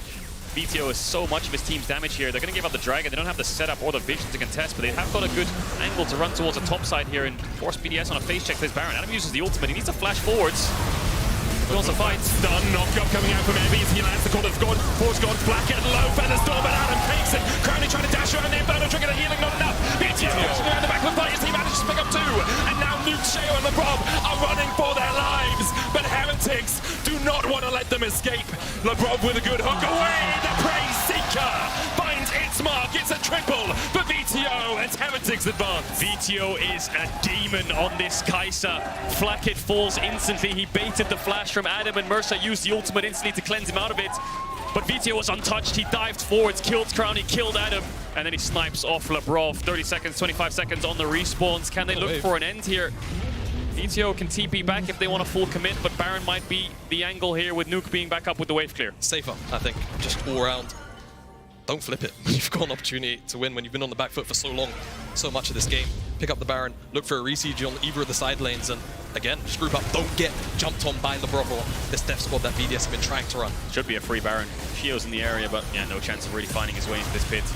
What a team fight from Heretics once again. Just calling the bluff. Oh, wow. Shio, VTO. Shio so low already. VTO just absolutely bad. Oh my god! And VTO is on an absolute tear. You can't give this man Kai'Sa. You just cannot do it anymore.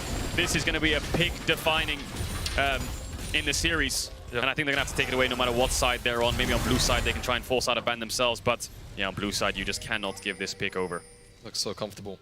And even though there are a lot of anti-dive tools that were picked up, you know, kind of, I feel like in response to it, they've just not been able to stop VTO from diving in these past couple of fights. And now with the Baron buff and the Kai'Sa being at 5 items, Heretics can just group around them and make sure he doesn't die. 40,000 damage in this game. Looking for this top tier 3 now is Heretics. They've got the poke, they've got the Baron. Heavy's on mid, buffing up the inhibitor creeps. Second inhibitor falls. Bot wave is really far away though, so it's either back away and then siege through bot, or stick around and try and poke them out.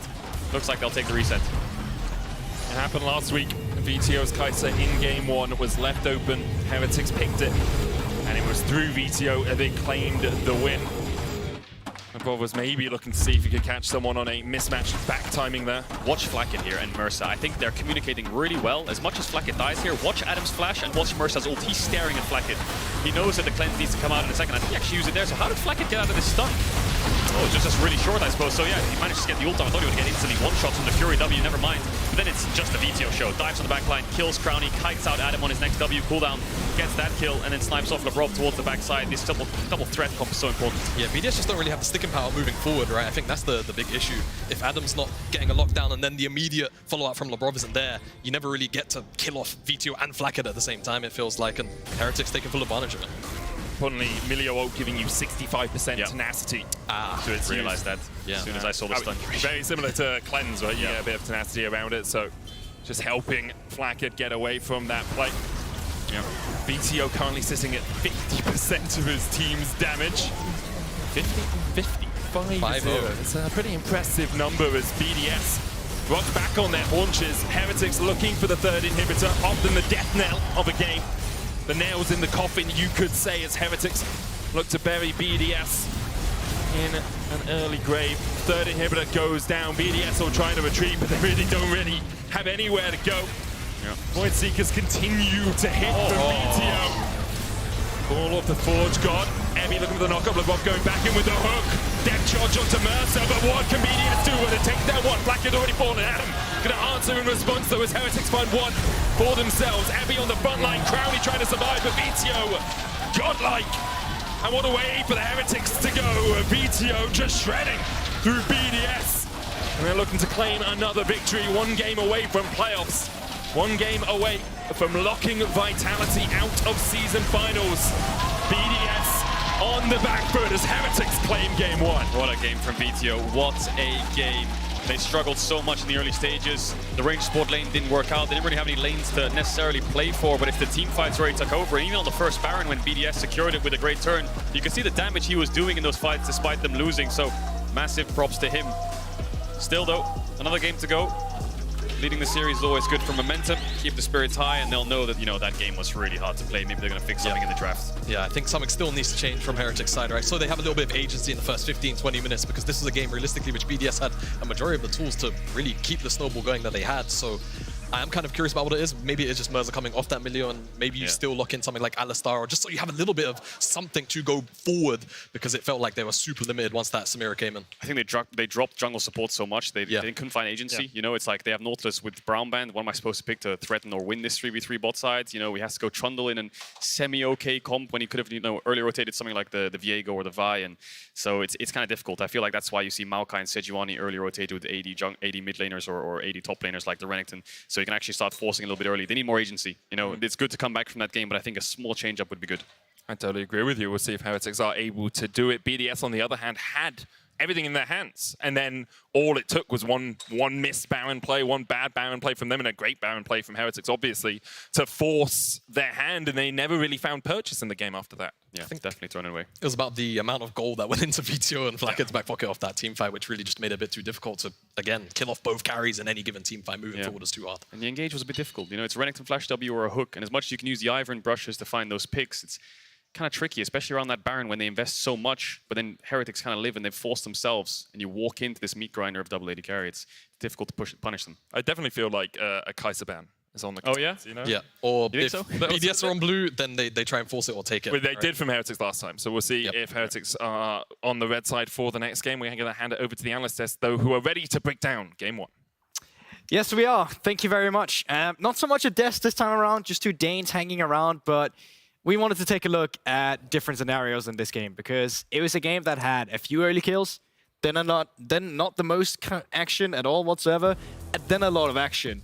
And the first kills we actually wanted to take a look at would be some of the early kills down towards the bot side, going into them as well. I'm told that we're having one program right now. So in the beginning, super good roams to come out from Team BDS in the beginning. I think this one's the big one, though. The setup around this was absolutely amazing from BDS, and maybe a bit of a mishap for Team Heretics as well, actually. I think in general, in both of these scenarios, BDS did such a good job tracking their opponents. When Nautilus moved to mid, Sire warded a little bit too late and he wasn't spotted. In this case, they knew that Mercer was coming out of base. They set up a trap, kill him when they come in, and instead of just backing off, Heretics decides to try to save their support, and one other person dies for no reason. I think one of the hardships in that as well is just the fact that the sync up as well from some of the junglers just really wasn't there. Like, you take a look at Shio and of course Laprov, they were already in that bush, but from when Emilio, come on. Mercer actually walks down towards the tri-bush. He's not synced with Jankos at all whatsoever. He's still on the way into lane. You can see they have the intent of 3v3ing this one, but the setup just wasn't there for it. And as soon as BDS got this, it just felt like they were running away with it every single time. They didn't really get any agency for Team Heretics to actually come back into it, and became to this stalemate right here, 20 minutes into the game, where BDS has just been driving it. So, Mass, what's actually going on right now as we cue the clip? Yeah, so what has been a somewhat messy game right now, even though there's been 4 kills, obviously, is about to get absolutely crazy. So in here, both teams are coming out of base. Baron is spawning. We're right here at 20 minutes, and what we're seeing is BDS slowly getting the setup in the mid lane, both teams wanting to, you know, start pressuring, look for the Baron. I really like the usage of Ivern bushes here, and ultimately it's pretty rare at 20 minutes you see a big fight that leads to a Baron, but this was a bit of a unique scenario. So if we roll the clip here, we can see BDS clearing the wave. Now all of a sudden there's no ward in the bushes anymore. Adam, just based, is following the mid wave, and soon BDS are gonna have 5 members in the mid lane. Ornn is coming from bot as well. 5v5 coming up, but Mr. Jankos is not used to playing against Ivern by the looks of it, because he walks too close to the bushes, gets hooked immediately. BDS then goes to Baron right away, and now I think what's so crucial about this one here is also just the fact that it goes back to some of the comp difference as well, right? The trundle into the Ivern became so difficult when you had to face check it. And I think what's so crucial for the side of BDS is that they still had wards in inventory. Like, there's still so many things available for them, for even when BDS or Team Heretics comes into them, BDS will be ready to actually turn in a choke point here as well. So as we turn out the clip here, how do you actually retake a Baron here? It seems so difficult. It's the Ivan vision again. What's happening? Yeah, so normally this early in the game, you cannot kill Baron as quickly as BDS is doing right now. They have a lot of shields with the Ivan. They don't lose any health and they immediately look for the turn. Of course, Adam is a bit of a monstrous crocodile right now. Crowny overextending slightly, but Adam just keeps walking forward. Heretics cannot do anything, has to leave Baron. And all of a sudden, what started with a good setup in the mid lane turned into a good turn and an early Baron. Yeah, and it's just, again, Team Heretics just overextending on their welcome, even coming into it. It was so difficult for them to actually fight with the action with some of the vision control. It was so difficult to actually, for them to come into the Baron afterwards as well, once again with the Ivan vision control with the push it, and it became so difficult. And watching this play, when BDS have been driving in tempo and they now get Baron, it looks like they're just going to be able to take it through the mid game and they're going to win the game. But that's not what happens. We're almost in the same exact scenario again later with a Baron that's almost available for you. We have Iron bushes coming out. What happens here, Broxer? Yeah, so now we're pretty much in the same scenario once again. Both teams grouped up in the mid lane, wanting to gain control of the Baron that has just spawned again. Heretics walking up, Laprov looking for the pick again, but this time he goes for the very tanky Ornn. And now, where the fight is about to break out, Heretics is already stacked. I think what's so crucial here is the fact that even though there was a Nautilus ult on the Sire, Flacket actually decides to hold on to it. Like, he can actually see that the space between him right now is not great enough for him to, the enemy of VDS actually being a threat. So he actually holds on to it. And with that in mind, it becomes so much easier for them to fight. The Ornn ultimate finally comes through.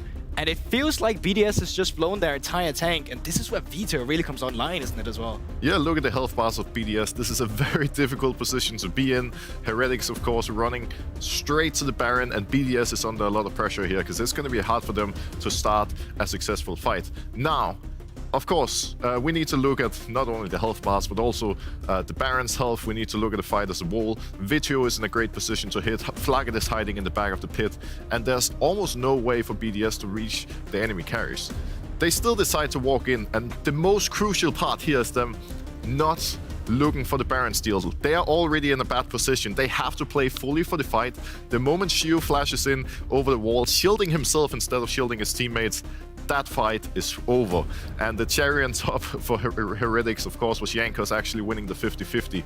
Unfortunate part being that even if the Baron goes over to BDS, if they don't focus on the fight with that disadvantage, it's over no matter what. So simply wrong priorities. Yeah, and it's once again, it's just a game that BDS were not able to drive through, even despite the fact that they got the first Baron. They came down to a choke point where Team Heretics, despite having a very slow early game, they really come alive in that mid game. And I feel like there's one last team fight we can take a look at as well, just where they actually just fully blow it as well with Vito, as we can see it here. It just feels like this Kaiser is not something you can allow him to have, especially if you don't know how to shut it down, because it just felt like he was shooting everywhere and nobody was staying alive in it.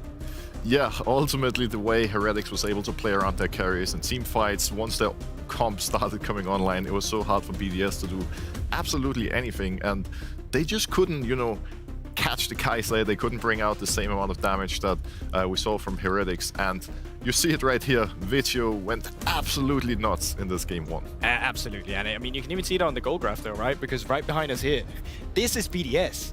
And this is where it should have continued, but it's just, this is the Baron throw, and you can see right here, the big throw back into it, and also just a tempo shift coming through it. I want to talk a bit about the draft as well, because we are going into side selection. BDS, of course, have opted into the blue side. It felt like the Ivan really worked for them, but this over here just seems like a thing that you cannot go through.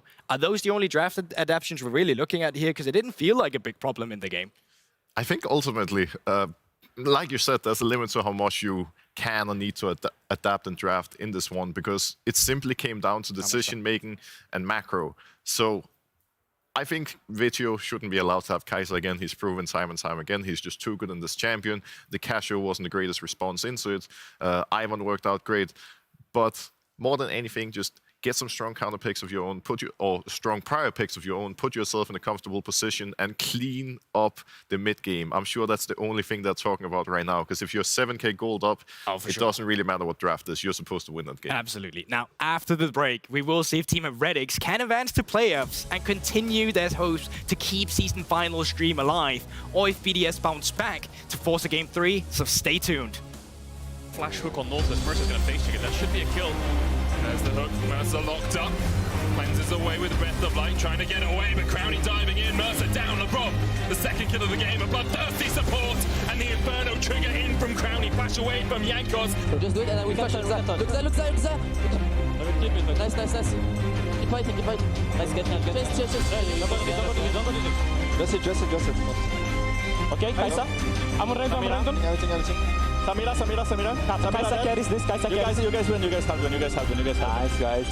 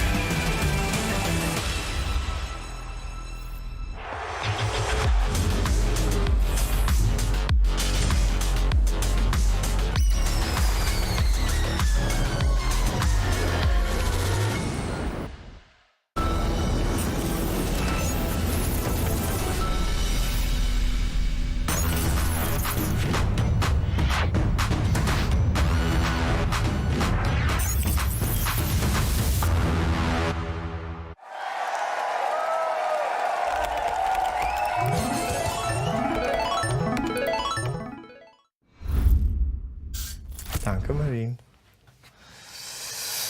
Okay, come up with a new banger copy pasta. Ask that later. Definitely speak to Law about some hair advice. Have a break. Yes.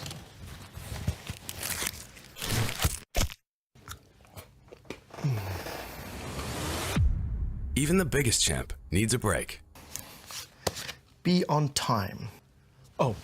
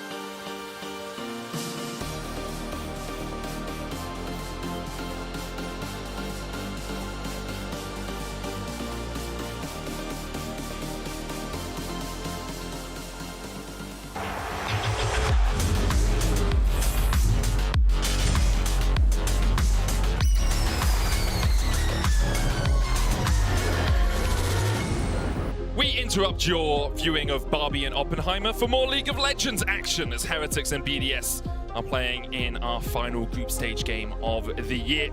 We're going to hot drop into champion selectors. Heretics are 1-0 up in this series. If they win, they make it into playoffs. They keep their hopes of making Worlds alive. If BDS win, obviously we'll go to game 3. Well, our first big question has been answered. We was wondering what BDS were going to do with the Kai'Sa. The answer is they're banning it straight away. On blue side as well. Yeah, not willing to give it to Vito or pick it. Interesting, they've just decided to take it away. They don't want to first pick. Maybe they're looking at Tristana. Could be something that they want to first pick themselves. Crowny has got one Kai'Sa game. Haven't seen it from Nuke just yet, but I feel like Kai'Sa mid's one of those things that I don't think it's that hard to play in general. It's more like a spellcaster AD. That's why we see like Lucian, Varus, Kai'Sa mid, because they're not as on-hitty. So I think mid laners can definitely learn the technique pretty easily. Let's see if Heretics decide to ban the Jace. Last week it was Nuke's Jace that really got BDS back into the series. Heretics banned it in game 1. Xayah, LeBlanc and Kai'Sa, the 3 bans from BDS here, as Heretics removed Rel and the Maokai. I would be surprised if this isn't Jace, I'll be honest. Yeah, but we'll see. Nuke's Jace was on fire, especially if Sejuani and Ivern are open. They can definitely pick up a jungler pretty easily. But Tristana is open as well. That'll be something they first pick. So they take away the Ivern. So I think what they're saying here is you can take Tristana or Jace, and we'll take Sedge, or something along those lines. But maybe, if you first pick Sedge here, they get Tristana and Jace, which is kind of annoying. But then the case is, where's the Jace going, really? It's going mid, Tristana bot. Do you really want to pick that to deny, So it's an interesting one that they've decided to take away the Ivern. We'll see what the first pick is from BDS. It's going to be the Jace. I think that makes a lot of sense, but now Heretics can get their hands on the Tristana if they want it. Yeah, Tristana, Sejuani, Renekton as well. This plan also, I'm a bit perplexed in a sense, because Shio can just play Lilia, right? They can just go Lilia, Renekton on 2-3. Yep. And this whole idea of the Sejuani denial with the Ivern Maokai ban doesn't really lead to much, so I hope that Heretics are thinking about that, because it feels like a very obvious tech direction that they can go in. What I wouldn't mind if Heretics are considering to, give over, the Renekton plus the Lydia is Vi plus the Ahri is really, really good at shutting pretty much all of those champions down. So if Heretics are looking at this angle, then I actually don't mind giving over this much power. We'll see as, I think, bit of a bug. Yeah, I've got the client on my PC here. It's also a little bit bugged, so I'm not sure what's going on with the picks, but we'll keep you updated as soon as we know. But it looks like they're leaning towards Ahri. I'm not sure if that's a hover. I feel like Ahri always gets hovered by certain players. I will say VTO hasn't won on the Tristana, but has won on the Ahri through groups at least. So results tell us that he's going to lock that in. Exactly, right? You play what you win. But as you say, Champ Select seems to be struggling a little bit right now, so we'll get that sorted. It's actually just a 1v1. Yeah. We're going to do a Jace versus Ahri. It's just, we decided this whole series between Evie and Adam. Evie's Ahri, notorious for that, obviously. Oh, obviously. Yeah, the whole dueling thing, 2v2v2, v2 is out right now, so that would be sick, though. Imagine you had, like, on TFT, is it 8 in TFT? 8 players? Yeah, 8 players. And it's all 1v1. League 1v1, 8 players with augments. There's double up in TFT as well, so you can do 2v2. League 1v1, 1v1 players. You know how you have the 4 teams of 2v2 in the kind of quadrants? Yeah. You just have like 8. An octagon. Yeah, like 1v1, all in their little circles, getting augments. And we're back, hot drop. We've got Olaf Gragas, we've got Ahri Renekton. My god, which direction we go in? Who knows? There's a Vi. Haven't gone for the Jace Renekton, because Renekton got picked away, so they went for the Olaf instead. Instead, their AP champ's going to be the Gragas. Now, Olaf... I was going to say Trundle could do pretty well into the Olaf, but it's a top lane Olaf, which is a bit annoying. You expect. Gragas could still... Nah, you won't go Olaf. It's happening, yeah. Just forgot, for 1 second, there's 4 letters on that top laner's name, and it's Adam. Viego going to get picked up. All top sides picked. Kai'Sa Xayah banned away, Rel banned away. See what bot laners they decide to lean towards. The brown ban was doing work for the Nautilus on 4. We'll see if Heretics go for the BDS strat. And Flacked and Heretics could always go towards mages in the bot lane once again. You have AD top and AD jungle. Viego's going to put enough physical damage for you. Getting rid of Crowny's Varus, his most played across the course of groups. But yeah, a Ziggs or a Seraphine again, perhaps, for Heretics in that bottom lane. I feel like you are lacking a lot of DPS if you do go down that route, though. That's my big concern. I feel like you would have a lot of burst, right? And there's pick potential, of course. This Heretics side right now looks really, really strong, but I like this Braum ban because, again, with so many auto attackers and CC being able to be stacked up quite quickly, I think it's a very, very safe takeaway.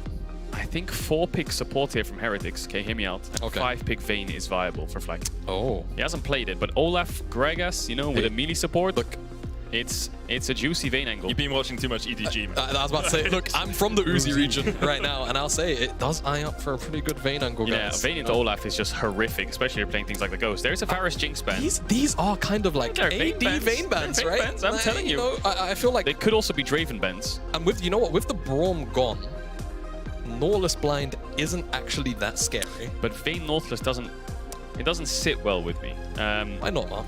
I don't know, I just feel like Vayne Nautilus, the lane can work, but you need to make sure that they have like a weak AD, like an Ezreal or something, to get a free lane. I will say Draven Nautilus. Yeah, I Draven. like a lot Draven more. Nautilus, yeah. And Flackhead's actually played Draven throughout his professional career. Yeah. Whereas the Vayne he hasn't played. This is screaming Nautilus 4, no? It is screaming Nautilus 4, really, isn't it? It's a similar situation to Game 1. It's Draven or Vayne, you have to feel like, unless they're going to go pivot completely and go Ashe, but it doesn't really make sense, I think, with their comp. Like, into Olaf, Jace, Gragas, you're going to play Ashe, you're going to play Aphelios, okay, I mean, that could work. It's just a bit hit, you know, it's a little bit nerfed. Obviously, the Gale Force heavy nerfs on 14, it hasn't come through. This is patch 13, so no Vayne. I don't know how sold I am on that, to be honest, but we'll see how they it also gets give on. up the Nautilus. Yeah, that's the weirder part. So and what's their last pick? You know, with Braum and Alistar gone, you know, felt like such a powerful pick, and if Lavrov picks it up, I feel like there's not really too much that Mercer can go towards where he's going to feel scared. Milio maybe again, but do you really want that rerun back? Exactly. Here, if you went like Nautilus up 4 and they went Samira or Leona or something, there is an angle. Okay, Rakan, but again, you're not really going to be winning out on the lane.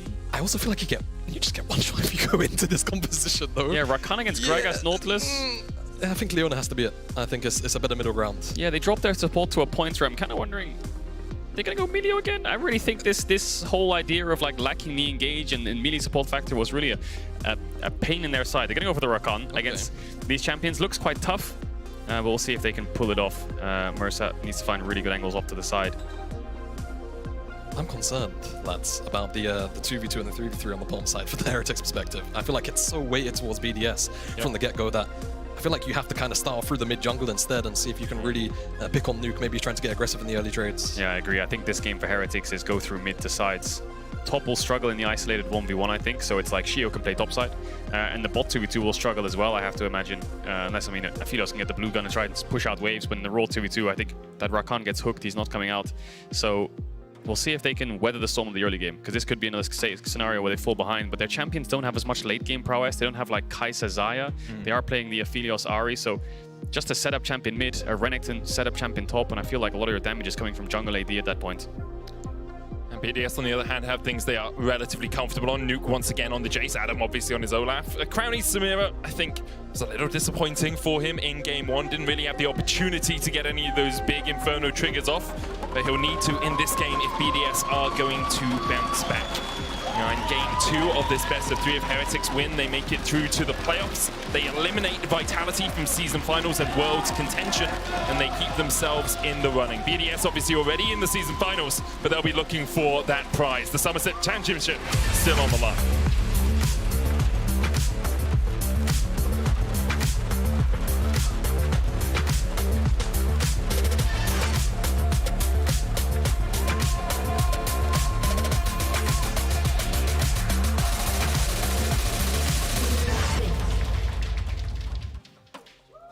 BDS once again doing their patented 5-man walk somewhere strategy. Last time they got Jankos' flash out at level 1. This time not going to be able to get much. Reminds me of G2, was it G2 Gen G in 2020 or something in the quarters, where they had like level 1 strats every game, and like it was horrific for Gen G no matter what it was. There was always just a crazy level 1 strat going on. But this one, walk up, throw an X, 5-man recall, you know, synchronized, ready. Maybe Labrov, if that hook hit, that axe hit, flash hook instantly. But yeah, nothing to play for.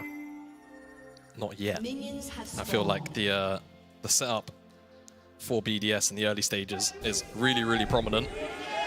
For the CC, basically across the board. Again, I feel like the only place where they really have to play cover is basically just pretty much with the mid-jungle, right? I think as long as you stop Jankos and Vito from maybe taking over a 2v2 there and making sure that you maintain control there, kind of enables your side laners to get away with liberties, I feel like, if you always have first move.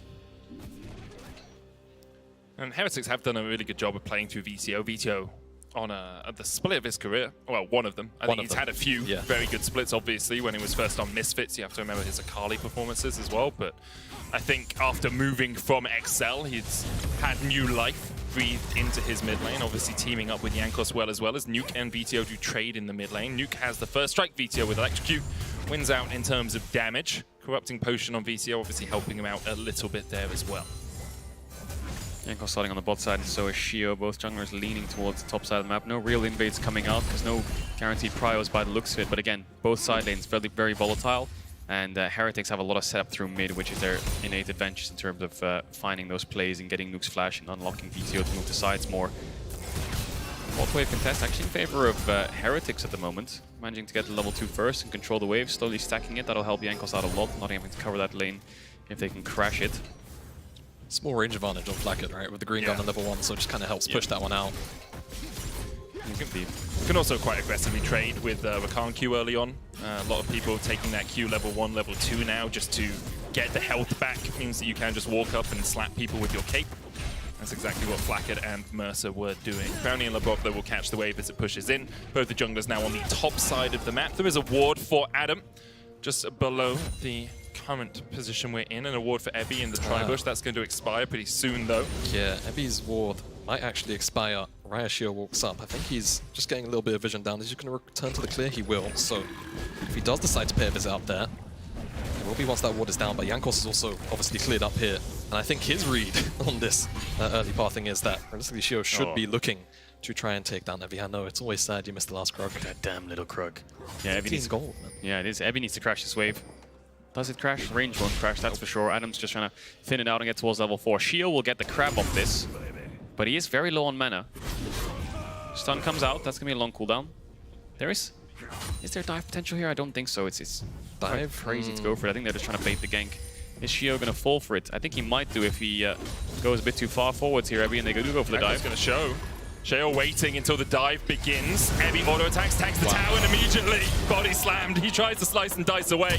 Has the flash across the wall, but Adam will flash to chase. The ghost still there.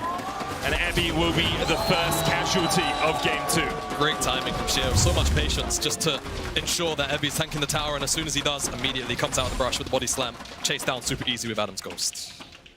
Really good read there by Shio. Doesn't want to show. Just wants to make sure that they go for the dive, and then they can counter again. Get very well played by him. Lebrov's now hovering towards mid. Similar to game 1, actually. Hook. What? Oh, okay. The lollipopping on that was absurd as VTO is hooked. Ignite going down from Lebrov as well. Flash away by VTO. Both his summoners now burnt in the mid lane. Adam trading onto Ebby in the top lane. Ruthless Predator coming out. Adam's going to look for a bit more chase here as Ebby doesn't have the cooldowns really to trade back in. Adam with the shield. The undertow connects. Ebby trying to dash away from this. Adam's still chasing. Oh, Ebby's E is 10 seconds away. Adam's level 5 though. Adam needs to crash this wave and get out of there. Ebby can't really hold it. Obviously no TP on the Olaf. Nuke used the flash, looks like, as Mercer ganked mid, I think, with VTO, so paying a little bit back to his mid laner there. Both mid laners have no flash. Of course, the Ahri will get level 6, so that helps out Heretics that little bit more. Bot push in favor of Heretics as well, as Flaky gets that blue gun. Pushes the waves in, Shio's reset, has that alternator, so he has a lot of damage. Nothing to happen, nothing to play for here on this bot side, unless maybe Heretics want to start up an early Dragon. Yeah, early Dragon, Viego, pretty decent at those. I think now that Nuke doesn't have that flash, once the level 6 comes in for VTO, the setup is relatively simple, right? So now this is where the game kind of gets a bit shaky for BDS in terms of making sure they're protecting Jason, not allowing him to just get jumped on super freely. But with the volatility of what's just been going on the top side, it does make you wonder how much attention perhaps Shio might have to just drop from mid towards the top side. No one side of the Dragon there. I think the barrel kind of went across and then went across again, just checking to see if it was leashed from Jankos, who's just trying to clear up towards that level 5 now. Shio's covering and taking some vision around this bot side river. A lot of pinks used now from BDS, so Heretics really need to clear that out. VTO's coming back to lane. Once he gets that level 6, Jankos could try to unlock through mid and try and look for a kill onto Jace as there's a stacking wave coming in. Level 6 on the Ahri. Has Flash himself. He's trying to hover behind. Adam's going to get 6 here. Good look for the all-in. Feels like it'd be a bit greedy at this point. It's just trading, forcing Ebby back underneath the tower. Ebby probably about 4 minions away from hitting 6. The wave crashing in towards him means that he should be able to get it before Adam can go for the tower dive. Heretics now starting up the Dragon. At least Jankos is. The Spectral moves forward with the push in the bot lane.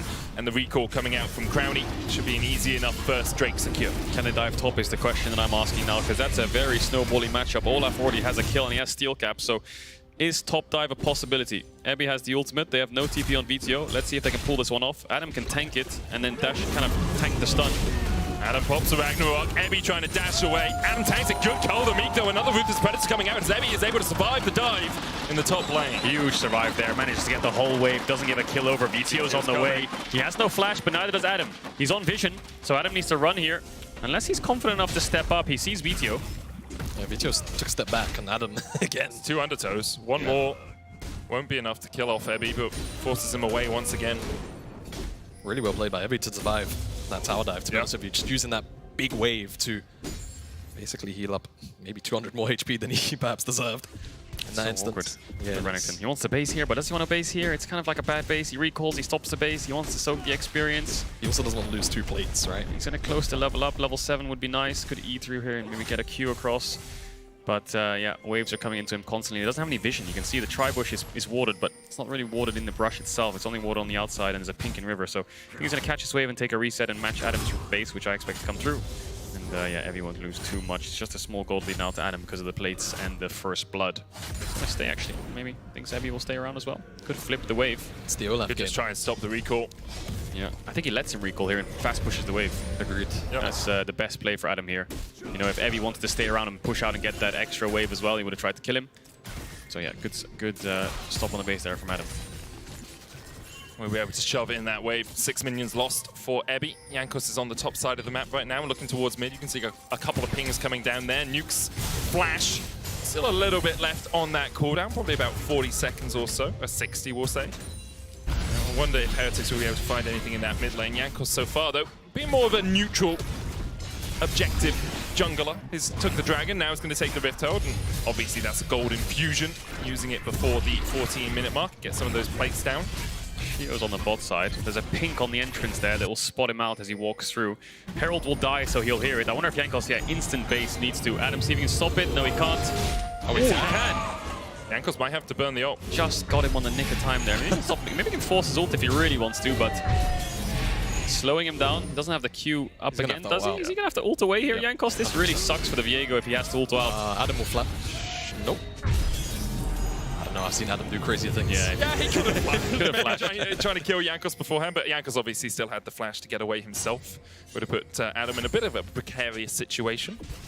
Pings on the bot side camps of Jankos there from the jungler of BDS, just saying that's where he'll be. You know, when Herald's down and he's got red buff and he ults away from top side, you know he's going to reset.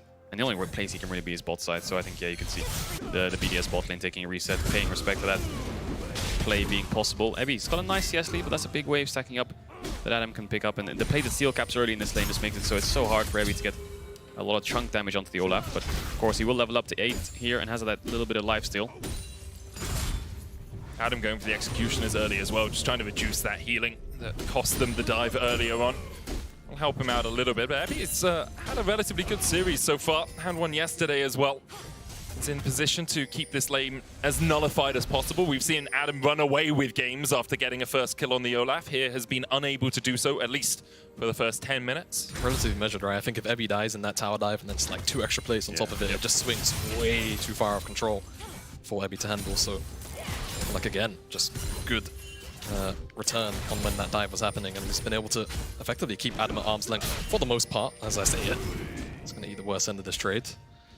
And crocodiles only have those short arms, so it's hard to keep him really far away. Oh, yeah. You know? Yeah, you got me. It's like a dinosaur. Like a T-Rex. Yeah. 600 gold lead for Adam. Just a dude with 2 massive axes. Well, the massive. I mean, I don't know. I don't really know Olaf's general size, but it's bigger than a hatchet at least. As the charm flashed away by Nuke. VTO going in with the Spirit Rush.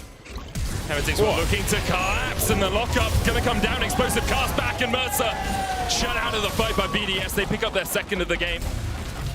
It was Heretics on the offensive, but immediately BDS struck. The hook came through and everyone dashed away, except Mercer.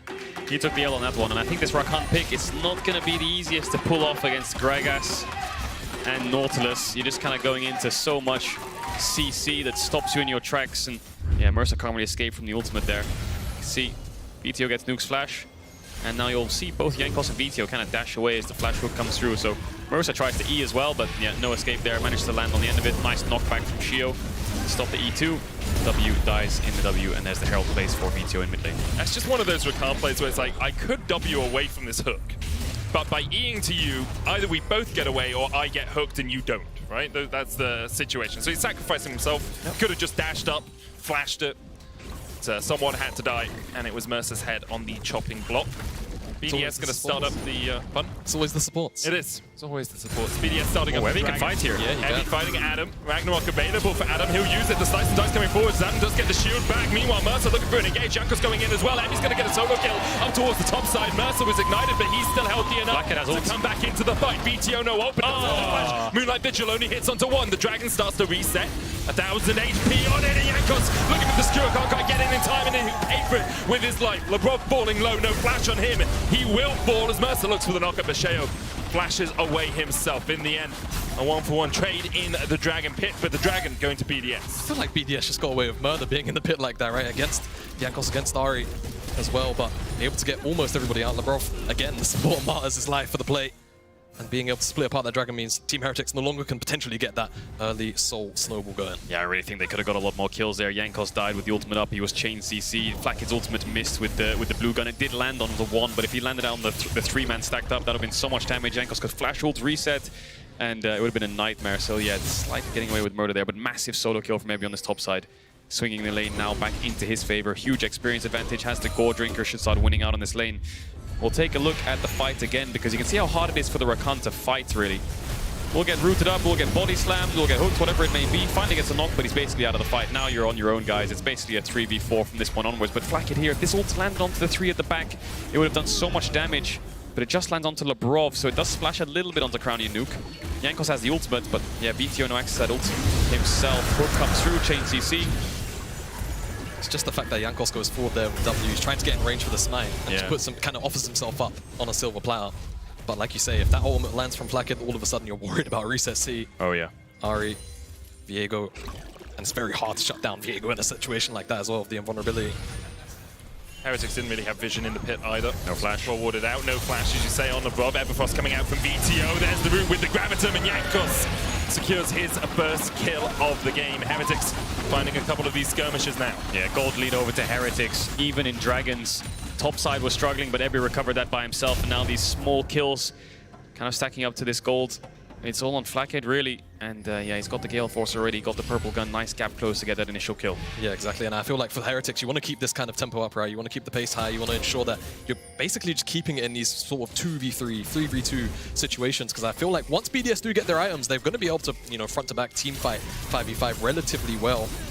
So I feel like there's a general lack of frontline available to Team Heretics. So they have to continue to use their CC well, and they have to try and suffocate BDS out, keep the rotations really, really high up as well. And we talked about it a little bit in draft. They're playing through mid lane a lot of the time. VTO, the key player for this team, and we mentioned it in game one, his Kai'Sa performance of being out of this world. He did over 1,300 damage a minute on the Kai'Sa in game one, the highest we've seen from any player on the Kai'Sa this split, and he continues just to be such a terror when you try and face him. The RE as well, 100% win rate so far on it in groups.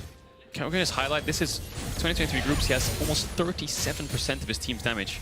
Yeah. It's absurd. And I think the Kai'Sa is 51% in last game. Yeah, Kai'Sa is like helping those stats a lot with that champ just being such a heavy poke champ, so it kind of swayed in that favor, but still, almost 37% is a lot of weight that you're carrying. And now on the Ahri, which is more of a setup champion, you don't have that Kai'Sa. I feel like Flakid struggled last game getting hit by hooks that he shouldn't get hit by, and VTO kind of got him a get out of jail free card with his performance on that Kai'Sa. He doesn't have that now. He's a lot of the team's damage, and he can't make mistakes. Adam looking for a pick here. Shio on the Herald area, could look to collapse himself. There is summoners on this Aphelios. Yeah, you can see BDS are moving up to it, but again, with that wave cleared out, Heretics can just rotate as a 3. Maybe the issue still is soon if they want to fight this. They're going to be pincered. All of BDS around. Mercer looking to dodge away, gets away from the depth charge. VTO coming in as well. Ebby still pushing in the bot lane. Herald will be given over to BDS by Heretics. They didn't want to take the fight. Meanwhile, Ebby should be able to get the first tower of the game in the bottom lane. 1,500 gold lead for Heretics. Flakid looking for more, has the white gun, and that's 2.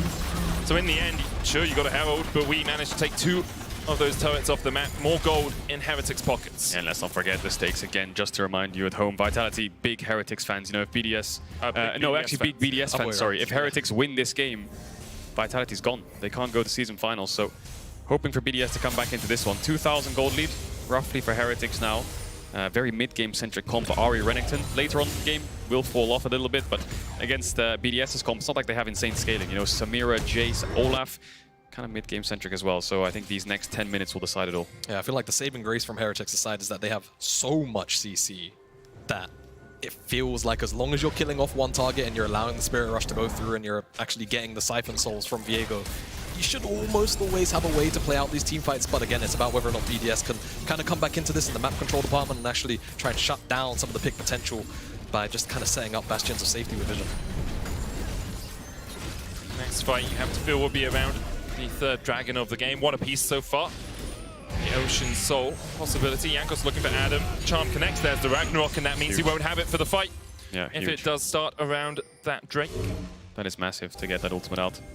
Now the Drake just spawned. They need to get towards mid here and get some vision for their bot lane to be able to join Ebby's base and coming towards mid. I think the play here for BDS is that top tier 1 pings coming down. In a situation like this, it would be nice to send Renekton up there to hold the tower and match TP if Jace comes down, but I think they just want to secure this in the 5v4. Oftentimes when you go up towards that top side as Ebby, the enemy mid laner will push you in, and then there'll be a TP from the solo lane and you'll get dove, but there's no TP on the Olaf. So tower for Dragon trade. I mean, they can get this tower and TP in and fight if they want to, but I think Adam's probably saying, nah, I'm not sure if I can fight this without the ultimate. Let's say that he's still walking up a little bit. Ebby looking for flank here as well. Rift Toad used in the mid lane. Nuke's going to be able to take the tier Adam 1 flashed. in the top lane. Ebby pushing forward. Adam flashed, as you say. Looks like VTO tried to spirit rush forward, looking for the charm. Flash away, but Crownie now played Worlds as Ebby continues to chase in. Inferno Trigger being used as the knockup, but Mercer's massive. Crownie has to flash out to the back of it, but LeBrock is caught in the middle of 5 members of Team Heretics, and it's another kill over to TH. Bit of a weird fight there, because VTO initially ulted to force Adam out because he had no ult. Adam flashed away, but then Crownie's playing so far up onto the Renekton, thinking they have a pick perhaps. Mercer comes in with the flash and gets a kill for Heretics, so they get the dragon. They get themselves a kill. They won't get this tower, and BDS only get themselves that top tier 1. Very awkward, kind of weird situation. Yeah, to say the least. So Adam stepping up when it feels like BDS are kind of committed to the tower. Then Ebby's here, misses out on the dash. Yeah, Crownie is basically melee ranged into Ebby. Yeah. And then the rest of Team Heretics comes through. Nice cast to try and disengage, but again, Mercer's still got so much left up and available that he just gets on top, and the Brov is kind of again sacrificed for the sins of his teammates. Yeah, I think Crownie's team was kind of out of range for that pick onto the Renekton. He really thought that they could kill the Renekton or at least force him out. Yeah. But Nuke didn't TP in yet, so as Crownie realizes the play's not going to happen and he has to start running away and Shio's peeling with the body slam, Nuke's still channeling that TP, so it's just kind of like a numbers disadvantage fight. So good pick there by Heretics. Small mistakes coming out from BDS and trying to overforce that play. Herald mid was good. The tower is low, but they didn't manage to pick it up. Now Heretics looking to contest this red buff. Perhaps Mercer and Ebby not on vision. Jankos E will be seen by Shio. Spectral Maw stun does land. VTO has Spirit Rush. Mercer looks for the knockup, can't quite land it. Dances back to join his teammates, but the jungle now, key target for Heretics. The tower is going to fall. Nuke's going to push out top. He doesn't have the TP. He's going to take a base. 2 items strong on the Jace right now, and they are going to get that red buff. So, tower in their favor. Looks like an easy wave to catch for VTO as he goes to base and runs towards the top side. Baron now spawning. No dragon for 3 minutes. And everyone will take a reset, get the wards back in the inventories, and transition their vision towards top side, you have to expect. Yeah, exactly. I feel like for BDS, this is probably the least ideal situation. Team Heretics always having map priority, being out on the map first. I feel like maybe the way out of this, once Nuke has teleport, maybe just try and overforce on the side lane, right? Like overload numbers and hope that maybe if it's on the bottom side, Heretics don't have good enough setup for the Baron. But Flackage just hit 2 items, and typically that's kind of the go button for, all right, we should have enough damage to burst through a Baron, especially if it's early on, like we are right now, 20 minutes on the clock. Has the weight guns forward as well. Severum, Crescendum, very good at taking down the Baron. Not always the best at, you know, looking for those long-range engages. The Gravitum, something you want sometimes for the start of the team fight, for that 5-man route. Ebby, though, continues to be a nuisance for Adam in this side lane. Continues to have a very strong game, as tomorrow, obviously, we have the matchup between G2 and XL, the upper bracket of our playoffs. The winner of this will play next week in the lower side against Fnatic to see who can make it through to our top 3. Obviously, if Heretics win this, they then only have to beat Fnatic to make it to the season finals. But if they beat Fnatic, then Fnatic can't make it to the season finals. So whoever wins out of those 2 teams would be our next team, locking in that tournament, locking in the possibility of Worlds contention. Only 2 spots left, of course. Yep. And here come Heretics towards the top side. Trying to get some vision down. Now, if I told you that Ebby's only died once in this series, would you believe me? Yes. I'd call you a big fat dirty liar, but yeah, big performance out of the top laner. He didn't die once in that Ornn game, and only died once now on the Renekton here in game 2. So he's definitely turned things around since the regular season. See the vision denial coming through with the sweepers. Ebby was hovering around in case there was any form of fight, and the awkward thing for BDS here is if you're putting your Olaf on a side lane with no TP, Adam has to overgroup a bit, and Ebby needs to really capitalize on that. He needs to push out this bot wave and force Adam to come back bot, and that's the scenario when he shows where they can really start forcing in this 4v5. Yeah, and you can't really face check either as BDS. I feel like you just get one shot almost everybody, right? So I don't really want to give your life over for that. Just slow prodding, and I mean, Heretics can kind of just do this dance right now. Now that the wave is on the bottom side, Nuke's going to go and answer it because he's the one of teleport. But again, you can continue to maintain this pressure. Dragon spawning in 40 seconds, and you don't really care about yielding too much vision on the top side if it means going down towards that dragon, because you're likely just going to go and reclaim it straight away. Heretics having secured 2 already, can just look to get to Soul Point, as you say, in about 30 seconds time. For the moment, though, they will continue to control around the Baron pit. Nuke has 2 items on this Jace. We have seen how impactful his long-range poke can be last week against Heretics, but this week he's struggled to really find a time when he can just poke out, when he can just sit back and put those shock blasts through an acceleration gate. Part of that has been Heretics being so good at finding picks like this, and once again they find Labrov, force him down to a 3rd HP. Don't have the numbers to commit there, do they? Would have been a lovely reset for Jankos to keep the fight going. They're going to have to back away. Labrov needs to take a reset, refresh those wards. Heretics don't pull the trigger on the Baron because Adam's showing topside. If he was showing on bot wave, they could have TP'd in. That's a 3v5. Instantly started up, Dragon spawning. I have to say, I like Crowley's adaptation here. Last game he went Gale Force, now he's gone for the Infinity Edge. I think that's just better overall on the Samira to get more damage out. So we'll see if he can pump that through in the next team fight. Similar level to Flackhead, but it's still down 1.3k gold. BDS contesting this mid wave now. Can they contest this Dragon? No, but can they contest the mid-tier one and get that while the Dragon's being taken? Yes. Wants to play afterwards though, because bot's being pushed in. Not a big wave for Ebby though. Won't be able to get the tower on this one. BDS, they force Baron and get the TP. Bit of an awkward scenario. Yeah. You can see Ebby maybe thinking about teleporting onto that one, but also BDS could just be waiting for them on the other side. Seems like they watch back away with the tower. And yeah, here comes the force. They need to get the TP out of this Renekton. They're going to lose a bot here too, but it's a really dire situation without TP on the Olaf. They look kind of half committed to this. Either in the back of the pit. So. Yeah, they're not really committing. As long as Ebby doesn't play, he's playing a game of chicken, you know. BDS, they have to get this down to get the TP. Who blinks first? You're right, but BDS is getting so chunked. He's going to TP in now. Jankos looking for it. Knocked back. Explosive cask enough. Jankos, blast cones on the spot. And meanwhile, down towards the bottom side, BTO's trying to fight off Crowley. Has to dash away from the Inferno Trigger. Jankos able to survive. They dash back in. The Inferno Trigger from Crowley is not enough. Isolated and shut out by Heretics. Alongside it, Blackhead will fall. 80 carry for 80 carry trade so far. BDS backing away towards the top side of the map. And Heretics will let them retreat. That was actually a really good outcome for BDS, trading 80 carries and trading flashes. They got Jankos flash, they got Mercer flash. That was a really tough situation to be in. Forcing a Baron, your Olaf's half HP, you have to find some kind of turn. Luckily, they found Jankos but didn't get the kill. And Ebby could find Adam here, who has no ult. Then to TP as well. Adam tries to flash early, but Mercer's here to help out. Can just dash in, get the knocker. BTO for the cleanup. Will get his 2nd kill of the game. 9 stacks now on his Medgies, and without a top laner, game becomes a little bit more tricky for BDS. Is it a turn into Baron though? I think that's the question. Flackett's coming out of base now. Yeah. I think they're going to wait at the very least, or they just die. Flackett can still walk over. Nuke's TPing in the mid. Yeah. 4v5. They got decent poke. Gragas ults up soon, and Mercer's not the healthiest. No ultimate on the Rakan, but it's BTO on the turn. He's got a lot of vision to work with, but this Baron's not going down quick. The Aphelios can't really blast cone in the pit, so Flackett's going to have to run all the way around. So this is going to go on for quite a while here, and BDS can try and chunk them out. The first shock blast misses. Cask is now up for Shio, threatening the steal. How does Heretics stop the Gragas from getting into this pit? Has to be Shio, right? Unless Labrov. Backside. He's done onto Labrov. There's the knocker. There's the Everfrost. Explosive cast doesn't do much as Crowley. Now the next target, another charm from BTO. This man's on fine form, and he's in form for killing. BDS forced away. Sheo trying to get away from Jankos will get the slow, but BTO flash charm flashed away by the enemy Gragas. Blackhead on the flank though. No gun for the stun. Severum, Infernum, and Ebby flanking as well.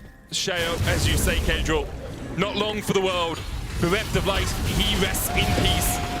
If he hadn't popped the stopwatch, he'd be pushing up the daisies, but now he is as Ebby takes the kill. Jankos invested the smite there though, so you can see on the right there, that was actually a 2nd smite. Can be a long cooldown, but they are going to force this. He's going to face check this bush, needs to be careful. Nice cask to spot him out. And now it's just waiting for Vito. 30 seconds on the Gragas respawn. Do they push out waves and start this up? Adam wants to slow them down. It's another situation where BDS are in a 4v5 and they have to stop the Baron. Can they do it though? Crowny's coming out of base. 2.5 items. Not the strongest point in the game for this Samira, but Flacket. Crowny going red buff? Oh, now he's passed back up towards the Baron. They're giving this up. They're saying we can't fight this. Looks like it in their positioning. But Nuke has the blue. Labrob's finding a way in. Evie's going to catch out Adam. Adam does have the Ragnarok now. Evie gets the stun. Ragnarok used by Adam, but he's already down to half HP. Baron secured by Heretics, and now the fight begins. Now they're fighting. This is way too late from BDS. They just walk into their deaths.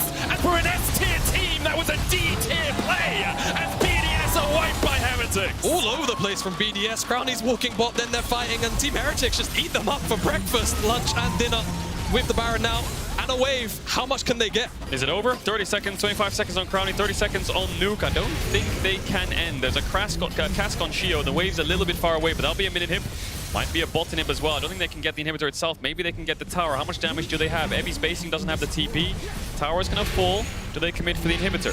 TP situation is down for Nuke. They're gonna go for it, and that'll be 2 inhibitors for Heretics. That makes the map so easy to play, doesn't it?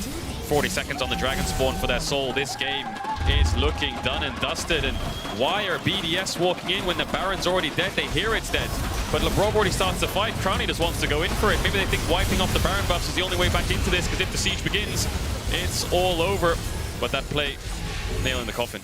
Yeah, and it's 2 sequences back-to-back. You know, the original one where you said best case scenario for BDS when they're trading 1-for-1 on the AD carries. Crowny just didn't have cleanse for the entire time, and it's 2 times back-to-back that VTO finds him with a charm in the midst of the team fight and locks him up.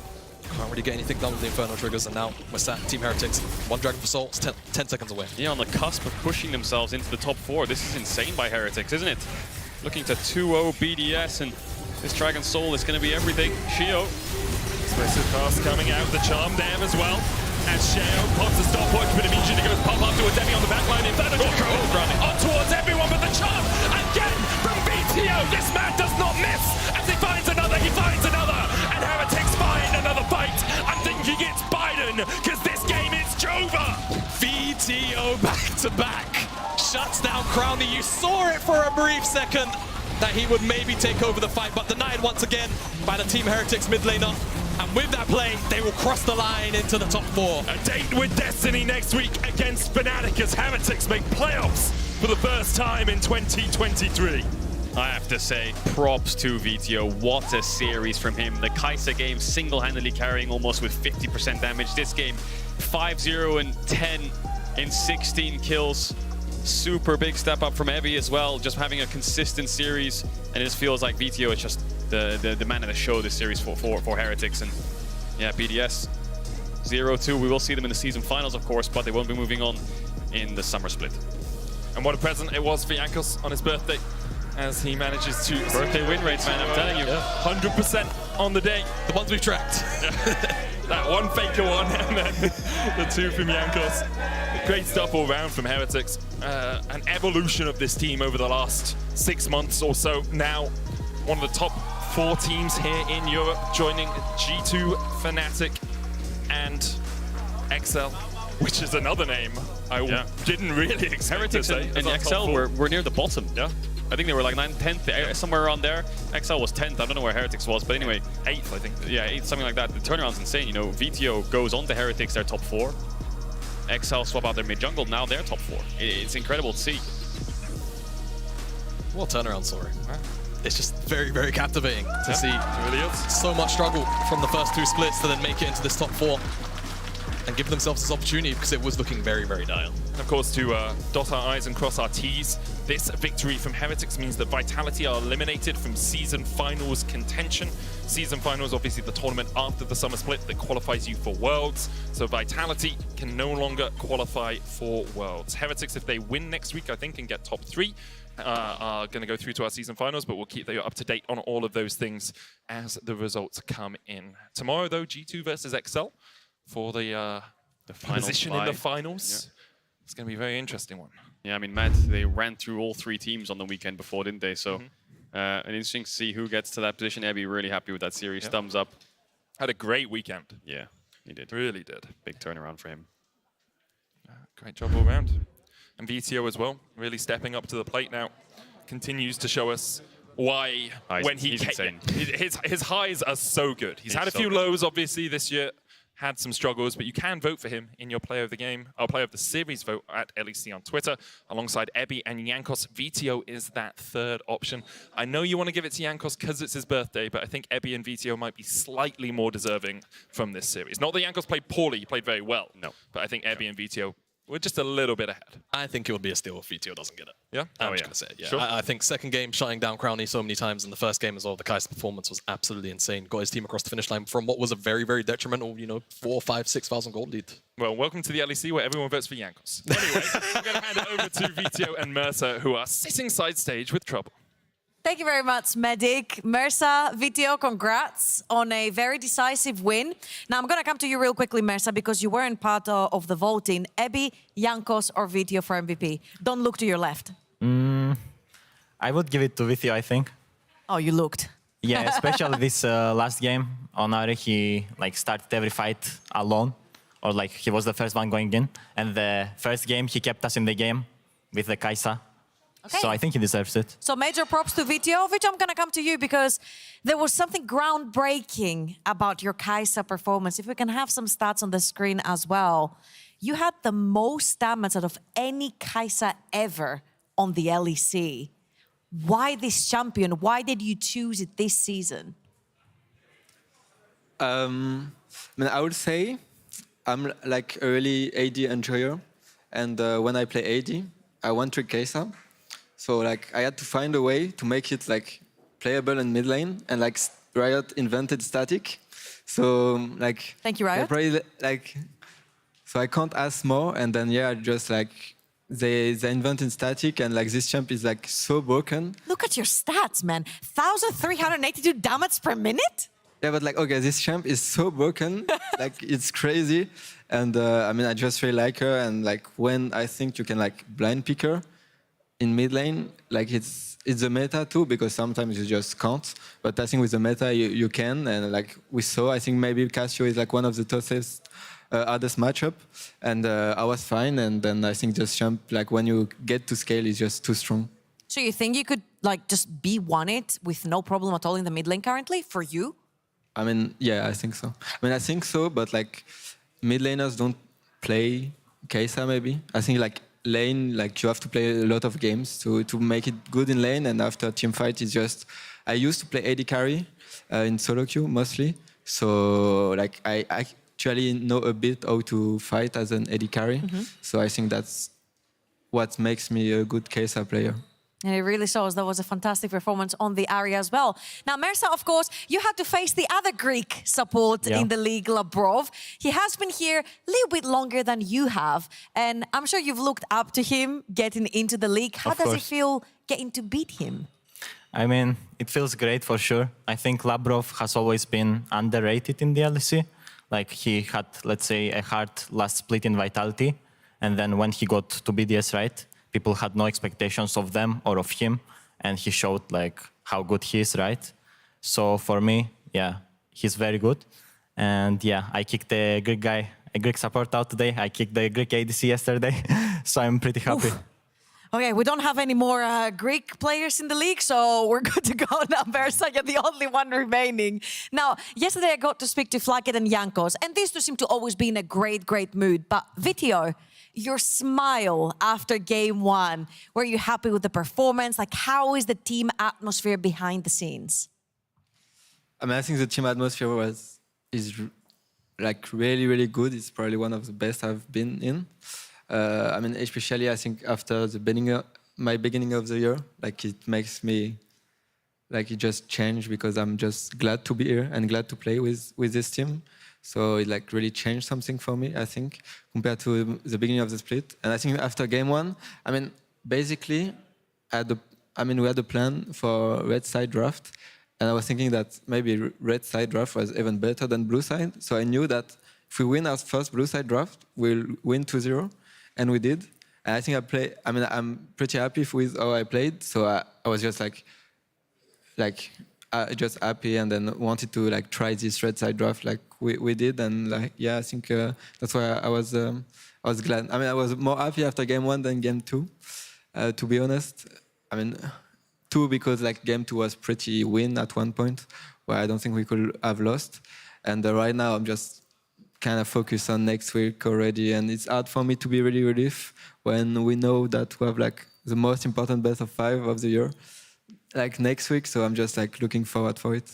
Well, this was the smile of somebody who knew he's not going to be playing Kai'Sa anymore on the stage after this performance. Now, Mersa, of course, going ahead into playoffs. This is probably the best Team Heretics has seen in the LEC. Not probably, the best result that you guys have gotten, especially this year too.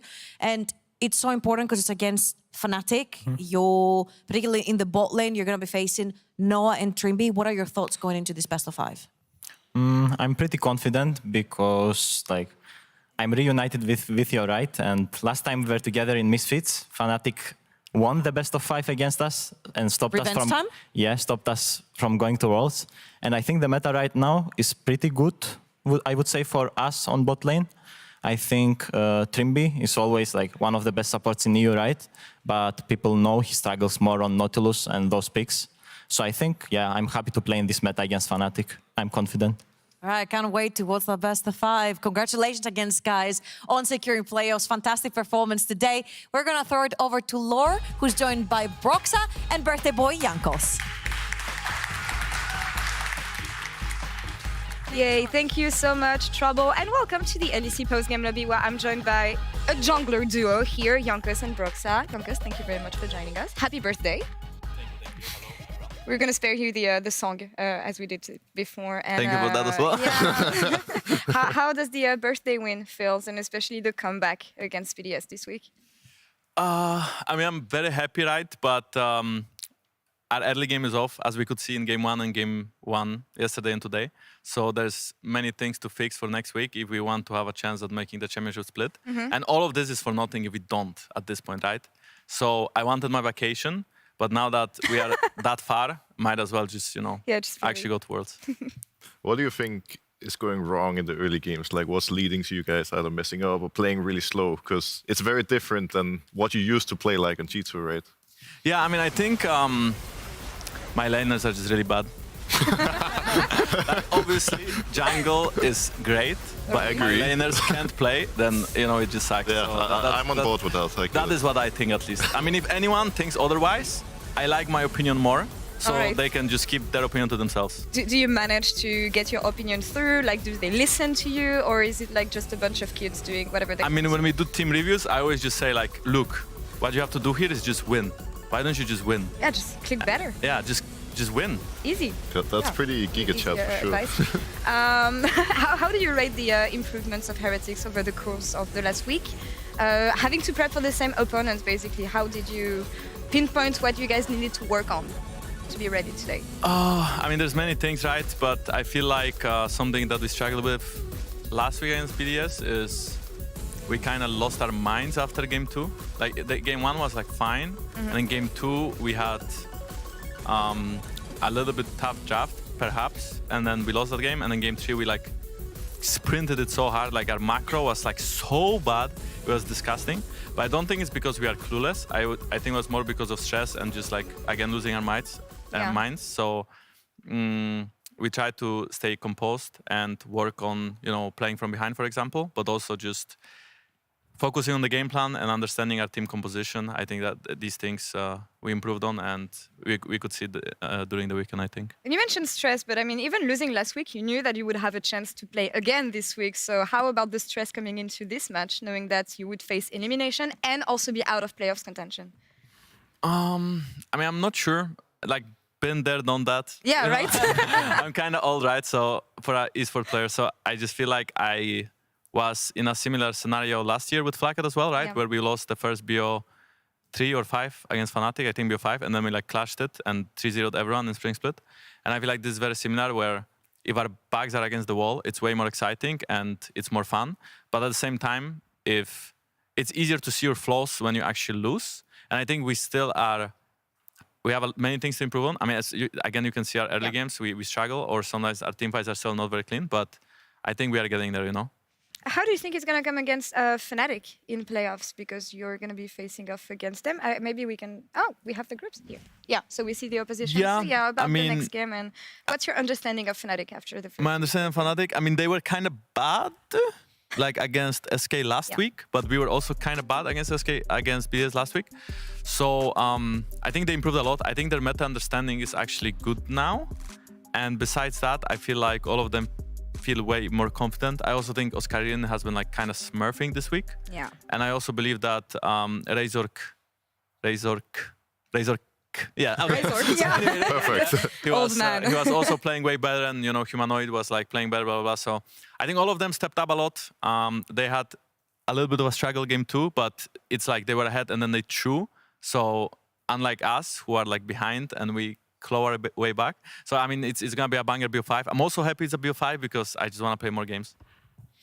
Is your prep going to be any different, you think, going into Razork compared to going into today's series? Oh. That's actually hard to say. I think that not that much, I think. I think both junglers, I wouldn't say they're similar because I think two teams have different styles. And I just feel like Fnatic has a better teamfight understanding. But when it comes to early game and pathing and what Razor does to his team, it's not special, but it's very good, right? Like he has very good game understanding. He moves on the map well. He's an aggressive player that can play mechanically very well. So I wouldn't say that I need to prepare specifically for him. I would rather say that we need to prepare as a team for the game. Yeah, focus on your game. I mean, mostly you know what you guys need to improve upon. I want to follow up on something you said earlier, being old, blah, blah, and all these topics. There's a misconception, I feel, in League of Legends with the fact that you need to be young and to stay young to play the game at the highest level. And when we look at you, I mean, that's clearly a lie for me. You outlasted everyone, mostly. It's like, your job is safe, man. Yeah. You didn't get eliminated, your job is safe for now. But yeah, how do you reflect on the not on your career, but the fact that you have been able to stay at the top of your game for so long and hopefully for many more years to come? I mean, I just really feel like all I'm doing is League, right? And a good example would be Faker. Just hear me out, okay? I'm not comparing myself to Faker. But basically, Faker is out of T1, right? And T1 is performing way worse. And he's kind of the leader of the team. And he's a great player as well. And he's the GOAT. And he has been like out there for many, many years winning worlds. So you can see how big of an impact he has for his team, considering now the other mid laners playing, right? So I wouldn't compare myself to Faker because I didn't win Worlds 3 times and, he's just really insane. But at the same time, I can be useful in other ways than, let's say, hitting Nidalee Spears because that clearly doesn't work for me. So I mean, it didn't work back then either, but yeah. It's just... Sorry. No, it's your birthday. I shouldn't do this. No, it's fine. Just kick me. Just kick me. I was about to say, it's just zoning spears, right? It's planned. They don't understand. Because, again, it's about, like you mentioned, understanding the game. So if they cannot go there, it's good for my team. Exactly. So it's like the tactician mindset of like throwing Q exactly there to not hit it. That's what I'm thinking. I also think something that's really underrated in League esports compared to traditional sports is that having someone like Jankos or Nodo Amne on your team, a veteran who brings leadership, can be really important because in traditional sports, players often peak at the end of their 20s because all of a sudden, like Jankos mentioned earlier, like being in this situation today, it doesn't matter. He's done it 100 times. And being able to have someone who's always going to be stable, no matter the condition, who can share some of the wisdom with the other players and really, guide them, makes such a massive difference nowadays. Would you agree on this? I mean, I know VTO has mentioned this as well. I mean, of course I would agree. I mean, look at this team. Like, how can we possibly play without me? I mean, look at them. Like, Flacker and VTO in the same team. A bunch of headless chicken, and you have to, get control over that. Yeah, need to micromanage. Who's the most improved player of this Heretics lineup? Under your guidance, of course, because you did everything. Who's the most improved player? I mean, I think I improved a lot, actually, in a way. Like, to be a different human while still maintaining my stupid humor. But gameplay-wise, I think Flacket, compared to like last year G2, I think he's way more vocal and he's actually has many good ideas. Something that he was more like the listening voice last year, but now he's like one of the main speakers. I think Mersa also improved throughout the year a lot. I think he has way better game understanding. I think Vincent is trying. He's trying to improve, but he's a kid, man. I know. Yeah, he's a kid. I know. Yeah. Like he's 8 years younger than me, I think, which is like mega crazy. But yeah, I mean, Vincent is. I also think his game understanding is improving. I also think he has very good, he brought a lot of good ideas. Many drafts we are playing right now is because of him, so I want to give him some credit. But there are still some things he has to work on. And Evie, of course, right? He received a lot of hate, I would say, or rather you can definitely criticism, say hate. Yeah, from the community for his in games, which happened. It's true. Like he was ending some games, but I also think that so far in playoffs, or this week at least, he stepped up a lot, and he has been playing very, very good. And I feel like for someone who came from Japan and doesn't have the best language understanding, many times when he dies, it could be due to like communication or due to him just not knowing what his team wants him to do, or us not following because we don't understand him, right? But that, of course, gets better throughout the year. And I just feel like this week he has been performing insanely well. How is it something you can work around, actually, the language barrier? Is it like giving like short sentences to communicate, or do you have, I don't know, to dumb it down when you explain or you want to set a place? So how do you work with someone who doesn't speak English as a native language? Yeah, I think it's both, right? I think that you need to explain the game, and you need to like in the review after games, during practice, you want to review the game and you want to talk about the things we should do as a team, right? So all of us have the same understanding of the game, but also trying to keep it short, trying to keep it simple, having phrases that mean the same thing always, so that, communication is clear and there's not too much clutter in the game. Because when you watch team fights from like the best Asian teams, they actually don't talk that much. They use a lot of pings and they just play good with their hands. We can't do that. We are too boosted. So we need to like speak. But, we can speak a little bit less and focus on our game as well. All right. Well, if you guys had hopes for Europe at Worlds, I think after this one you don't. But let's see the teams who qualified in playoff last week, as we will kick off the playoffs tomorrow with G2 and XL. From top 10 back-to-back to making top 3, and G2 staying the consistent beast they were all year. Broxa, what do you think of this matchup and the obstacle that XL is going to have, most likely? I think it's going to be a massive challenge for XL coming into the series versus G2, who has won so many games in a row, who's been looking so dominant, and who, most importantly, has threats in every position. They're almost impossible to draft against in this meta, and, anyone can carry at any time. So it's going to be a really tough one. You're in XL shoes, Jankos. What do you do?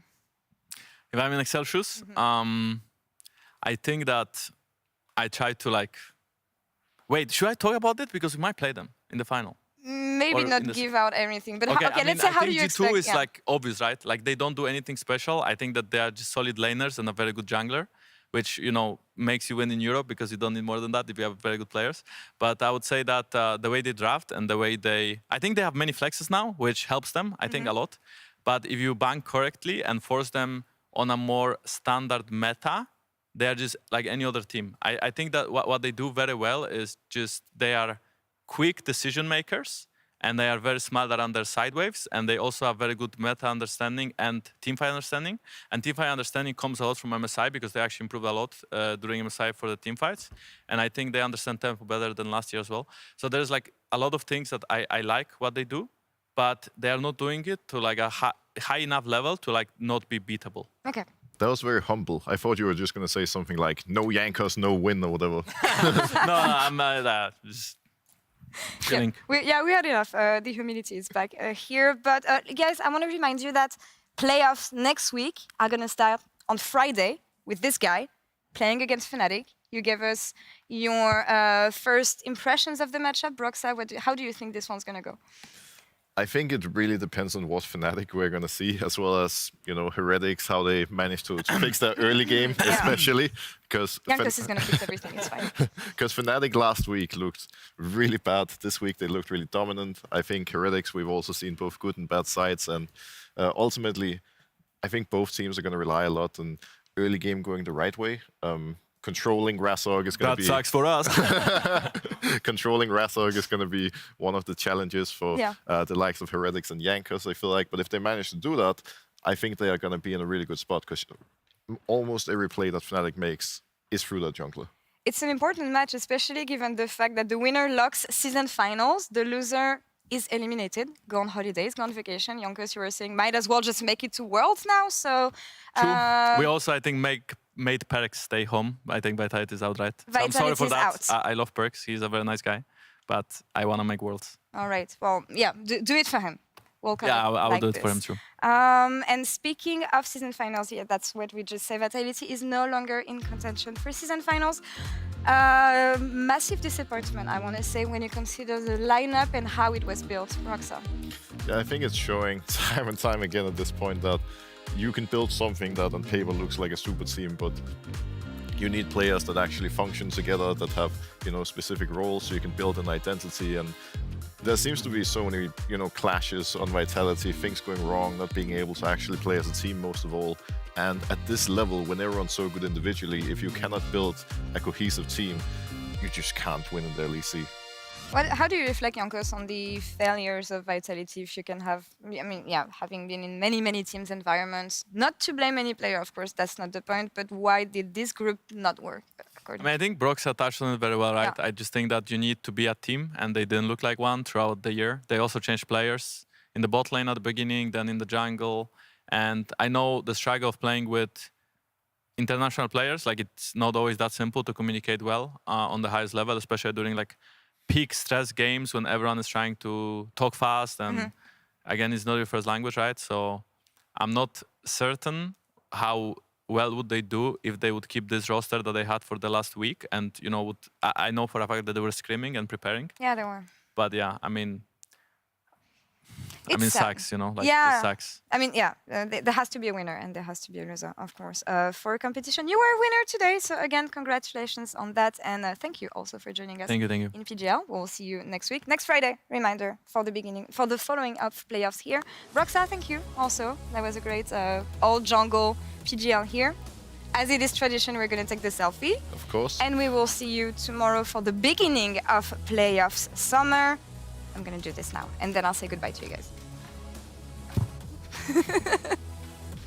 Awesome, thank you. And yeah, thank you all for watching tonight. We'll kick off the summer split playoffs tomorrow. Thank you. G2 Esports facing up against Excel in the upper bracket. Thank you again. Okay, you want to read this maybe? Okay, I can read it. Oh, right. This is going to be great. With G2 Esports facing off against Excel in the upper bracket for a spot in the summer final. You cannot miss this. See you then. Kisses. Yeah, I'm 10 out of 10. unemployed now. Thank you. Thanks, Jankos. Oscar in 110 HP. He's parlayed, but it might not be okay. Flash was burnt. Irrelevant. Solo kills Oscar. I can flash on him. Yeah, I think good. Speed up. Look. Yeah, he gets stunned. Nice. Oh, go check. You can go. Nice W, okay? Oh, look. They're trolling. Look at me, guys. Yeah, I can help. Yeah, you play. Trees. Yeah, guys, go now. Let's start. Go now. We just kill all. Nice. Go.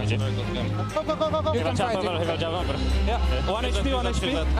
Nice. No equalizer for him, and here comes Noah. I had terrible timing on that question, but the Moonlight Vigil is huge. Combo with the Gale Force. 2 quick kills to Fnatic. Look, Rumble CC. Look, go. Rumble set. Trundle here. Yes, there's no time. There's no time. We win. We can end mid. Yes. I'm looking on Viego, okay? Guys, Viego. Yeah, I flash. Zaya. We win. Nice. Punish it. They've got a flash hook on Nautilus. Mercer's going to face check it. That should be a kill. There's the hook. Mercer locked up. Cleanses away with Breath of Light, trying to get away, but Crowny diving in. Mercer down. Labrov, the second kill of the game. A bloodthirsty support, and the Inferno trigger in from Crowny. Flash away from Jankos. Just do it, and we can shut that. Look there. Keep it. Nice. Keep fighting. Nice, get. Chase. Don't go to him. Just it. Okay, Kaisa. I'm ready. Everything. Samira. Kaisa carries this. You guys win. You guys help win. Nice, guys. No flash. Look Samira. Samira, yeah. No. Nice. Baron secured by Heretics, and now the fight begins. But this is way too late from BDS. They just walk into their deaths. Okay, I'm ready. Come on.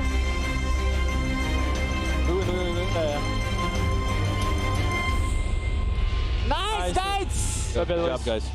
Well played.